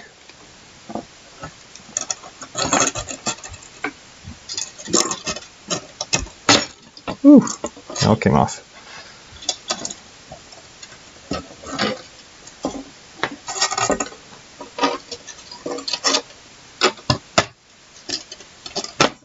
Okay, there's those, and then we thread these guys on. It says this side up, so I'm going to do that right now so I don't lose these springs being in place like they are. Such thin little screws. It's weird that that's like holding your whole bed on, so that seems like that's one thing that could be easily upgraded. 1, 2, and 3. Tonight I'm stacking wood and trying to fix a TV antenna on an RV. Oh, cool. Not the most exciting night, but hopefully it'll be successful for you. We're finishing our first camper right now. I'm taking a... Oh, flip it upside down. Thank you. Good call. That would be easier. We bought a $500 camper. And there's a little bit of the progress on that on my other channel, Learn to DIY. But yeah, that is quite a beast. We got it and it was gutted, and so it needs all new everything. I had to put new walls in it, new floors, the works. And so I'm in the middle of that. I've got new walls and floors. I've built a bench for around the table. I have, I'm just about done building the kitchen cabinet. I built new cabinet doors for every cabinet in there. They did have cabinets, the doors were trashed. Anyway, it needs all new electrical, new plumbing, all that. So it's been an adventure. Okay, those are on. Moving along. Okay, we've got this guy. Where'd it go? It was right here. Not this one, but the other one. It's just kind of a random looking piece. Is it this one? Nope. This one. Here it is. And then if we flip this around, so this is going to go underneath with two M3 by 16s. That's these ones. And it looks like it's going to mount like this. Yeah, with the bar side up. Okay. And then does this just thread in? Yep, these are threaded holes. I'm picking up a drain auger at Lowe's and snaking out my kitchen drain. Oh man, yeah, that's a not very fun Friday night or Saturday night. I guess Saturday night. Hopefully it works though, and you're able to get that all sorted out. Definitely something that becomes pretty urgent pretty quickly when your drains aren't working. Or maybe it's just a slow drain. 1, 2, okay. that's in. That's step 2. Step 3 is, oh my goodness, we're going to attach this bad boy. How exciting. Okay. Okay, we've got the drag chain. It goes over there. All right, I got to flip this around and make sure I've got this oriented properly. All right. Okay, let me think here. This is the back. All right. So,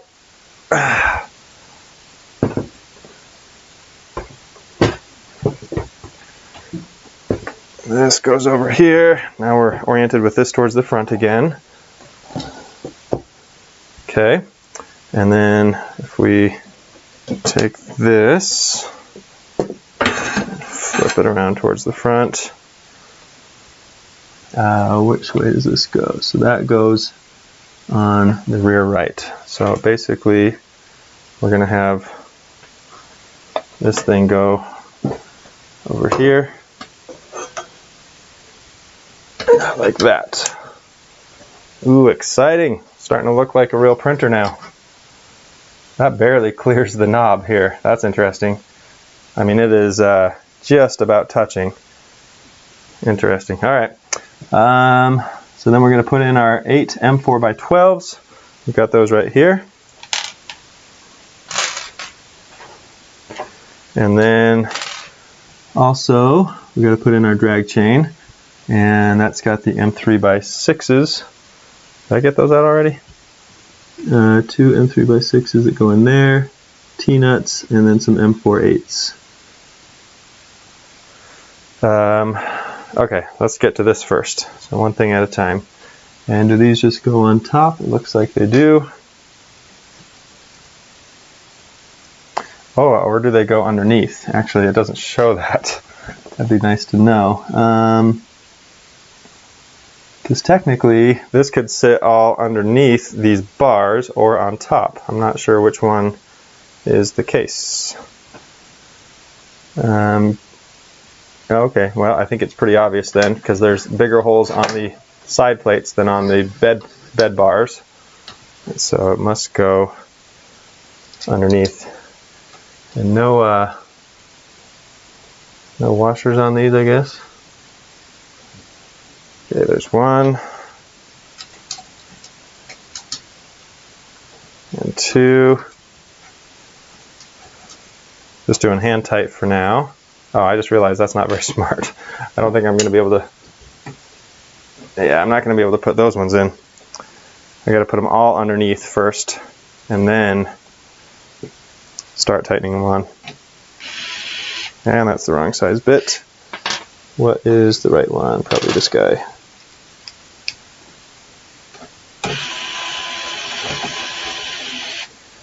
Okay. And with this, it's going to want to drop again. So let's now do this properly. Put that there, and now we can tighten these all up.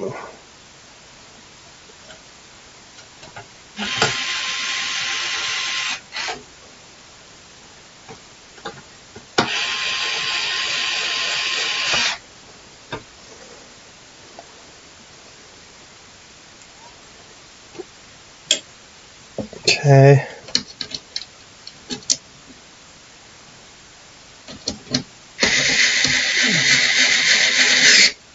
Good. And reach around to this back corner here. And get that one in. And there's 2 in each, so I'm just doing one at a time first. And then I'll get the second one in for all of these. Alright. It should go a little easier since I don't have to hold anything up.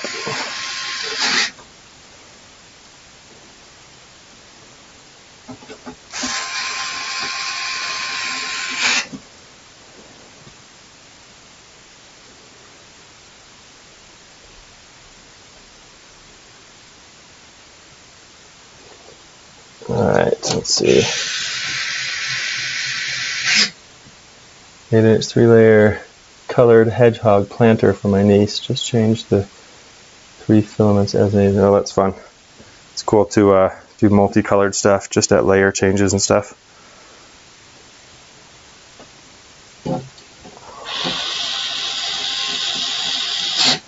Okay, just make sure everything's good. That one was not.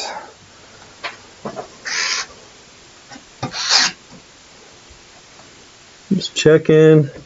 Yeah, all right, so that's that. Now we need to attach the drag chain, and then we'll be on to step 9. Okay.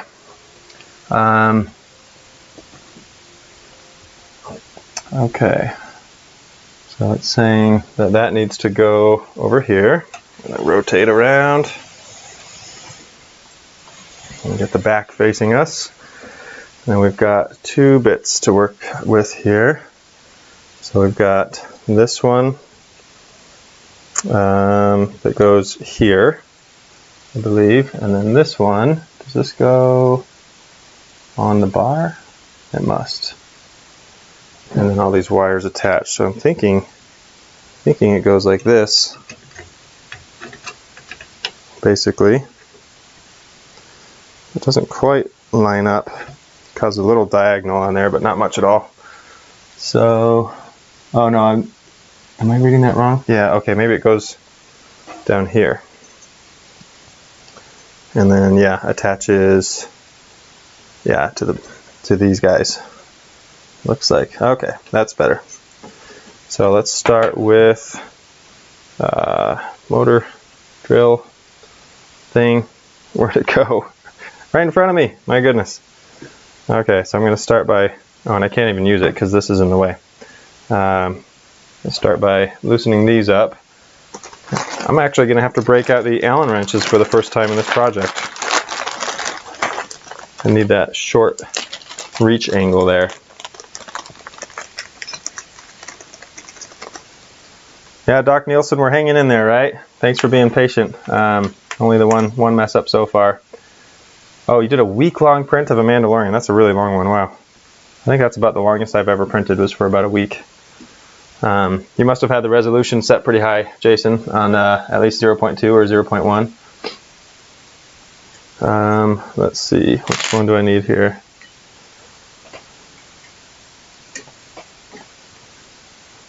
Oh, this is terrible, having to do these by hand. Drill is very necessary for a long job like this. Excited though, we're actually seeing some real assembly here. We'll be onto belts and pulleys before you know it, so that'll be exciting. Okay, get this thing out of here. I probably should have put this on first. I don't know if it has it. No, it doesn't. Kind of says to do it in this order, but it would have been easier to put this on before because this aluminum bar is in the way. So all these sticky things on it.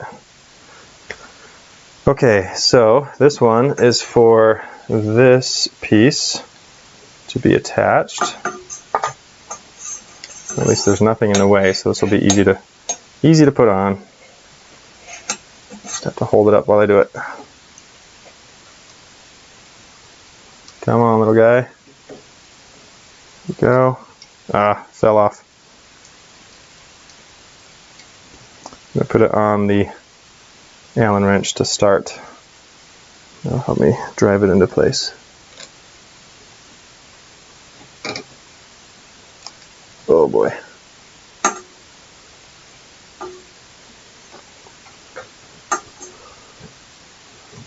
There we go. Lined up. Come on. Drive in. This is extremely awkward to try to put this in the right place here. And to get it started, my goodness. Try going left-handed on this one. Maybe that'll be easier. Wow, this is not a fun part. Okay, I'll get it. Just trying to think if there's an easier way to do this. I could tip it on its side. That might help a little.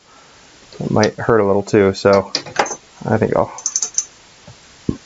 keep plugging along. Oh, and I literally just lost the screw. Where'd it go? There it goes.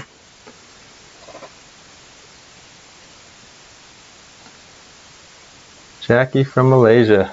Happy Sunday morning. Thanks for joining. We're glad we caught you. We've got people from all parts of the world on with us today, which is pretty fun.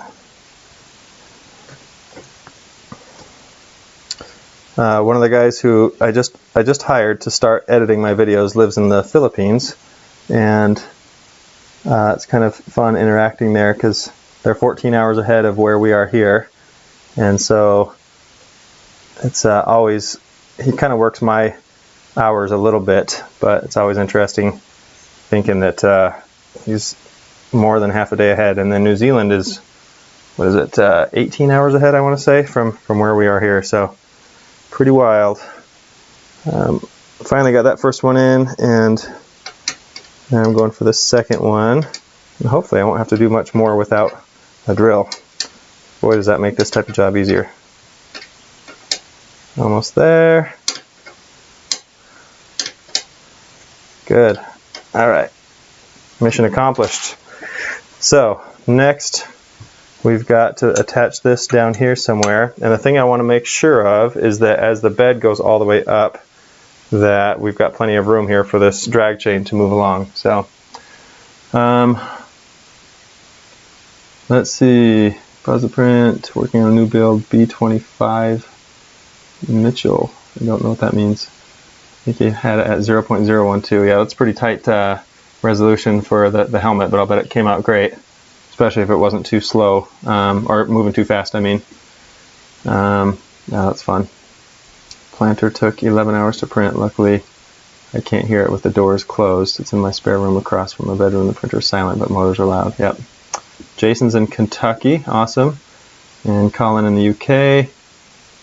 Malaysia, it's 5 a.m. So that puts you at 3, so 14 hours. Yeah, same as the Philippines there. So yeah, it's pretty crazy. You're up early. I don't know if you normally get up at 5 a.m., Jackie, but that's good for you if you do. That's awesome. I can't handle 5 a.m. That's too early for me. I get up at 6 most days, but even that feels early. All right, last thing on this step is just putting this in place. I just want to make sure that I'm putting it at the right height, because it just needs to be where it can reach the cables. But if I were to, let's see how easy it is to, oh, it's not easy, but it's possible. Lift this up.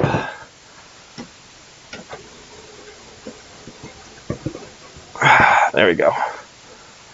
All right, so I get this up pretty high, and that is, oh, it's got to go all the way up. That's right. I forgot that this is a different type of thing, so it's got to always start at the very top. So that very top is actually really important, unlike with most printers where it very rarely reaches the top.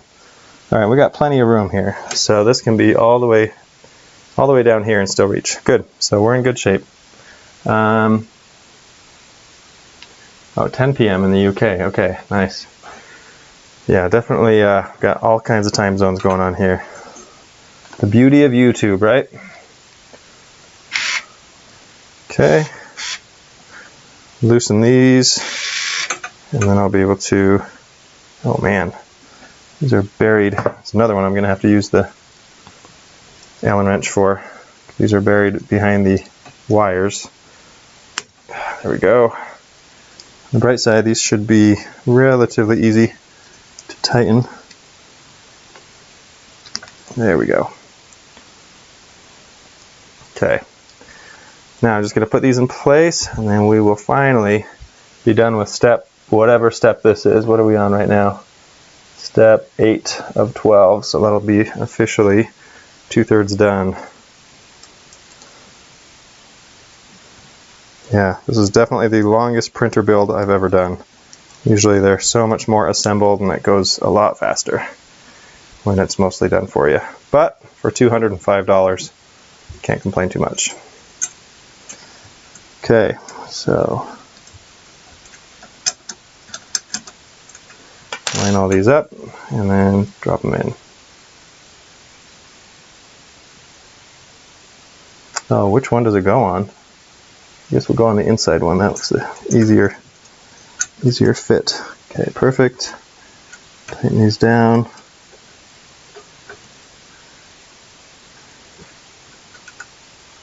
So I look at my stats on my 3D Printing Zone YouTube channel pretty regularly, and we study them and we try to understand what people like to watch and don't like to watch, what parts of the video are boring, which is not something I should probably bring up on this live stream because there's a lot of boring parts, but it's pretty interesting to see the demographics as well, where people are from, males to females, age ranges, and it has all of that information. It doesn't go beyond that, but it's kind of interesting to see how many. I think on this one we have a 95% male to female ratio, 95% men and 5% females. So definitely a lot more guys 3D printing. Not super surprising or anything. I know a few women who are excellent with 3D printing, but mostly it's guys that I've seen buying 3D printers and using them. So kind of fun to see that info. All right, guys, we're done with step 8. Oh my goodness. I don't know if I'm slowing down here or not, I hope not, but we're moving to the good stuff. So now we're on belt assembly. This is like super exciting for me. For those of you who don't know, and I don't know a whole lot about this, but CoreXY, one of the biggest differences is how all the belts move around up here. And basically you can move any one motor, either of these two motors, and it will move things diagonally rather than in a straight line. So it's a little etch-a-sketchy in that sense. So Jason says, welcome to the Tronxy nightmare, LOL. Yeah, that sounds about right. Okay, gotta like rejuvenate myself here. Assemble the PCPs. Yeah, that's very true. I love getting help from you guys, especially when you're catching things that I'm missing. So, all right, let's take a look at the next step. So we need this. We need our belts. We got our bag of belts right here. It's kind of weird. Like, this is it. This is all the belts, just this little bag. Feels like it would be a lot more because there's such a weird setup of belts up top here, but apparently it's just these two, and I think it said that these were 2.3 meters. I don't know if that's each or what. So that's that. And then we need zip ties. Lots of those. And all kinds of fun stuff. I'm just gonna dump these all out. All right, got lots of zip ties. We got caps, which I assume are for the ends of the extruded aluminum. And we'll get to those a little later. Even though I can't help myself, I'm gonna put this one on. Okay. All right, pass the belt through the gear as shown. Press the pulley plate against the motor bottom plate. Okay. So press the pulley plate against the motor bottom plate. I think that means we want is the pulley plate is that the bed? Pulley plate. It's the motor bottom plate. That's what I'm thinking. Yeah, it is showing it in the picture with it all the way down. Fasten the lower end of the sheet metal groove of the print head assembly with the tie belt. Yeah. Oh, okay. I'm wondering if that's okay. Let me undo one of these because I know that at one end they have the pinched metal part. All right, let's take a look. Yeah, and so that one's already got a little pinched metal and a little hook on there, and I don't know if that little loop that it creates ends up going somewhere or not. So let's see. As shown in the figure, after adjusting the spacing between the motor gear and the belt, lock the 2 meter screws on the gear. All right, let's see if we can get that far first. I'm already a little lost. All right, so we've got. Oh, I see. Okay, so we've got the. This all deals with the motor. So first, we're gonna do what it tells us and put the bed down. So. Down it goes, which is a lot easier than going up. Just checking my microphone battery, and we're still good for a while, so that's good.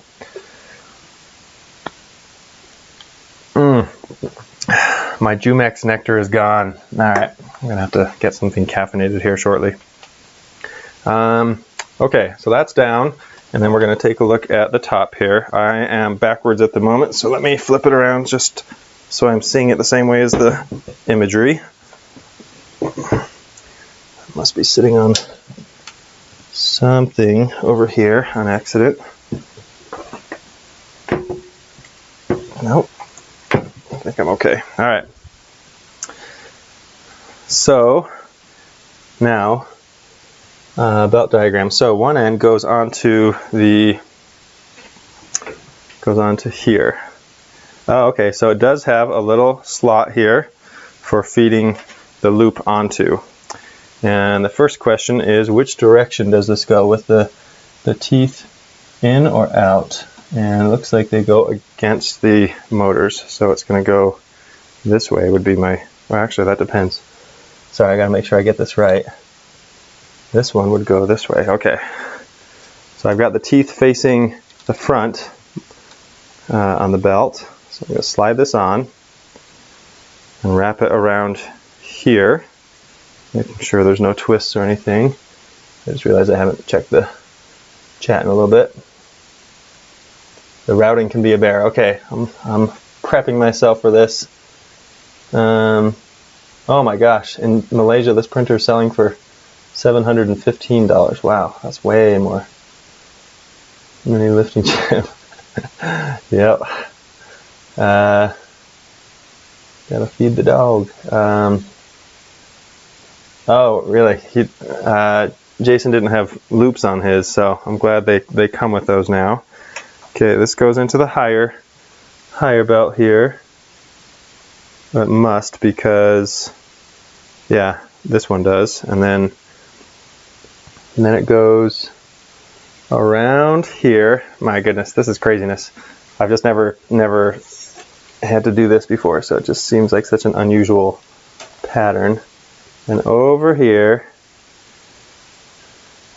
then around this, and then back to the back here. Wow, okay, I think we have one in place. That is wild. So when I pull it, it's just going that direction, which is interesting because I thought it moved diagonally. I could be, maybe I misunderstood, or I'm doing it wrong, or both.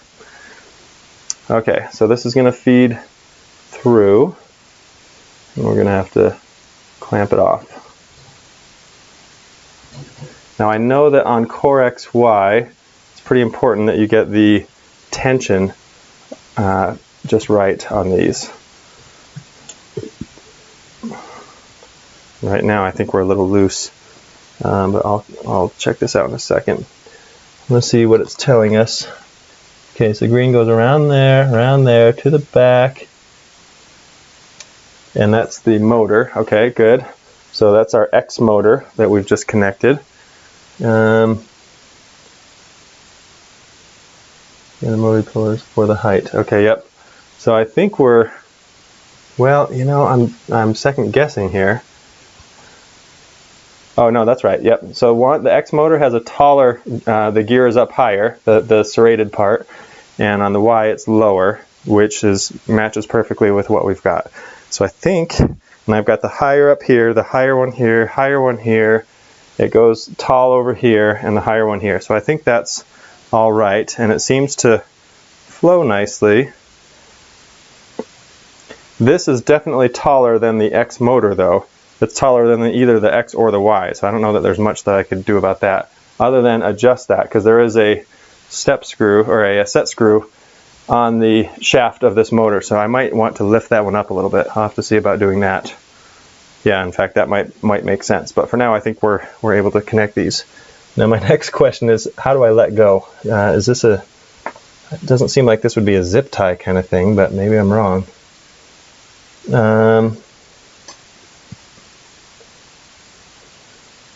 Oh man, we're so close. We got a few steps after this.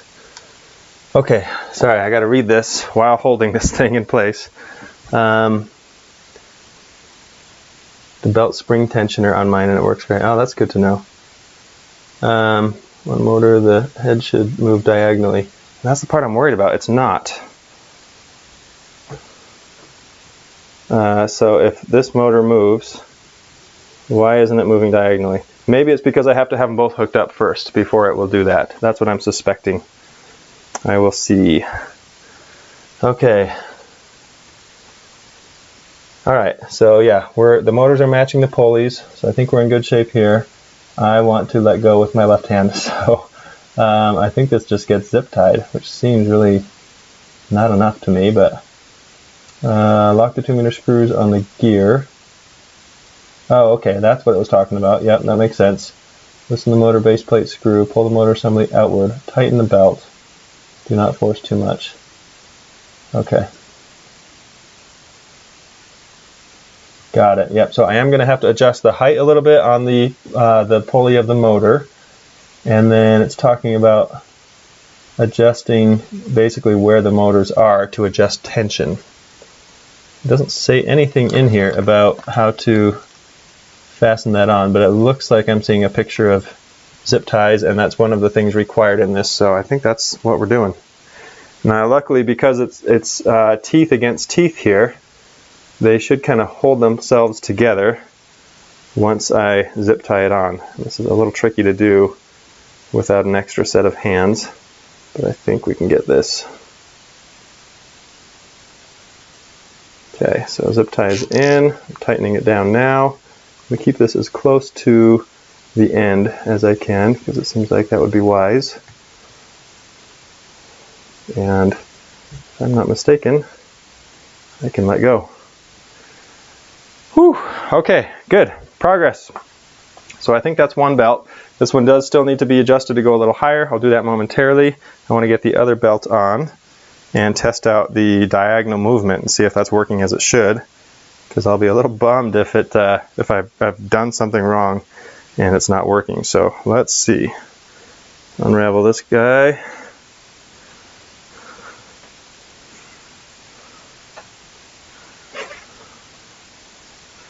Alright, I'm just checking here. It is a zip tie. Be sure that you make the loop tooth to tooth. Yep, good. Took it off the head to zip tie it. Okay. Alright, I think we're okay right now. So now I'm going to do the next set. And I want to end up with the teeth on the motor pulley. So again, I'm not totally sure, but I think if we go around this first one, this is easy enough to find out. I got to trim this extra pulley. I'm just a little nervous to do that just yet. I don't have any extra, so I can't redo it if I mess up. Alright, so that goes around here. Oh, we got a lot of threading to do now to go underneath the existing one. That goes through here. That goes over here. Around to the Y, good. We got it facing in the right direction, so that's a bonus. And then around this one, that is a crazy loop. But we're almost there. Okay, that goes down low, and should be able to zip. Now, here we go. Here's the moment of truth.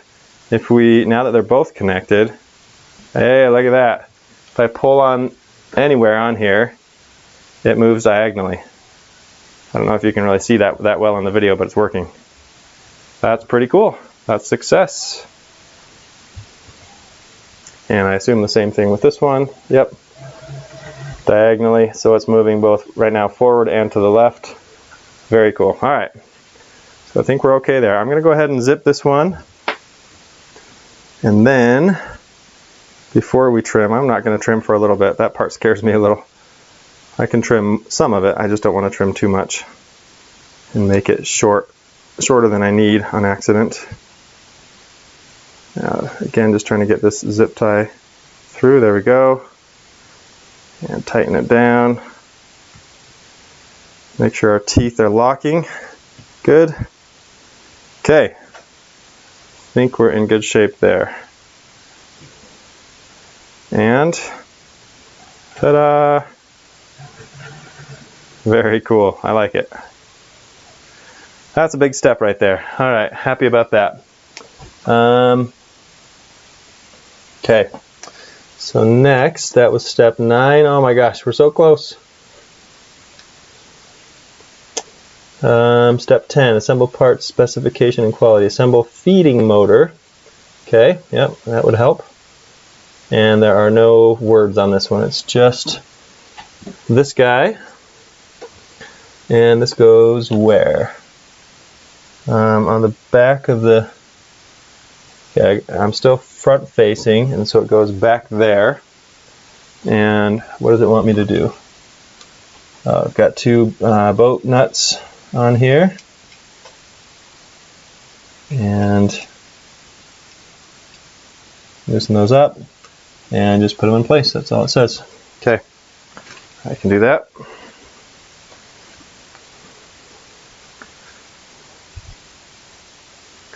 More sticky residue threading looking stuff on there. And this goes right here.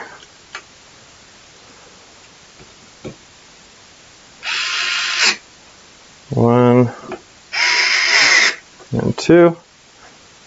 Doesn't specify the height, but it does show a little gap, so hopefully that works. And that's step 10. That was by far my favorite step. That was great. I feel like I'm a real pro. 11, adapter plate assembly. Okay, so we need one of these. This one, also with weird little residue on it. And then we need the material rack, one piece. Oh, that's the, oh, this is just the arm to hold the filament. And then we need this one, our little stopper, Y-axis switch. 1, 2, 3, got it. Okay, the filament tube of the print head is not inserted to the bottom, which will lead to block filament. Filament tube of the print head is not inserted to the bottom. Okay, so it's saying that this, which I need to clip the, I want to get some snips rather than using a blade, because I don't want to cut the tube on accident. Here we go. I've got snips all over this place, so. Alright, cut this free.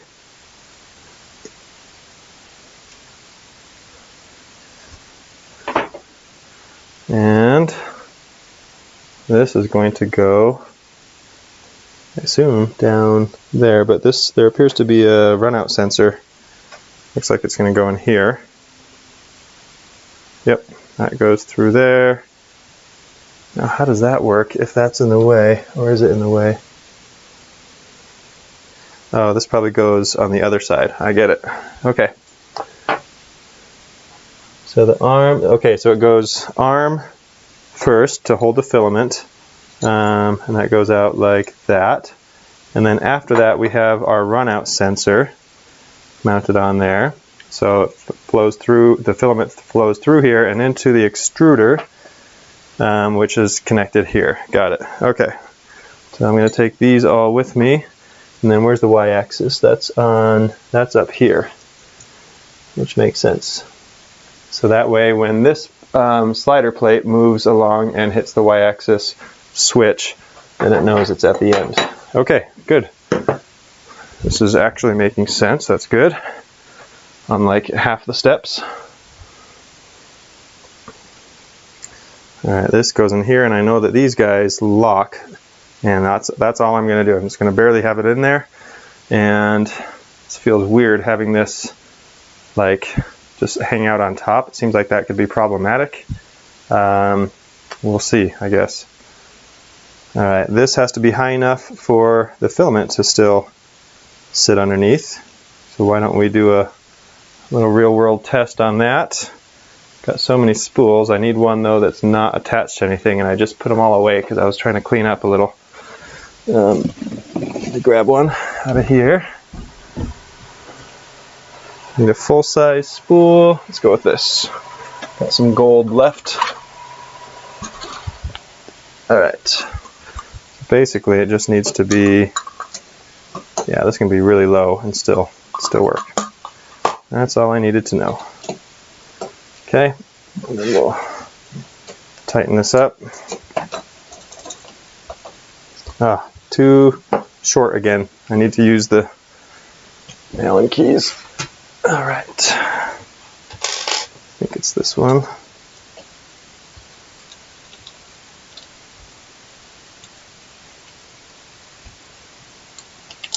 good. And the other one.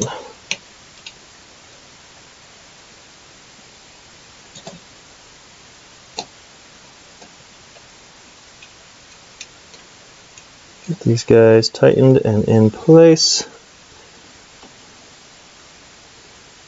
There we go. Just tighten this other one and we're good. There we go. Okay, that's one. Next we have the runout sensor. And so that goes above this. And again, just need to loosen these up and I get to use the drill on this. Oh.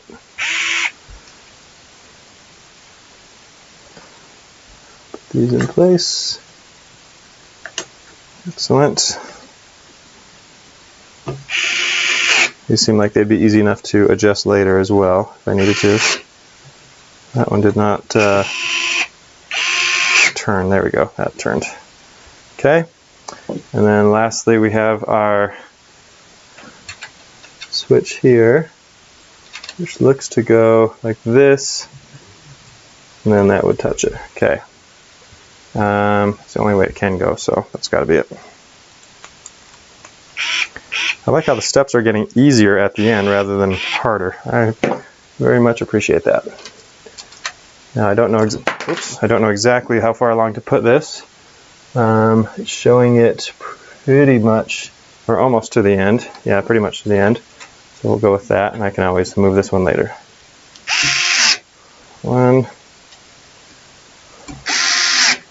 And two. So now, as it moves along, it touches. Okay. All right, I think that is step 11.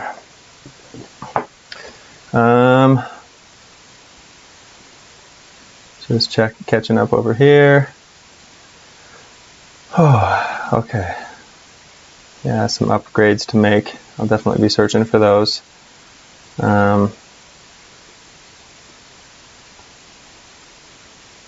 Oh, that's true. Good call, CNC maker. The filament has some rigidity to it, unless we're doing the flexible stuff. So that should help keep that a little more upright. And Doc Nielsen is putting on his manners to avoid the joke that comes along with that. Thank you. Spool holder may be metal on but it sits badly on the frame for unwinding as printing. Okay, better to print a better spool holder. Okay, yep. And I've actually just ordered a set of spool holders that I'll probably use with this. In fact, I've got them right here. Because I bought them for these little 5 3D printers that none of which have spool holders, but I've got these kind which, if there's enough weight on the spool, it works. But I found that even these aren't the best. And I've got a bunch of kinds that are little seats or little stands for them as well. So we've got options. Okay, I think we're ready to hook all of our cables up, would be my guess. Oh my gosh, we're almost there. Assemble decorative strip and feeding tube. Okay, aluminum profile seal. Don't know if, oh, is that this? No, I don't even know what this is, honestly. I mean, that's the cord wrap, but I don't know what it's supposed to be for. We'll see. I don't know what aluminum profile seal is because I don't believe I have such a thing. Oh, I do. It's the blue stuff. Check that out. Okay.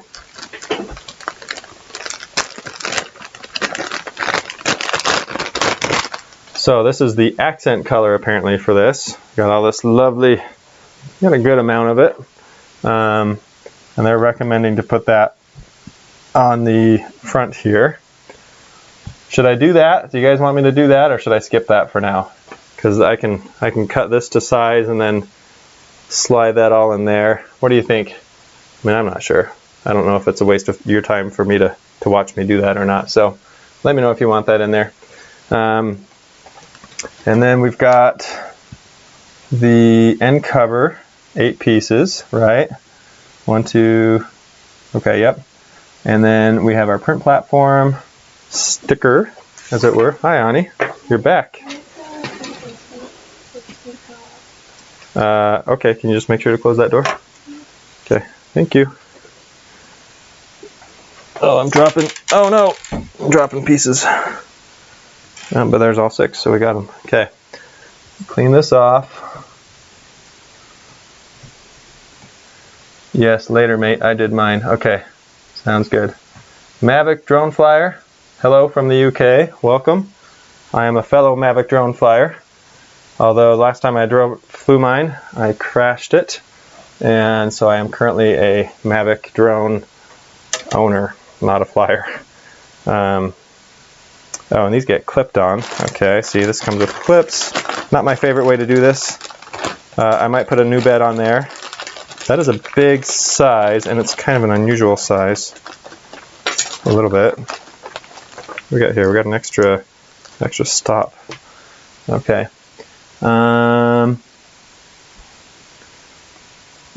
Decorative strip is the light blue strip. Yep. Oh, to hide wiring. Okay, interesting. Are there? It's saying to put it just here. Anyway, I'll take a look at that later. Maybe tie that in somewhere. All right. So next, I'm going to put the bed all the way on. We're just going to use these clips. And I am curious if this is actually 330 by 330. I can't tell because my calipers only go to 300. I'll have to use a measuring tape. I don't happen to have one in here, so I'll deal with that another time. And because I'm anal retentive and they gave me 2 blues, 1 pink, and 1 yellow, I'm going to put the 2 blues together up front.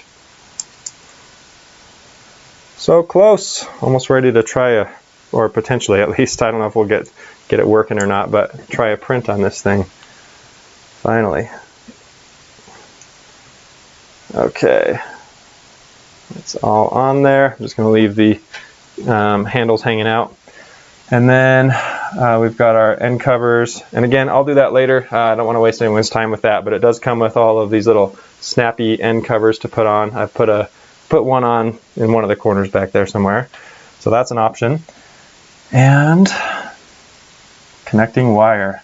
Oh, wait. There's 13 steps on the online version. Oh well, all right, we're there. So we're on the last step of the actual assembly before we get to the software setup and getting started there. I got to take this. No, I'll take that off after. That's like the reward for being done here. 330 by 330. Plenty of room within the frame to upgrade. That's true. Yeah. So okay.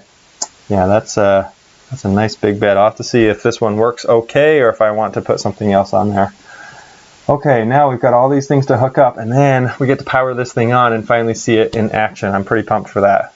It's been a lot. What are we at? We're nearing 4 hours of assembly here. So that's including a few little breaks and time to read chats and stuff, but I think we're doing good.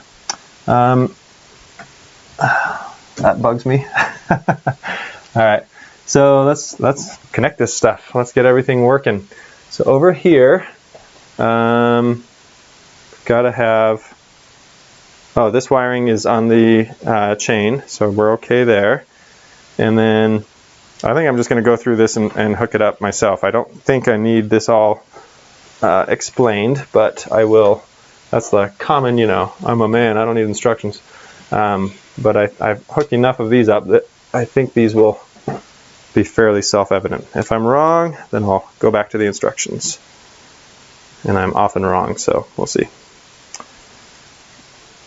All right, over here we have, and these are at least labeled. I've got X, E for extruder, and f-stop. I thought that was a photography term, but apparently that's in here as well. Now here's what I don't get. There's a, oh okay, maybe I'm about to find out. There's a kind of an obvious clip for a ribbon here, so that must be what this is. And then I need to open this up. Very carefully cut the zip, and then this goes up here. Okay, I'm just checking the patterns. Okay, that lines up just fine. One in there, and it self grabs, which is great. All right, so this is, so what's what? So this is the extruder. So we had one of these that was labeled as E. And so this goes here. So excited to be so close. Goes this way. I've actually never had a problem with pins on these, but I have heard of people having problems, and it always freaks me out that I'd get this far and then not be able to use it. Got the X motor, and that goes this direction. And then f-stop, I'm guessing, is the filament run out. I'll use that next time I'm taking pictures or shooting video. So just adjust the filament run out. It's short for f-stop. I'm a dad, I can say jokes like that. Let's see, then we've got, so that's those three. These guys connect together down here. Got a rubber band. They will chip or clip to connect these. These are all labeled. Okay, B temp. Good. That's in. And then we've got hotbed. That explains why that's a much beefier cable. Alright, I think I might actually zip tie that one back up. There's a lot of loose cabling sitting there. And then, so that's that. That's the hot end. That's the bed. We've got our power cable right here, which we'll get to momentarily. And then I think that leaves us with the display. And so we've got some cables inside here. Sorry, I'm not checking on anything here.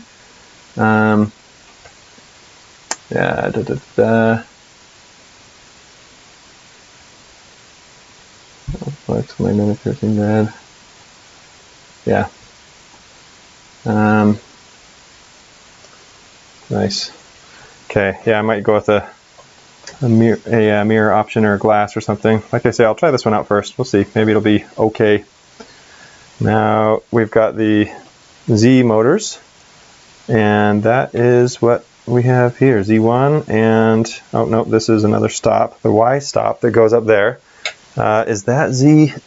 That Z's not connected, but there's another set over there. Oh, so close, so almost there. Okay, I gotta cut some zip ties. That one. This one just slides right in.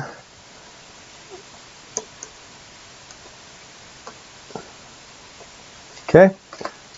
And then this one I'm going to feed through the outside, and I think maybe this is what Jason was mentioning about being able to hide some of the wires, because that is just one long ugly cable going throughout. So yeah, I'll have to figure out a way to either use the decorative stuff or zip ties to tidy that up a bit, because that's kind of ugly and potentially dangerous. And then we are just needing to hook up, I think, the other Z-axis motor.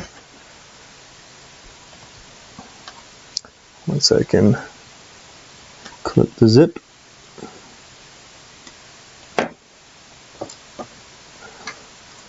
And that is way too long. Now I have one more on here. I have Y. Where's my Y motor? The Y is, X and Y are up there. Why does this say Y? Hold on, I'll hook up the Z because we know that. I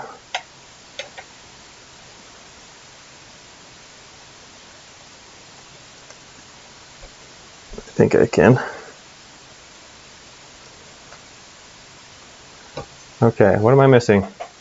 Y motor. E motor, Z, X, oh, Y, duh, up here. I was like, we already did those, but we didn't. We got the X motor, not the Y. Yeah, this is a lot of ugly cabling running up and along this thing, so that is definitely going to need some attention.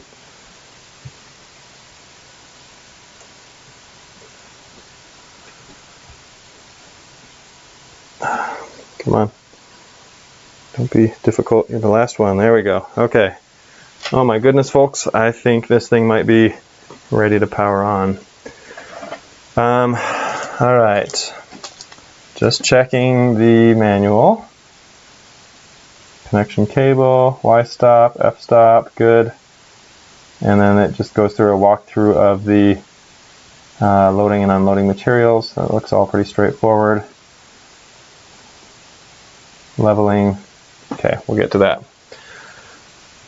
I feel like I need a candy bar or something. I didn't really eat lunch today, so this is, I need to celebrate with a good dinner tonight. And we have tons of screws left over still, you guys. This is nuts. I mean, there is a huge tray full of them here. Washers, zip ties I'll probably use to tie down do some cable management. Yeah, bolts. I never even opened this bag. Alternate package D package. Still sealed. Didn't end up using any of it. Yeah, okay. Catch up over here. Nice glass bed for the X5SA. I might have to check that out. Try this one. An end stop for the Z and sensorless homing for the X and Y. Nice. Yeah, lots of spare parts. Well, that is for sure. Okay. I have not put the feet on. I know the feet will help with vibrations and dampening, and so I will put those on. I'm a little worried about two things before we start. One, I got to clip these, what are they called? The belts. I cannot leave these hanging like this, and they feel too loose. So it said something about adjusting the screws on these, which I'm not seeing how that would work. How would I mean, I could put them further out to the side, but that'll gain you a little, I guess, but that wouldn't do much. It's not the same as like pulling back. Oh, I see what it's talking about. There is a little looseness in the actual slots for the screws, so I should be able to pull these back a little bit once I loosen these two up. Yeah, there we go. Okay, so I can add tension by these two screws here. That's much better. Okay, that feels like a good amount of tension there. I'm kind of guessing I might adjust this as we go. I've never done CoreXY, but that one actually feels pretty good already on our X. That feels like just the right amount of tautness. The other thing I need to adjust is the height of the pulley on the X spindle. So I need another bit to do that. Oh my gosh, so close. Bear with us. If you made it this far, we're almost at the end. That's too small. There we go. That one I can't quite get leverage on. So let's see if I can fit it in here and still reach it. Yep. Okay, there's one and two. There we go. Now I can move this up to where it needs to be. I don't want to go too high. That looks perfect, actually. Let's tighten this down. Okay. I think we're good. Now, for the part I was a little hesitant about, I know it's not that big a deal, but time to clip our belts. So this is all extra here. I'm going to give myself several inches extra, just in case. There's one and two. And I'm also going to keep an eye on this just to make sure that I'm not causing any issue by leaving that much extra. So I have removed just almost a foot. That's probably 11.5 inches on each of these. So, okay. Let's see. Adjust them at the hot end, tooth by tooth. Oh, okay. Yep. And I want them tight. Okay. So these feel pretty good. There's a little bit of a sound that it plays when I pull on them. So that's good. I think that's okay. I'm looking at the levels of all of our belts to make sure they're not going to be in the way of one another. And again, we've got our nice diagonal movement for each, so that's pretty cool. Oh, this needs to go down, I just noticed. There we go. Okay.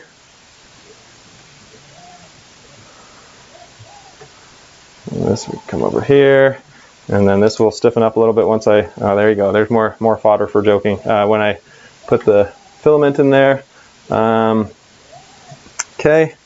All right. I think everything is where it needs to be. The one other issue, and I think I'm going to raise it up and see, is it seemed to get a little tight as I move towards the top.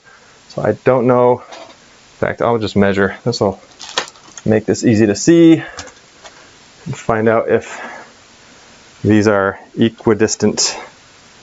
58.39 on one side, 56.8 on the other. So I need to move it to the right a little bit towards that first side, and that should just take a second. So I'll do that. And probably not that bit, probably not that bit, and probably some other bit that I've set down right here.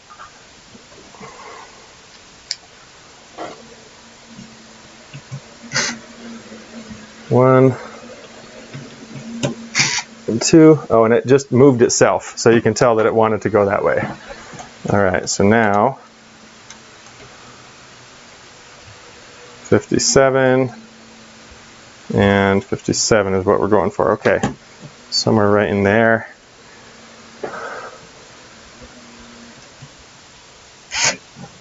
There's that. And that. Okay, hold on, let me close this door for the sound.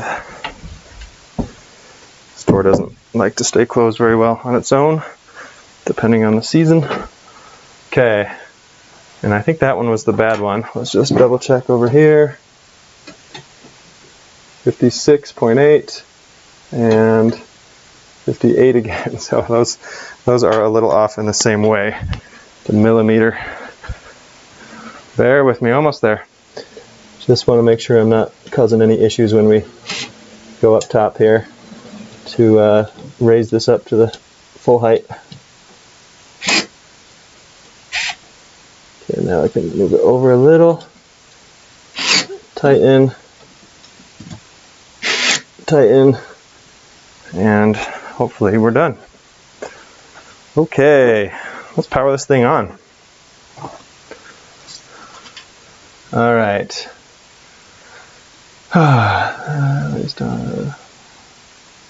End brackets help adjustments to them so they don't rub. Oh, okay, good to know. Yeah, definitely etch-a-sketchy, Stephen, when you pull on those belts. It's like I need like a little knob on each end of the motor so I can etch-a-sketch my way through that thing. Yeah, I can't do etch-a-sketch, that's right. Who can? I guess there's a few people out there who are good at it. I am not one of them.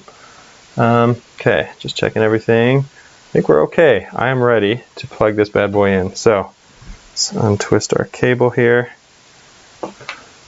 And power supply is back there. Now the real question that I thought about earlier is, do I have an outlet available? I do, but probably not that close. Let's see. Things you should have thought of before doing a 4-hour live stream. Let's put this over here.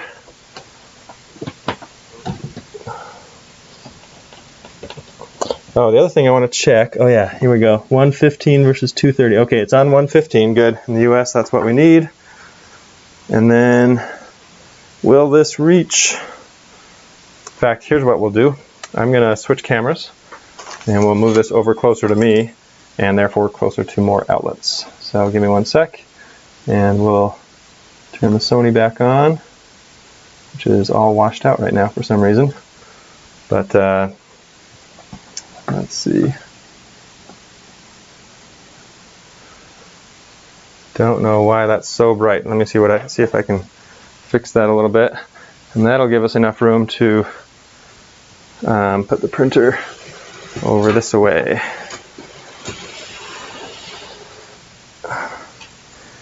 Back this up a bit.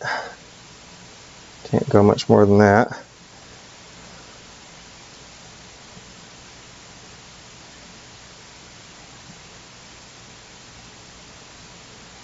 Okay.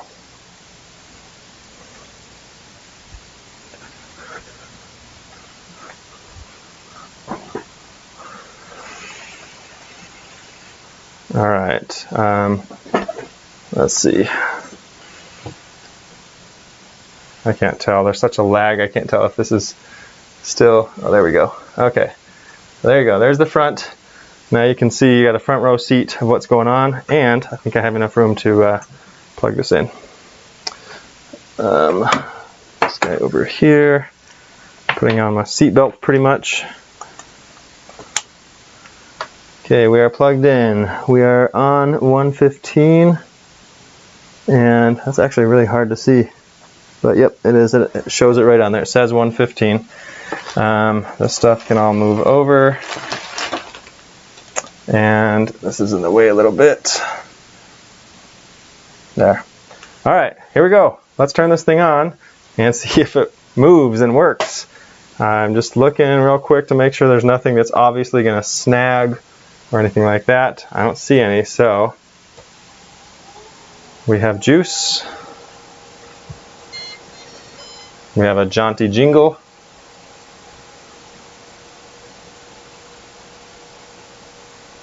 I did check the 110. Yeah, we're good there. Okay, we've got a display, and that means it's time for the christening of this machine, which is to remove the protective film. It's not nearly as satisfying because it was all bubbly, but there we go. Okay, here we go. System, print mode, back. I just want to move it around first. Manual. So Z. It's on 10 millimeters, and it's not doing anything. Nothing is doing anything. Oh, that moved. Oh, it's so quiet. I didn't even notice it. But it's not moving now. I think it'll move. Okay, weird. It's very not responsive. I'm pushing on it. Okay, Y is moving. That's crazy. Unlike the Cartesian printers, it's got to use both motors to go in any one direction. So this is really not responsive. Wow, okay, that was responsive. That was the Z trying to go down, and we're bottomed out, which I think was what was alluded to earlier. Let me do this. I'm going to lift it up. No, this is what they warned me not to do. Okay. Oh, there we go. It's moving. Okay, we're getting movement here. Hallelujah. Why is it so like touch and go? Okay, I press it, and it shows on the screen that I've touched it, but it will not move. Down. That works. Okay, up. Okay, if I use my fingernail, it likes that. Not enough though. It won't go past 10 millimeters up. Is it trying? Does not appear to be trying. Say home. It's going to get that sound, I'll bet. Nope. Okay, so we got movement up top. Good. Okay, let's hit the stop. It's going to hit this one in a sec. Good. What about the Z? Oh, the Z is moving now. So it doesn't like this little touchscreen interface for whatever reason. Now I'm just going to babysit this. We'll make sure all cables are clear and that we're good. It's really slow. This is one of the other things I loved about the Voron setup was you can basically max out these speeds and you can have it move up. You know, if you do the upgraded motors, you can actually have it do this kind of travel speed way fast. You can have this moving at 500 millimeters a second if you want, which would be probably too fast, but hey, we're moving here. That's good. It's just really slow. Okay, so on the Z, how does it know? There wasn't a Z stop in here, was there?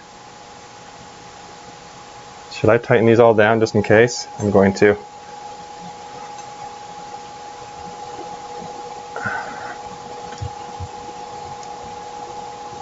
Oh, I forgot there's the middle ones too. It's so weird having middle ones.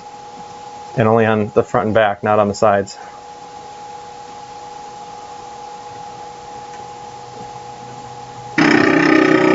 Okay, what's it doing? Oh, it's stuck. It's stuck. Stop! I think it's stuck because... Oh, and it doesn't know to stop. It can't stop. I think it's because that's off center over there. Okay, powering off. Whew, that was a little scary. Okay, powering off. I think that this one over here is still off center on these two guys here, would be my guess.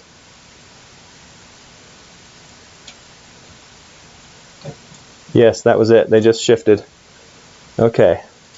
I'm going to loosen them up quite a bit, and like someone else mentioned, I know a lot of these stay loose on the top of the Z lead screws anyway, so I will just leave them loose for now. I don't think they do a whole lot of good, especially where I've got the rails next to it. Okay, now let's try this again. That was a little freaky having it grind like that. And it's totally crooked right now. So actually I'm going to power it back down and see if I can get it to be at least largely level. There we go. I don't need perfection at the moment, but I want it to be pretty close. Sorry, I'm not checking. Yeah, kill power, turn it off. Sorry. There's this lag here, so you guys are. I'm seeing these too late anyway, but that is not level. I'm always trying to level the screws. Yeah. Okay. Thank you. Sorry, didn't even see those, and there's this lag on the stream. But that looks pretty good right there from all angles. So I'm going to leave it there, power it back on, and let's home it again and see if that works.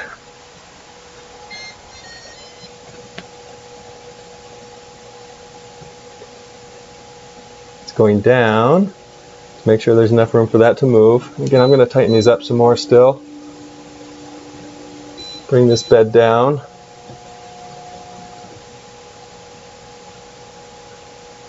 Now how does it, oh, it's the sensor, right? It's the bed leveler that tells it when to stop. So it relies on that rather than a Z-axis limit switch. That one's still high. Okay. All right. It's not centered, but it's apparently it's calling that home. Is this a centered home unit? I don't know that I've used many of those, as opposed to one that centers on or homes on the front left. So I'm not sure. I'm just going to hit home one more time, make sure that that is what it thinks is home, because it knows where the right there is the end of the x-axis, and right there is the end of the z. So it appears to want to.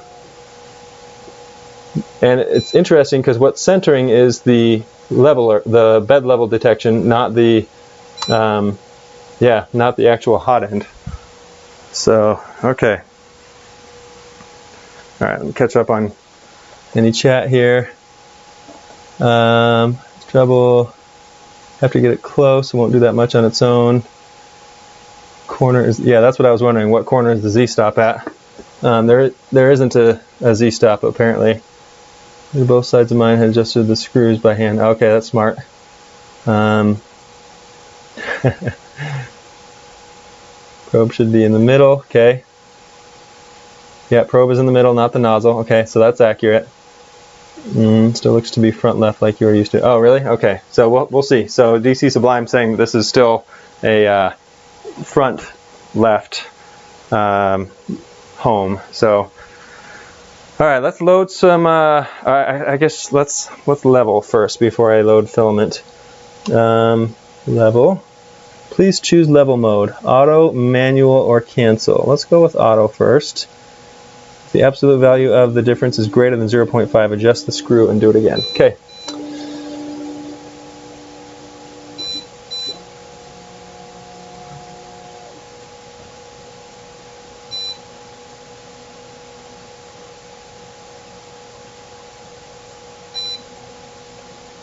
I assume I need a sheet of paper. Is it going to have me do it that way, or is it just going based off of the sensor?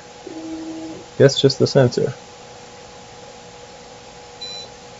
It's not getting very close to the bed. I mean, we're still, like right here, if I watch this, that's easily 3 millimeters up from the bed for the hot end. So hopefully it's compensating for that, knowing the relationship of the distance of the sensor, or the height of the sensor versus the hot end. Now this sensor, I'm curious if someone knows about this. I haven't looked to see like if this is a if it's detecting metal or if it's just like infrared, because I don't see anything open on the bottom of it. It's hard to tell from here. So in other words, will this still work with other beds, like a glass bed, for example? Will it still see it? No paper. Okay, now it'll give me the mesh.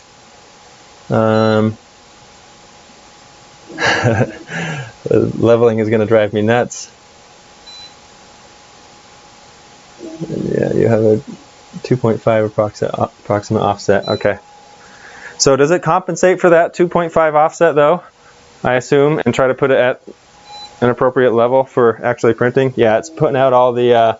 So I've got 1.6 on some corner, on the back left corner, and negative 1.12 on the top here. Oh, see, that one just hit the clip. So I'm going to need to move that clip out of the way. Alright, so we've got all our numbers, and we're ranging from 1.654 at worst to negative 1.112 on the other end. So we are all over the place. Okay, so we've got some adjusting to do. So over here on the front right, I'm going to need to lift this up some, and that makes sense because I really just like, you know, quickly went through and adjusted all these without trying to keep them even or anything. It's kind of throwing me having these middle ones though. Sorry, I'm blocking the view here. Yeah, I can't tell what I'm supposed to do with that really. This is -1, so this needs to go up, I assume. Move that up some. Over here we're 0.6. Also needs to go up some. And that one needed to go down, which we did. So I'm reaching for the middle one on the left side. It's weird that there's 3 in front, 3 in back, and nothing on the sides. Let's try this again. This seems like a really kind of tedious process. Level, auto. This takes a few minutes for it to do its thing. Let me check the chat here.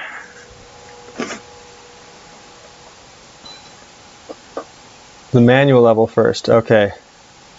Oh, it does read the metal. That's interesting. Yeah, see, I don't like that if it doesn't work with mirror or glass. I like having the option at least to do that. Then go to auto. That makes sense. Yeah, I'll do a manual one. Adjust the Z after bed level. The bed only metal detected. Yep. 4 corners first with paper. Okay, I will do that. In fact, I love this little. I've got my little Flash Forge card that I like to use for leveling everything. So I'll use that. And I think it's hopefully getting close to. Oh no, it's not that close. Come on. Speed it up there, Tronxy.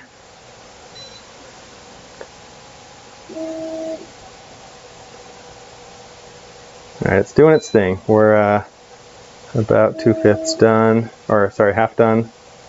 Got the 4 rows, 4x4 grid.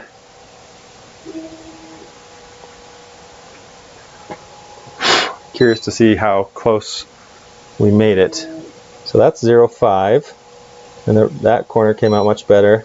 Yeah, so far we're much better on all of these. May have had some fortunate lucky guessing going on. We'll see how bad it is in this back left corner.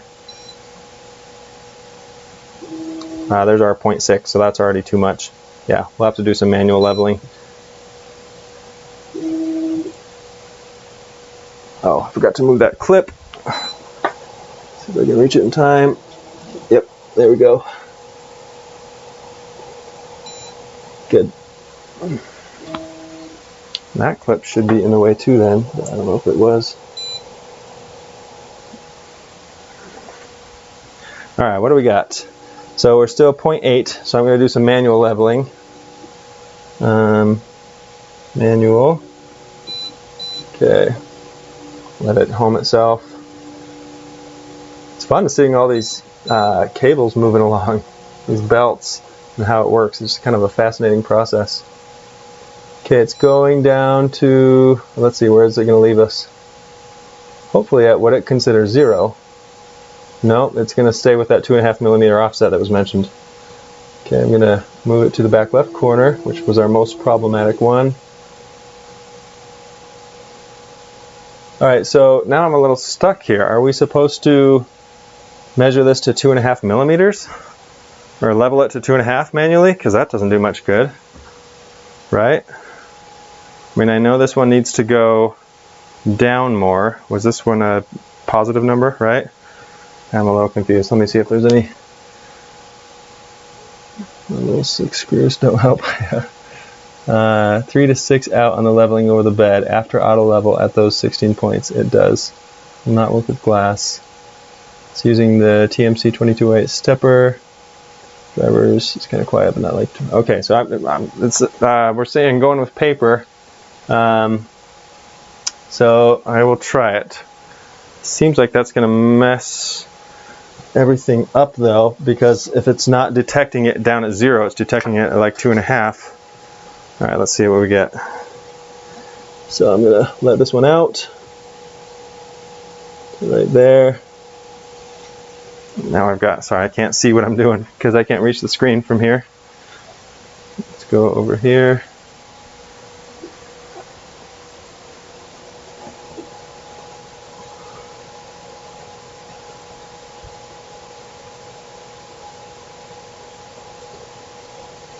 Now I'm having to lift these way up from where they were.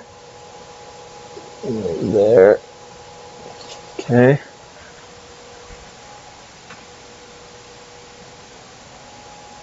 Which means they'll all be off when I auto level again. And so I don't know if we're just looking more for, in this case, more for consistency in the auto leveling as opposed to being zeroed. Oh shoot, this one's all the way up. Is it? And it's still not leveling down. Yeah, it's like maybe it'll be okay because it's really close, but that one's all the way loose and still not at the right spot.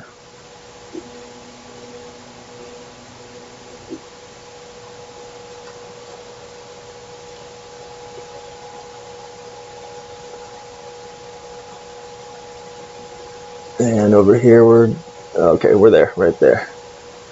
And center. All right, let me check the chat again.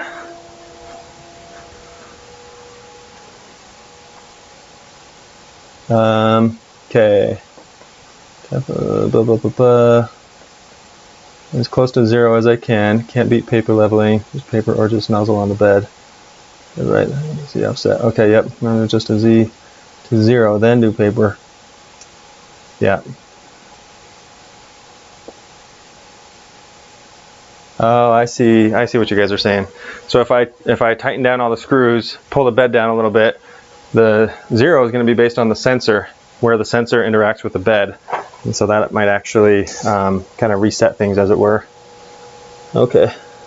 So I'm way high on the center, and these two front ones are already all the way up. You know what? It's probably because of these center ones that are not. I haven't adjusted those at all. Let's see what happens when oh yeah, that's already totally making a difference. I almost want to take these center ones out. They seem like garbage if they're just going to get in my way. I might do that. And I might try to put a thicker aluminum plate on here. I think that would make a huge difference. But right there is about the tension we want to be at. So I'm just going to reset this again to the 4 corners, or like try the 4 corners again and see if we're okay. And if we are, then that's all that matters. Okay, that helped. Moving those middle ones definitely helped. Because now I've got some play over here to work with. I think we're close.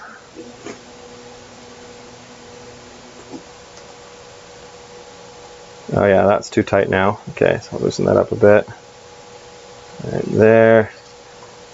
Okay, almost there, almost ready to start maybe our first print. And I assume that there's some files on the USB that came with it. I haven't checked. Yeah, now I need to really change all of these because those center ones were throwing everything off. Working with 4 of these is a lot easier than working with 6. Okay, now that one's too loose. Just barely. Okay, that's just needed a tiny adjustment. Now let's see. Oh, let's go a little looser. There we go. Go on our center. Where do we end up? Center is usually the most important calibration. Okay, still too loose. Okay, so I'm going to tighten these up, or loosen these up a little. Our center guys. And that's where we need to be. Okay, I'm just going with that for now. There might be more fine-tuning to do in the near future, but I just want to try to print something with this. Let's get our filament loaded, and I'm going to run this E1 25. Okay, so up, cold extrusion. Oh yeah, I'm not trying to cold extrude. There we go. Okay, so it said 220. So it's heating up. That means we can start to feed through. Let me check the chat again. Z offset, yeah, okay, that makes sense. I'll do that. I'll do that Z offset there. Jason, good luck, man. Thanks for joining us. You're a trooper. And you removed the center one, Stephen. That's good to know. That's a try on the card. You need to open them first in the PC, then slice them. Oh, really? Okay, they're just STLs. The printer can't read them on the printer without that. Yes, you can't beat paper. Yes, you can beat paper leveling. It's called a feeler gauge. Oh yeah, I actually have a feeler gauge. Never used it for this because I have usually had good luck with paper, but I might want to try that.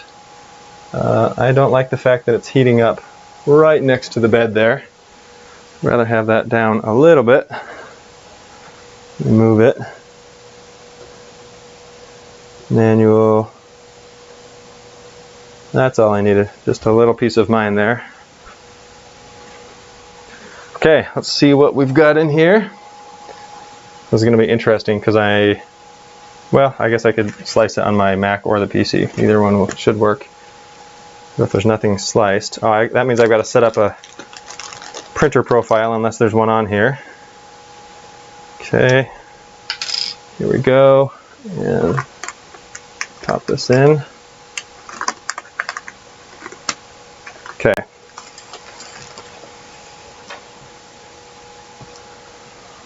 Well, so far so good though. It seems to be working. We got English Cura Slicing Software, X5SA V6 in English. What is that? I guess we'll see. Japanese installation video.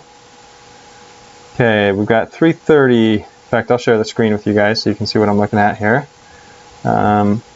Give me one moment to do so.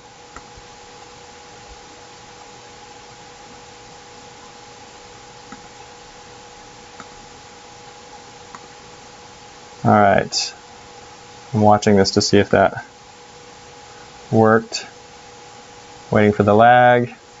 There we go. Okay, so yeah, we've got software, STL. I'm surprised. Yeah, this is what I'm looking for. It's just G-code. That's done. So I've got a 20mm box, and I'm assuming this G-code is set up. I don't know why it wouldn't be for this printer. So that's all I'm going to try right now. Is just running this guy. Just a little 20mm. I'm suspecting it's a calibration cube. Let's find out. So I'm going to pop this out, and then let's see. Let me put the camera back on. And then run this in the printer. Suppose I should eject it. And eject. I had my kids ask me the other day, why do you have to eject USB drives? And for the most part, I don't think you do. I think it's just if you've got something sensitive running, and it will let you know that it's safe to do so, but for the most part I don't think it's needed. I could be wrong. Okay, so this has an 8 gig card with it, in case you were wondering. Putting it in now, or trying to. This is really weird. It shows the profile of it, but it looks like it doesn't go that way. It doesn't. It literally has the picture on backwards of which way it goes. That's great. That's kind of funny. You know how it's got the little teeth on the one side, and it shows it going upside down. Let me come back over here.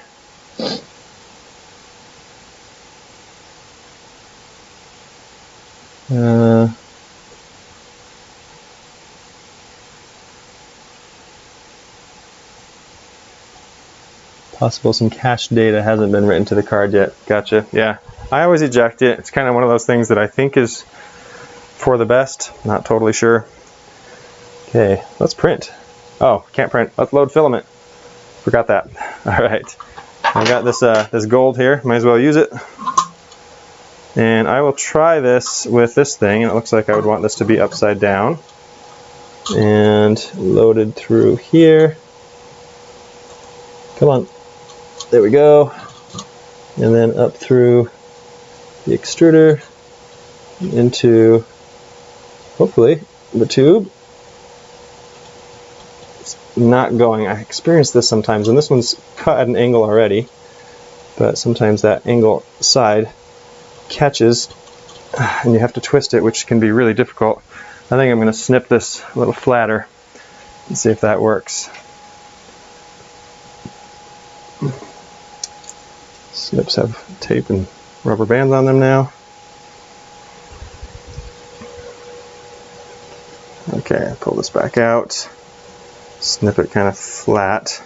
Usually an angle is preferred, but something's not working here, so. Man, it's got some serious curvature going on to it too. This filament is like pre-programmed to be very curvy. Let's try it this direction. And still not going. Let me push the tube in a bit more, because I barely had it in there.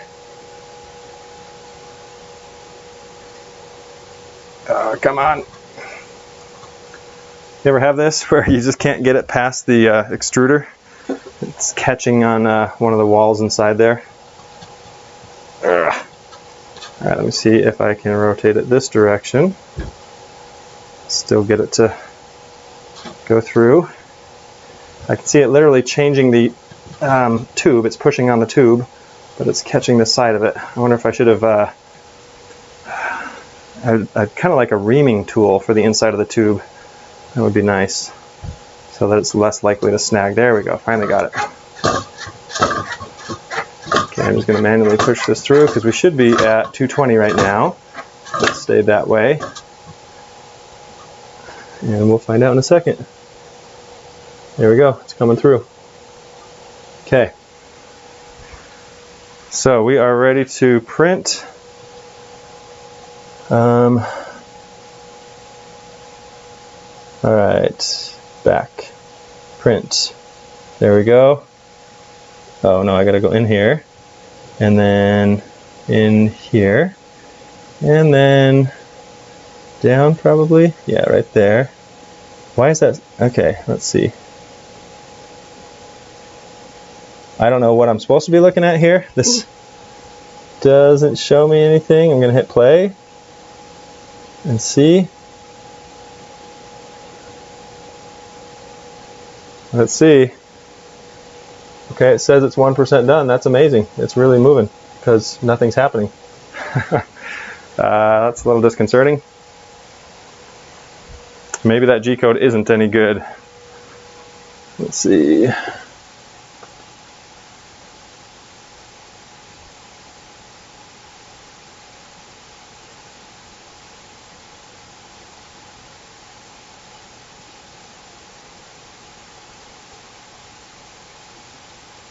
Yeah, I had BW's electronic. I had an angle on it, and it just kept getting stuck. So I tried it flat, and I probably apparently needed to have an angle facing the right direction. I didn't even take note of which direction that was, but that was the problem.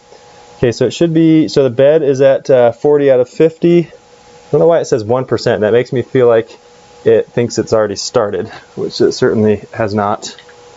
Try clearing some of this debris off here. Our hot end's at the right temp already. We're at 206 out of 205, just waiting for the 5 more Celsius on the bed. It's always fun doing the first print on a new machine, seeing how it goes. I don't expect anything amazing here, but if I can get some functionality, that's great. I did not wipe it down again with alcohol like I normally would, so hopefully I didn't touch that center of the bed too much. I don't think I did, but then again, I did have stuff sitting on there, so. Okay, it's homing.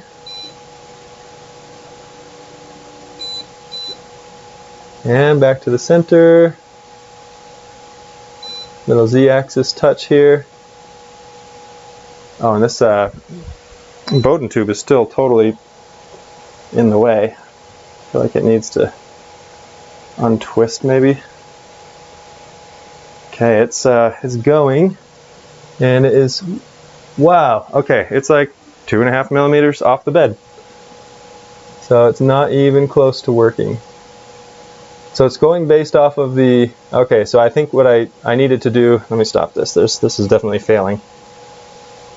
I think it's going based off of the Z of the sensor rather than what I set it to, which means I need to auto level after the manual level is done, and so it knows where the bed is at right now. Is that correct? I'm looking for the garbage.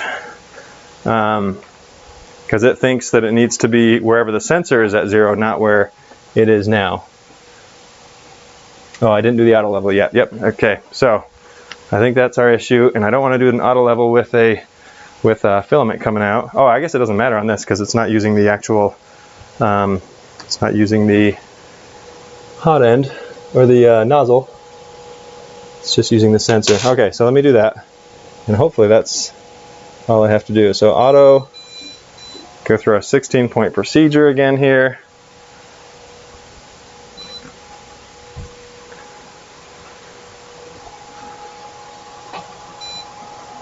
All right, let it do its thing.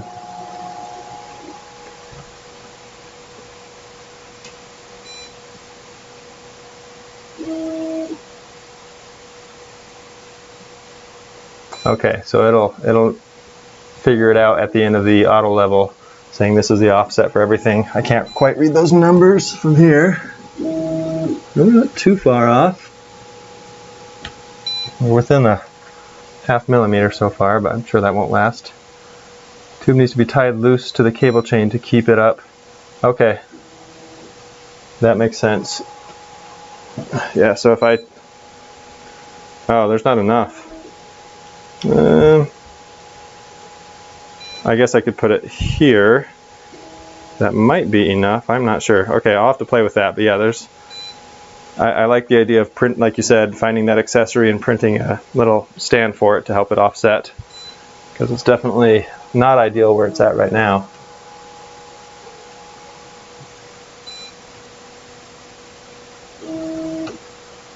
Okay.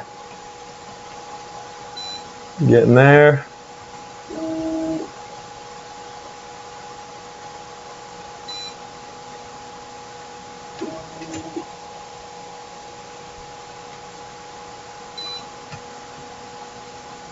So if I understood correctly, at the end of this, it's recorded all of its offsets. So it's just going to go to 0 regardless, meaning it will put the bed level at the proper height, hopefully, after it's done with all these. Or do I need to adjust and tell it now to move down so much? Let's see here.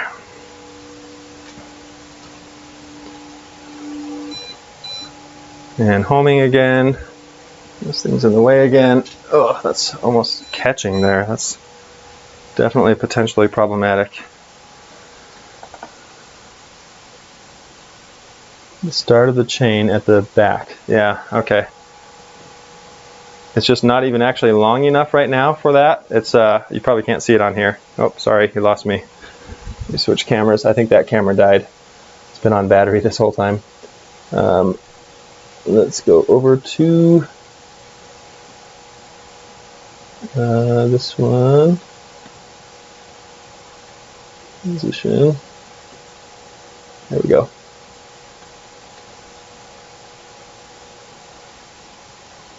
Oh boy, we got a spammer in here. How do I block this person? remove.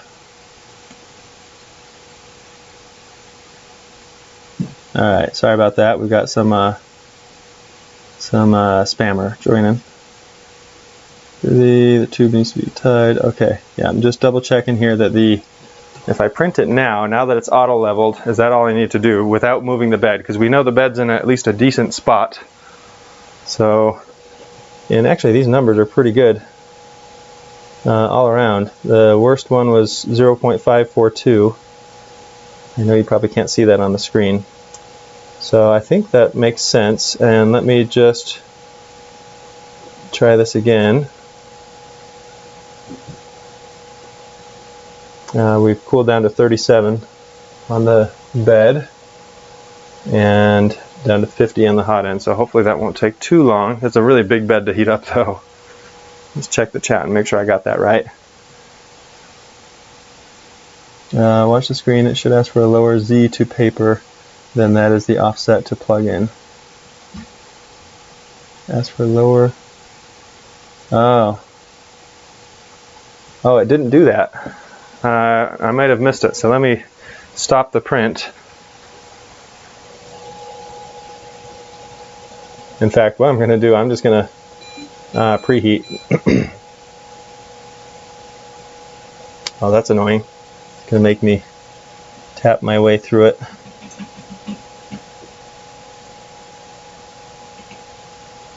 What increments is this going in? Weird. Okay, I'm going to preheat this guy. Interesting, it has a spot for a second hot end. So I'm wondering if that's a possible upgrade on this. 210. 208 only goes in increments of 4, so that'll have to work. So I'm preheating it. In the meantime, I'm going back to leveling. So you said it was supposed to ask me for like to put paper up to it at the end, because it did not. How is this person here again? Oh no, they're gone. Okay. Should ask for lower Z to paper, then that's the offset to plug in. See, it didn't ask me for any of that, so the screen pen to use the menu after, or better than fingers. Okay, I don't even have one of those pens anymore. Haven't used one of those in ages, but I'll have to see if I can find one. Okay, so if I auto this, sorry guys, hang in there. We're almost, hopefully almost there. I gotta clean up this strand here. I guess it won't matter. So it's going through again, and I'm gonna actually see if I can show you the piece here that it's trying to do at the end. It's not giving me any options to lower a Z to it. I haven't had to do that before. Like, I don't know, this is just different than other auto bed levelers I've used, so I'm a little lost.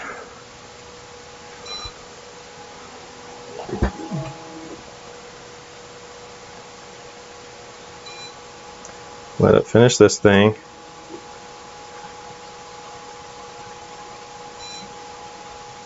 And then let's see what's on the screen. I'm trying to think if there's an easy way for me to show you the screen where it's actually legible on camera. Move this webcam over. I think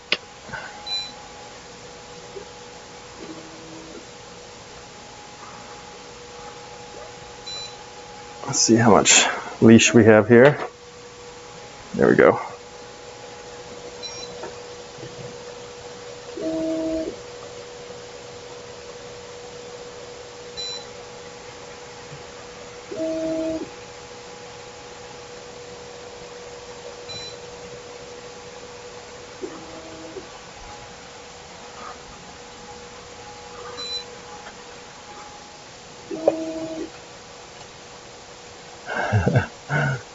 Yeah, I can't wait to see that test benchy either. My goodness.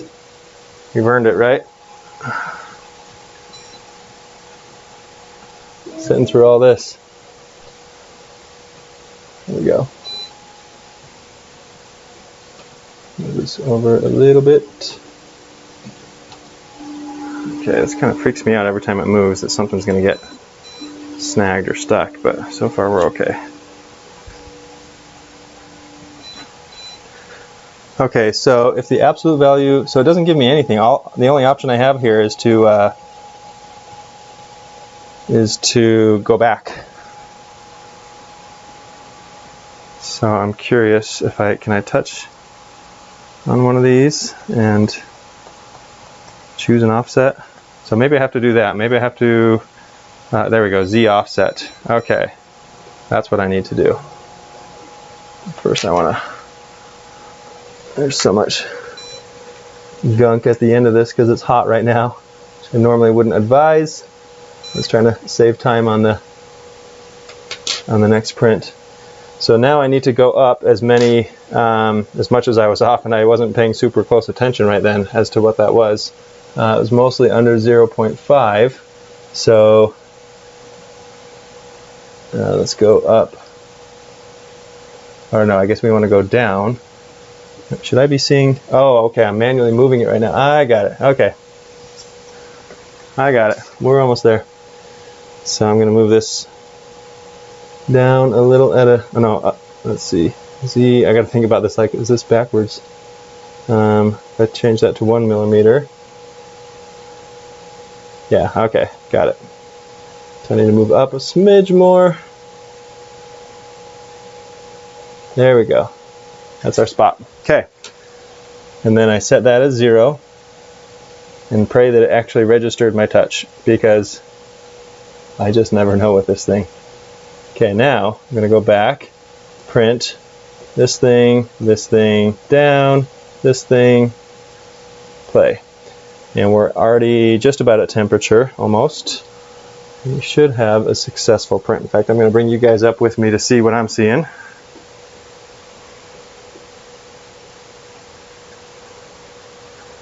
So we are, yep, we're a couple degrees away on the hot end, and then we should start printing.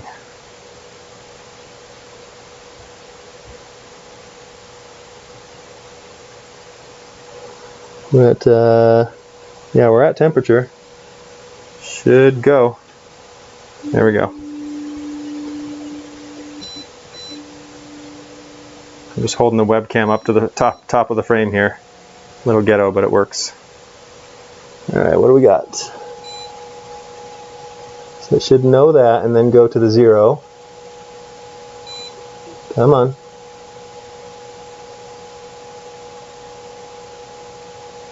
Good. Kind of good. Still way too high. Oh. Not way too high, just a little too high. Should I just move the springs? I hate that middle one. It's going to screw me up. It's actually working. It's sticking. Maybe if I can get rid of that slop in there, because that's going to mess it up. But it's not too bad. It's going to work, I think.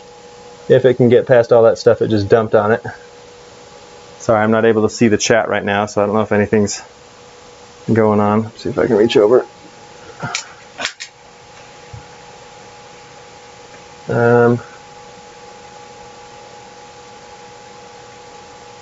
I never set the Z even after the long setups. The Z seem to change all the time.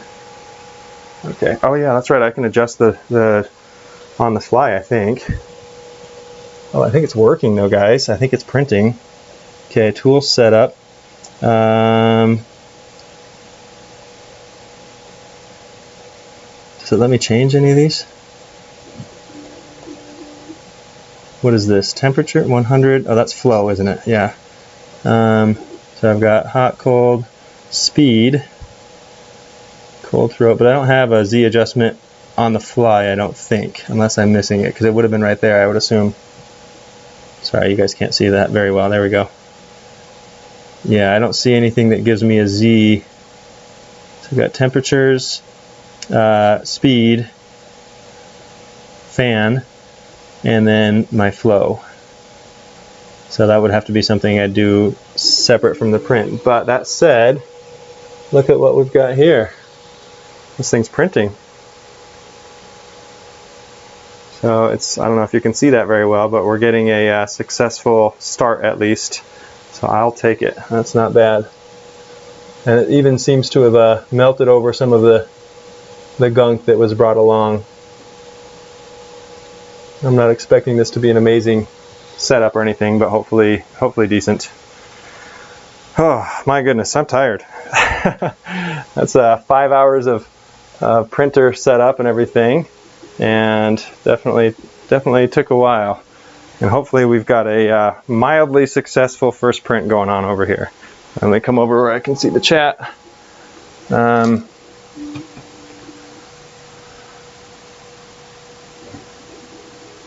Okay, tools menu, baby steps, and the baby step in the printer. Used a little, and then auto home. Yep, I agree, Stephen. Level probe crash in the printed item. Cap is so small to get it right, it prints okay. Oh, is it? Is that probe? So the probe is higher than the nozzle, but not by much. If I had to guess, I'd say that's maybe 2 millimeters higher than the end of the nozzle. But it's printing right now. It's not. Yeah, it is definitely higher. So it's not going to crash into anything. So that's good. I might need to. I wonder, is that adjustable height-wise? It doesn't look like it, but who knows? I'll have to see. Okay, I'll double check on that probe and see where that's at.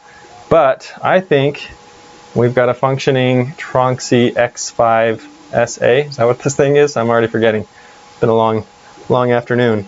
Boxes are over there somewhere. So yeah, I think I'm gonna let this thing go and just let it print for a while. I'll do some adjustments. So from what I recall, I'm definitely gonna have to do something about our Bowden tube, which literally is rubbing on the bed right now. So that's a problem. I feel like if I can twist it properly, I feel like it's tangled right now, so maybe that'll help, but I still want to put some sort of a holder in place to keep that away from the belts. I'd hate to have that rubbing on the belts regularly. I'll keep an eye on the tension of the belts, and then I'll just be checking the heights of everything, and then movement, all that stuff, and then bed calibration. So yeah, that's exciting. So I think we're in a good spot. Doc Nielsen wants a benchy, and that is kind of the official thing to do. So what I'll do is I will I'll get that one ready, because this one will be done shortly. In fact, does it give me a status update on these? I don't know if it does. 16%. Oh, it's not that fast. 17%. Okay. I can get one ready pretty easily. So for those of you who know, yeah, CNC Maker, I agree. 200 bucks, not too bad. Colin, one printer is good, so at least one is out of the millions like mine. Yeah, nice. And hopefully this one will work. And again, this is not one that they like checked out and sent to me or anything like that. This is not any different than any other one as far as prep, or it's not supposed to be, we'll say that much. So glad it's working okay. So I'm going to go ahead and get a profile ready here for this, and I'm trying to, well, I can't pull one off of the card because it's in use right now, but I'm wondering if I can just do a generic 330 by 330 by 400 on there. DC Sublime, thanks man. Yeah, appreciate you being there, and it's been a long journey, so kudos to you for making it through. Let me switch over to the screen. Okay, and then we've got to open up Cura.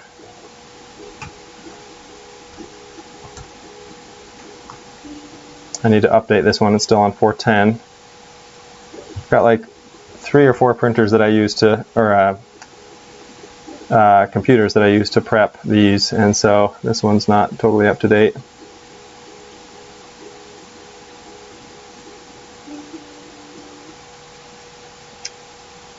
Okay.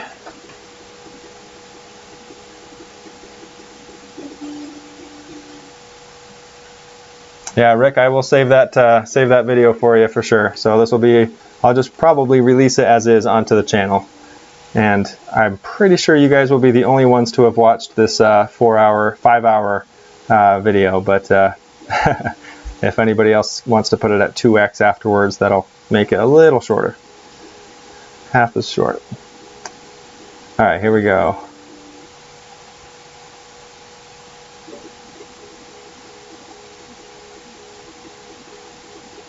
Oh, nice. Set up a CNC maker, got a big old print, a 2-day print going. Nice. And Colin, you're saying not to use the Tronxy profile. Okay. Can do. So let's add printer. And oh, you're saying the one that came with it. I see. Okay. So I'm just going to go with the generic custom probably. Tronxy. I keep forgetting what this thing is called. X5SA. I'm literally looking at the title of the live stream to get that. All right. Hey, thanks, Stephen, for hanging out. Appreciate it. I don't know if you're leaving or not, but yeah, it's been a while. All right. Width 330, 400. Rectangular, and my main question is just to confirm that origin is not at center. And I'm thinking it's not, but I just would love to verify. Thanks, guys, those of you who are dropping off, appreciate being on. Oh, Steven's hanging out, good, all right. Steven, can you confirm that this is a front left center so I don't have to check the origin at center on this one? I think that's the case. I'm not going to worry about the print head settings right now, unless there's anything I need to worry about. I'm just going to go generic at first. Let's grab a benchy. I'm sure I've got one on here somewhere, but might as well grab a fresh one.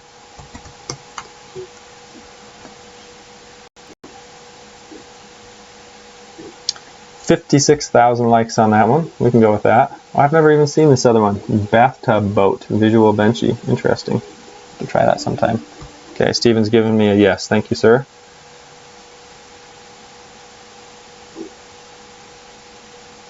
Okay, let's download this. I do not need a marketing manager.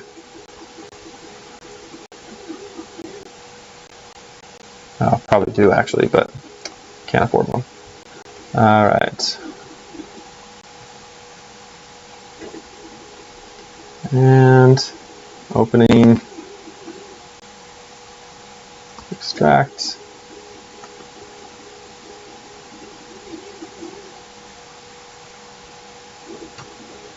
And this thing's cruising along, it's looking all right. Oh, interesting, it stopped the, it's not a calibration cube.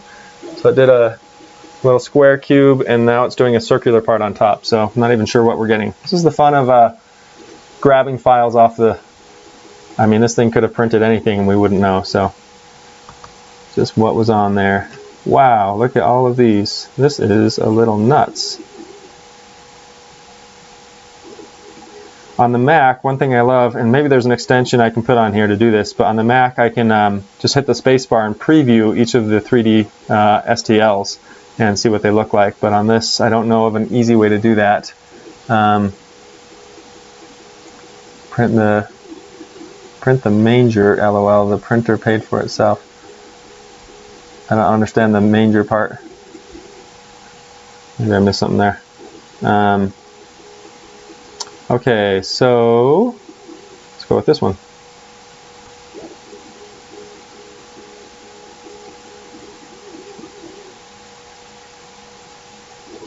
Yeah, it's in the printer now, so I can't pull it out and see. We get a mystery print. It does not look exciting, I'll tell you that much. Half a cube and maybe a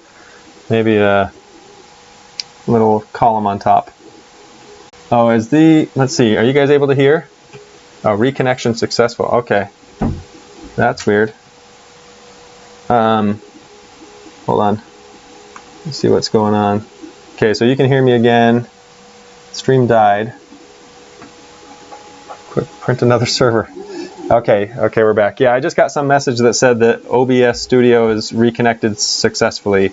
and that's what I'm using to do the camera streams here. So sorry about that. I'm not sure what happened there. Okay. Yeah, my I don't know if you missed that, but my wife just brought me a cold cola, so I'm very happy about that. So.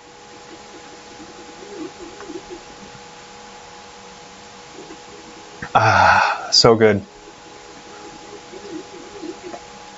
We've got a flat of Coke right next to our refrigerator, and keep forgetting to actually put the Coke in it, and so we bought some of this Sam's Cola stuff for a group thing we did, and so I've been finishing this off. Not quite as good as Coke, but I'll take it. Right now it's fantastic.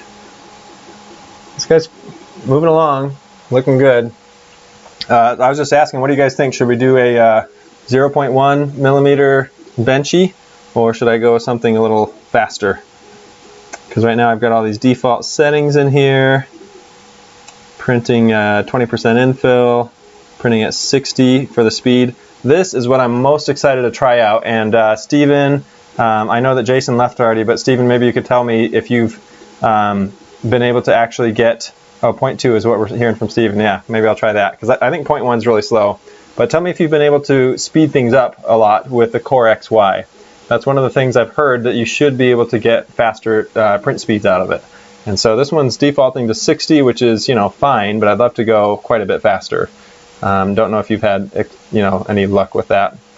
I'm going to turn on acceleration and jerk control. And yeah, let's put this up to at least 0.2. And then what else do we have? Cooling, support. We don't need support. I don't want to do a brim typically. I'd like to do a skirt usually. And yeah, that's it. Okay. Doc Nielsen is saying 0.15, and he's running at 100 for Steven. Okay. Oh, I didn't know the screen is blurred. That must be a streaming issue, so I'm sorry about that. Oh, Jason's back. All right. So Jason, we were just saying, Steven's saying he's printing at 100 speed, and I'm wondering if you're getting that same kind of speed out of your Tronxy, because I'd like to do more than 60 even initially. I'm gonna try 100 here, and I know we're not tuned very well. Let's see, where's my initial layer speed? Yeah, I'll keep that one lower. In fact, I'll go down to about 30 on that guy. Travel can go higher with this too, so. Okay, I think that's looking, uh-oh, am I frozen? 20, oh man, I'm frozen. Okay, on my back, is OBS Studio working? Whoa, that's weird. I don't know if that froze for you guys, but I got totally frozen there. Okay, we'll go 20 on the initial. Whoa, what? I've never done that. I somehow managed to just delete the option. Gotta go put it back. Oh, hey, we got a successful first print. You guys, that's pretty cool. Let me show you this. And it popped right off with no effort at all, because it was barely on there. Let me see if I can see what you're seeing here. Oh, sorry. I'm holding it up to the camera, and you guys can't see the camera. Sorry about that. Let's do this, and in fact, I'll go to this other camera. Transition over to that. Here we go. All right. So this is what it printed just now. And obviously some blobs on the bottom layer from when it had some stuff hanging off the hot end. But you know what? I'll take it. That's great for a very first print and a nice little quick study on it. Bottom looks terrible because it was barely hanging on there. So, oh yeah, slicing probably did kill OBS. Travel is 100, but I would print around 80. Okay. Tronxy state 60 estimated. Okay. Someone woke up to lag monster buffering. Yeah. So anyway, there's the first print. How about that? I love this gold PLA. It's like one of my favorites. It's like super glossy and shiny all the time. But yeah, that's that one. Okay, I'm gonna get this benchy finished off. So yeah, somehow I managed to eliminate the first layer speed. I don't even know what. I literally just double clicked and on accident, and it went away. Initial layer speed. Here we go. Put that back.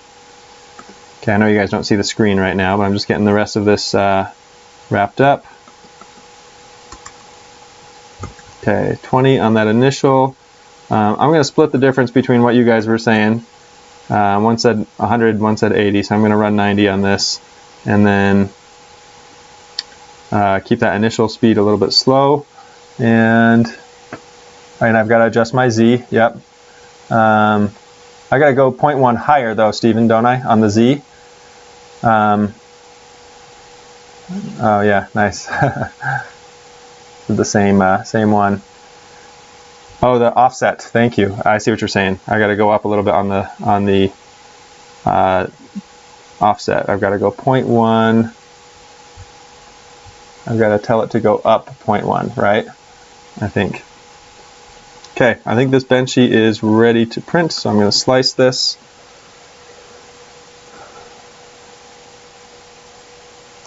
Okay. Whoa, we got a 52-minute one here. I don't know if you guys want to hang out for that. I don't know if I want to hang out for that. 52 minutes. Settings for the Tronxy in Ultimate. Jason, no, I didn't. We used the. We just did a manual one here real quick, if that's what you're talking about. For the setting up the printer configuration, just did a generic custom one and just set the sizes, and that's all I've done so far. So I think that's what you're asking. All right, I got to eject my micro SD. Have some more Coke.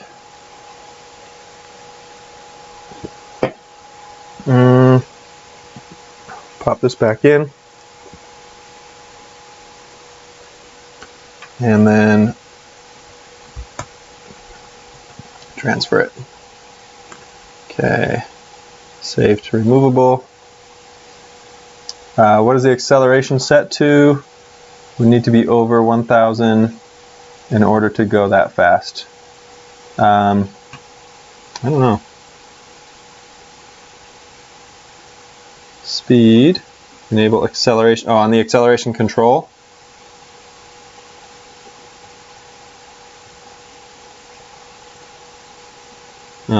Don't know. Increasing the accelerations. Let's see, I might need to enable that.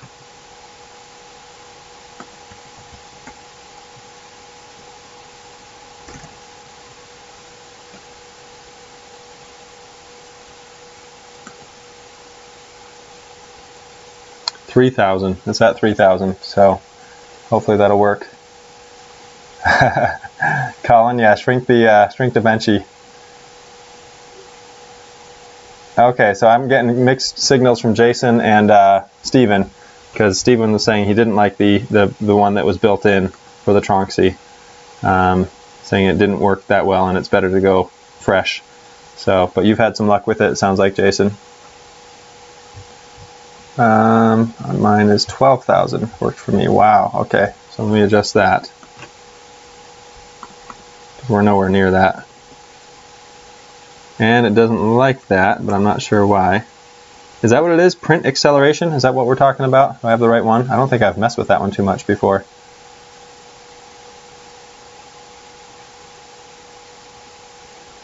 Let me show the screen here. Again, I know you guys can't see this real clearly, but hopefully it'll help.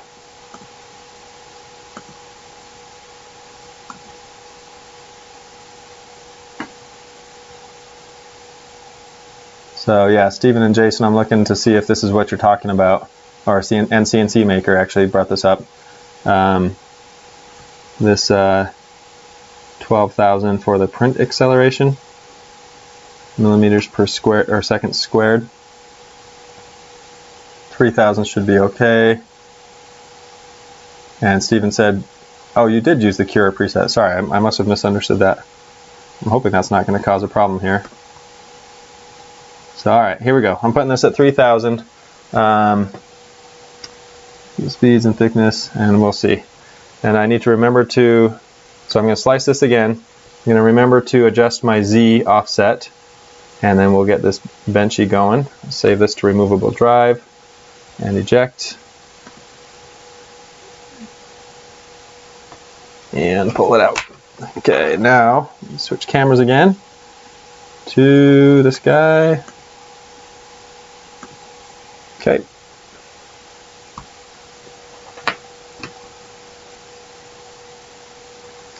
$1,200. Yeah, I'm at 3,000 here, so let's see if that works. I have no idea. That might be way too much. I don't know. Oh, and how's my battery? Battery's okay on the mic. I'll make it for a little bit more anyway. Okay, moving over to pop this in.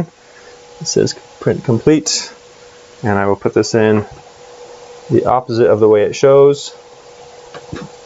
There we go. Let's go to Tool and Z offset.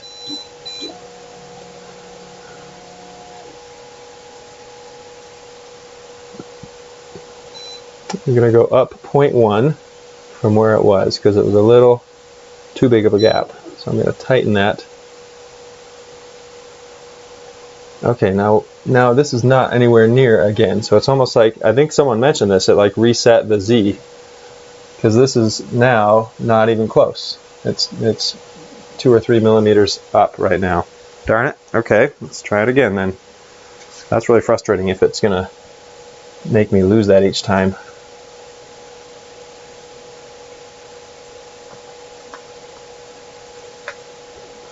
Point 1.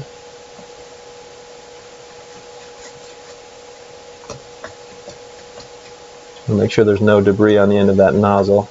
So right there is nice and tight. Like that's just where I think it should be. Maybe I'll go one more, like 0.1 up, just to be a little on the safe side. Do that. Okay, set as 0. Clicking that multiple times to make sure. Then go back, print, and Benchy's right up front there. Hit play, and hopefully we haven't cooled down too much. Yeah, it's definitely cooled down some. Let's get rid of some of this junk.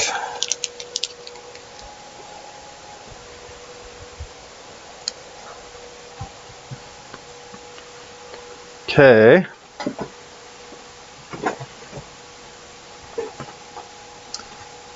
Good. So let that warm up. Start our print and see how we do. I'm just checking on my stream again here. YouTube is not receiving enough video to maintain smooth streaming. That's not good.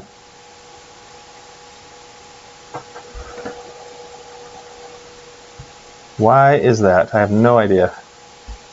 Huh. So are you guys getting some buffering and some kind of a garbage stream here? Because that's kind of what it's indicating. Z offset keeps going. Yep, Colin, I'm getting that same thing. That's annoying. That's frustrating.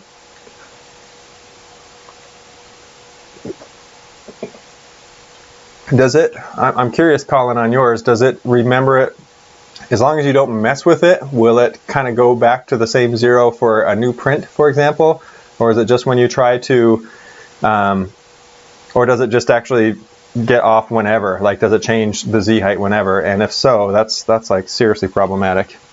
Okay, stream is still smooth. Good. Okay, mine looks really bad on my test one over here. Maybe it's because I'm using. I mean, I've probably got like, I have 4 kids, and they're all not little anymore. So I'm wondering if some of them are streaming or something. Let's see what my quality settings are set to. 144p. Ooh, that's horrible. Changed to 720. Oh, there we go. I changed to 720 and it still streams perfectly. So, all right, let's take a look. Let's see if we're in a better spot on our first layer. I'll bring you along with me here.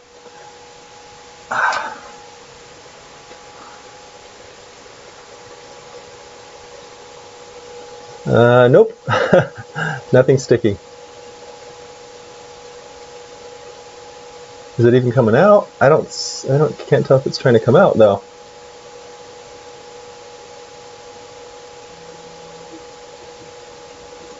Nothing. Okay, let me check the extruder. I feel like it's not pulling. So I've got my hand on the, oh, there we go. Now it's pulling. Don't know that it was before. Yeah, it's bunching up in there, isn't it? Okay. This one's not working. Okay, now it feels like it's, I'm seeing it come out, but I didn't before. Okay, I'm gonna stop that. Okay.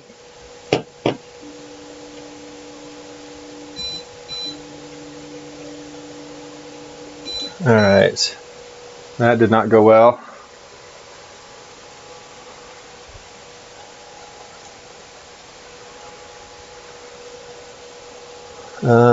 Clean up this hot end a little bit because it's got stuff all over it now.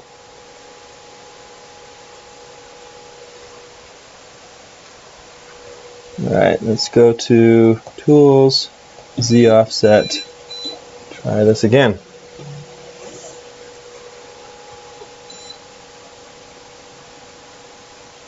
Went wrong way on the Z, okay.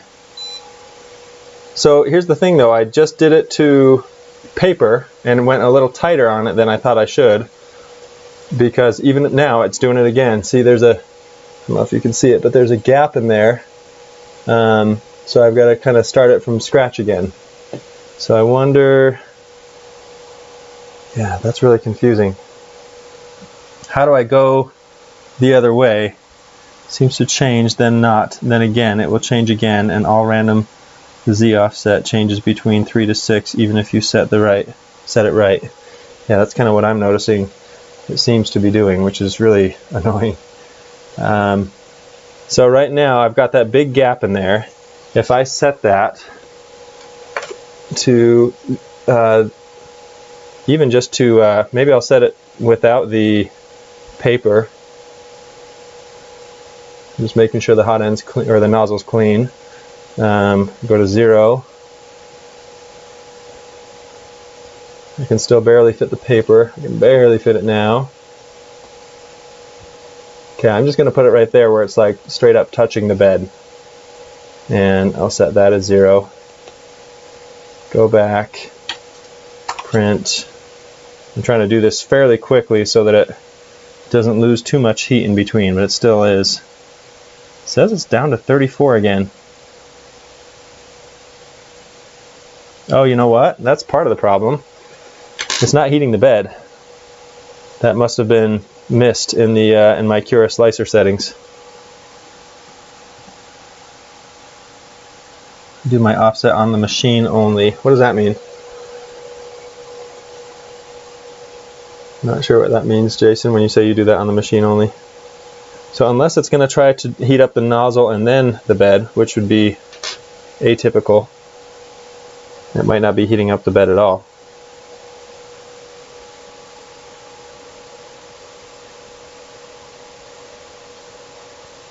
Oh, that's blurry for you guys, isn't it?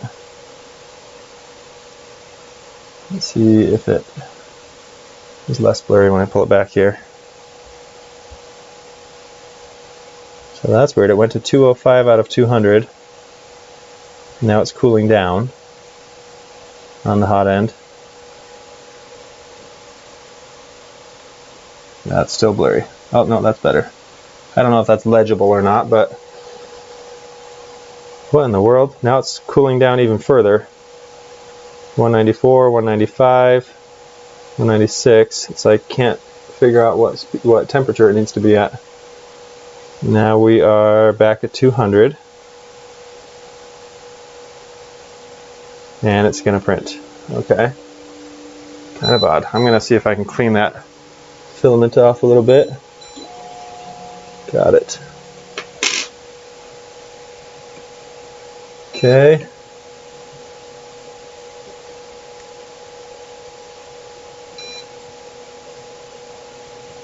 Okay, I don't care about what your sensor tells you. Go to the right spot. Okay, that's looking better. Maybe a little too better. I think we're might be smushed into the bed a little bit. Maybe I'm just going to manually bring this down a little with these middle knobs. Yeah, so it's actually too low right now by a little bit. So I'm adjusting the knobs and it's working. Not perfectly, but it might survive.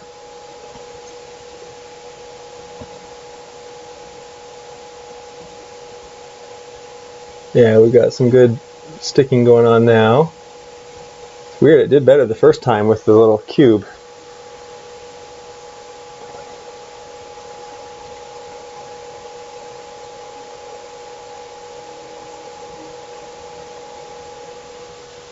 I'm trying to see if there's a way I can prop this camera in place. Should be. But then I think if I get it too close, the focus will be a problem.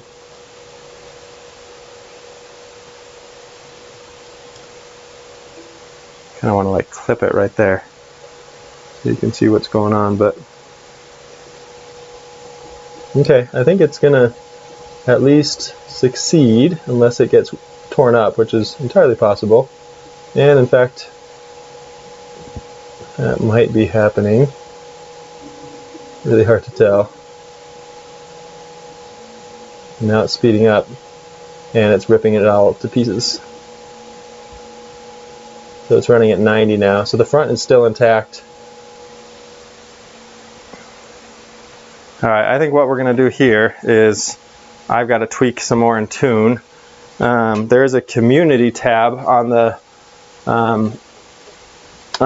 YouTube channel, and I can post pictures there, and I think this might be one of those scenarios where my best bet is to keep tweaking and tuning. Yeah, I just ripped the whole thing off. That's done. Let's stop that. Yes. Oh, stop. Yes. There we go. So I think I might need to do some adjusting, and then I'll post a picture of hopefully my first successful benchy on this thing before too long, because this could go on for a while as far as back and forth.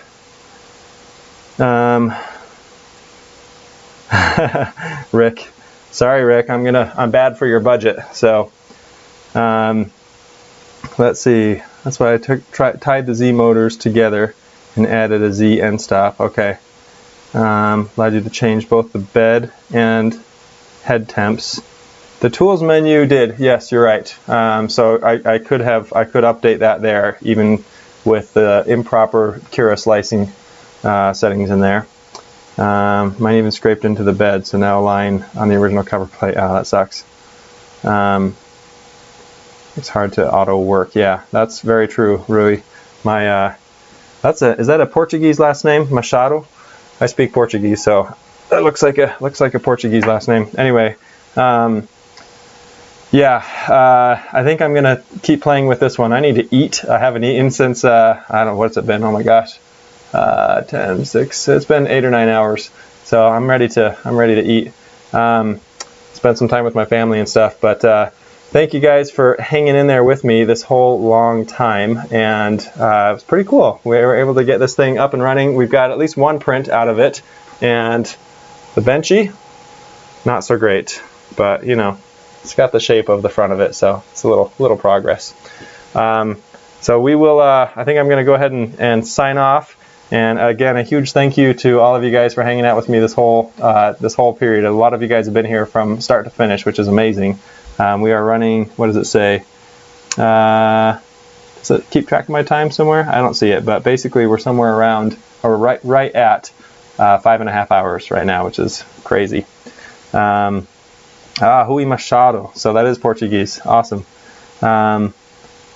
Okay, so, all right, well, thank you guys. I'll sign off. Take a look if you want to see, hopefully, a finished benchy in the next 2 days or so, depending on when I get to it. I'll post that on the community tab, and a huge thank you to you guys for making this work.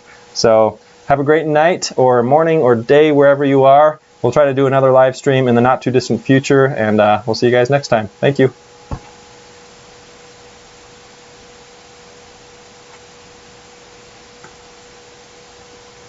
Bye-bye.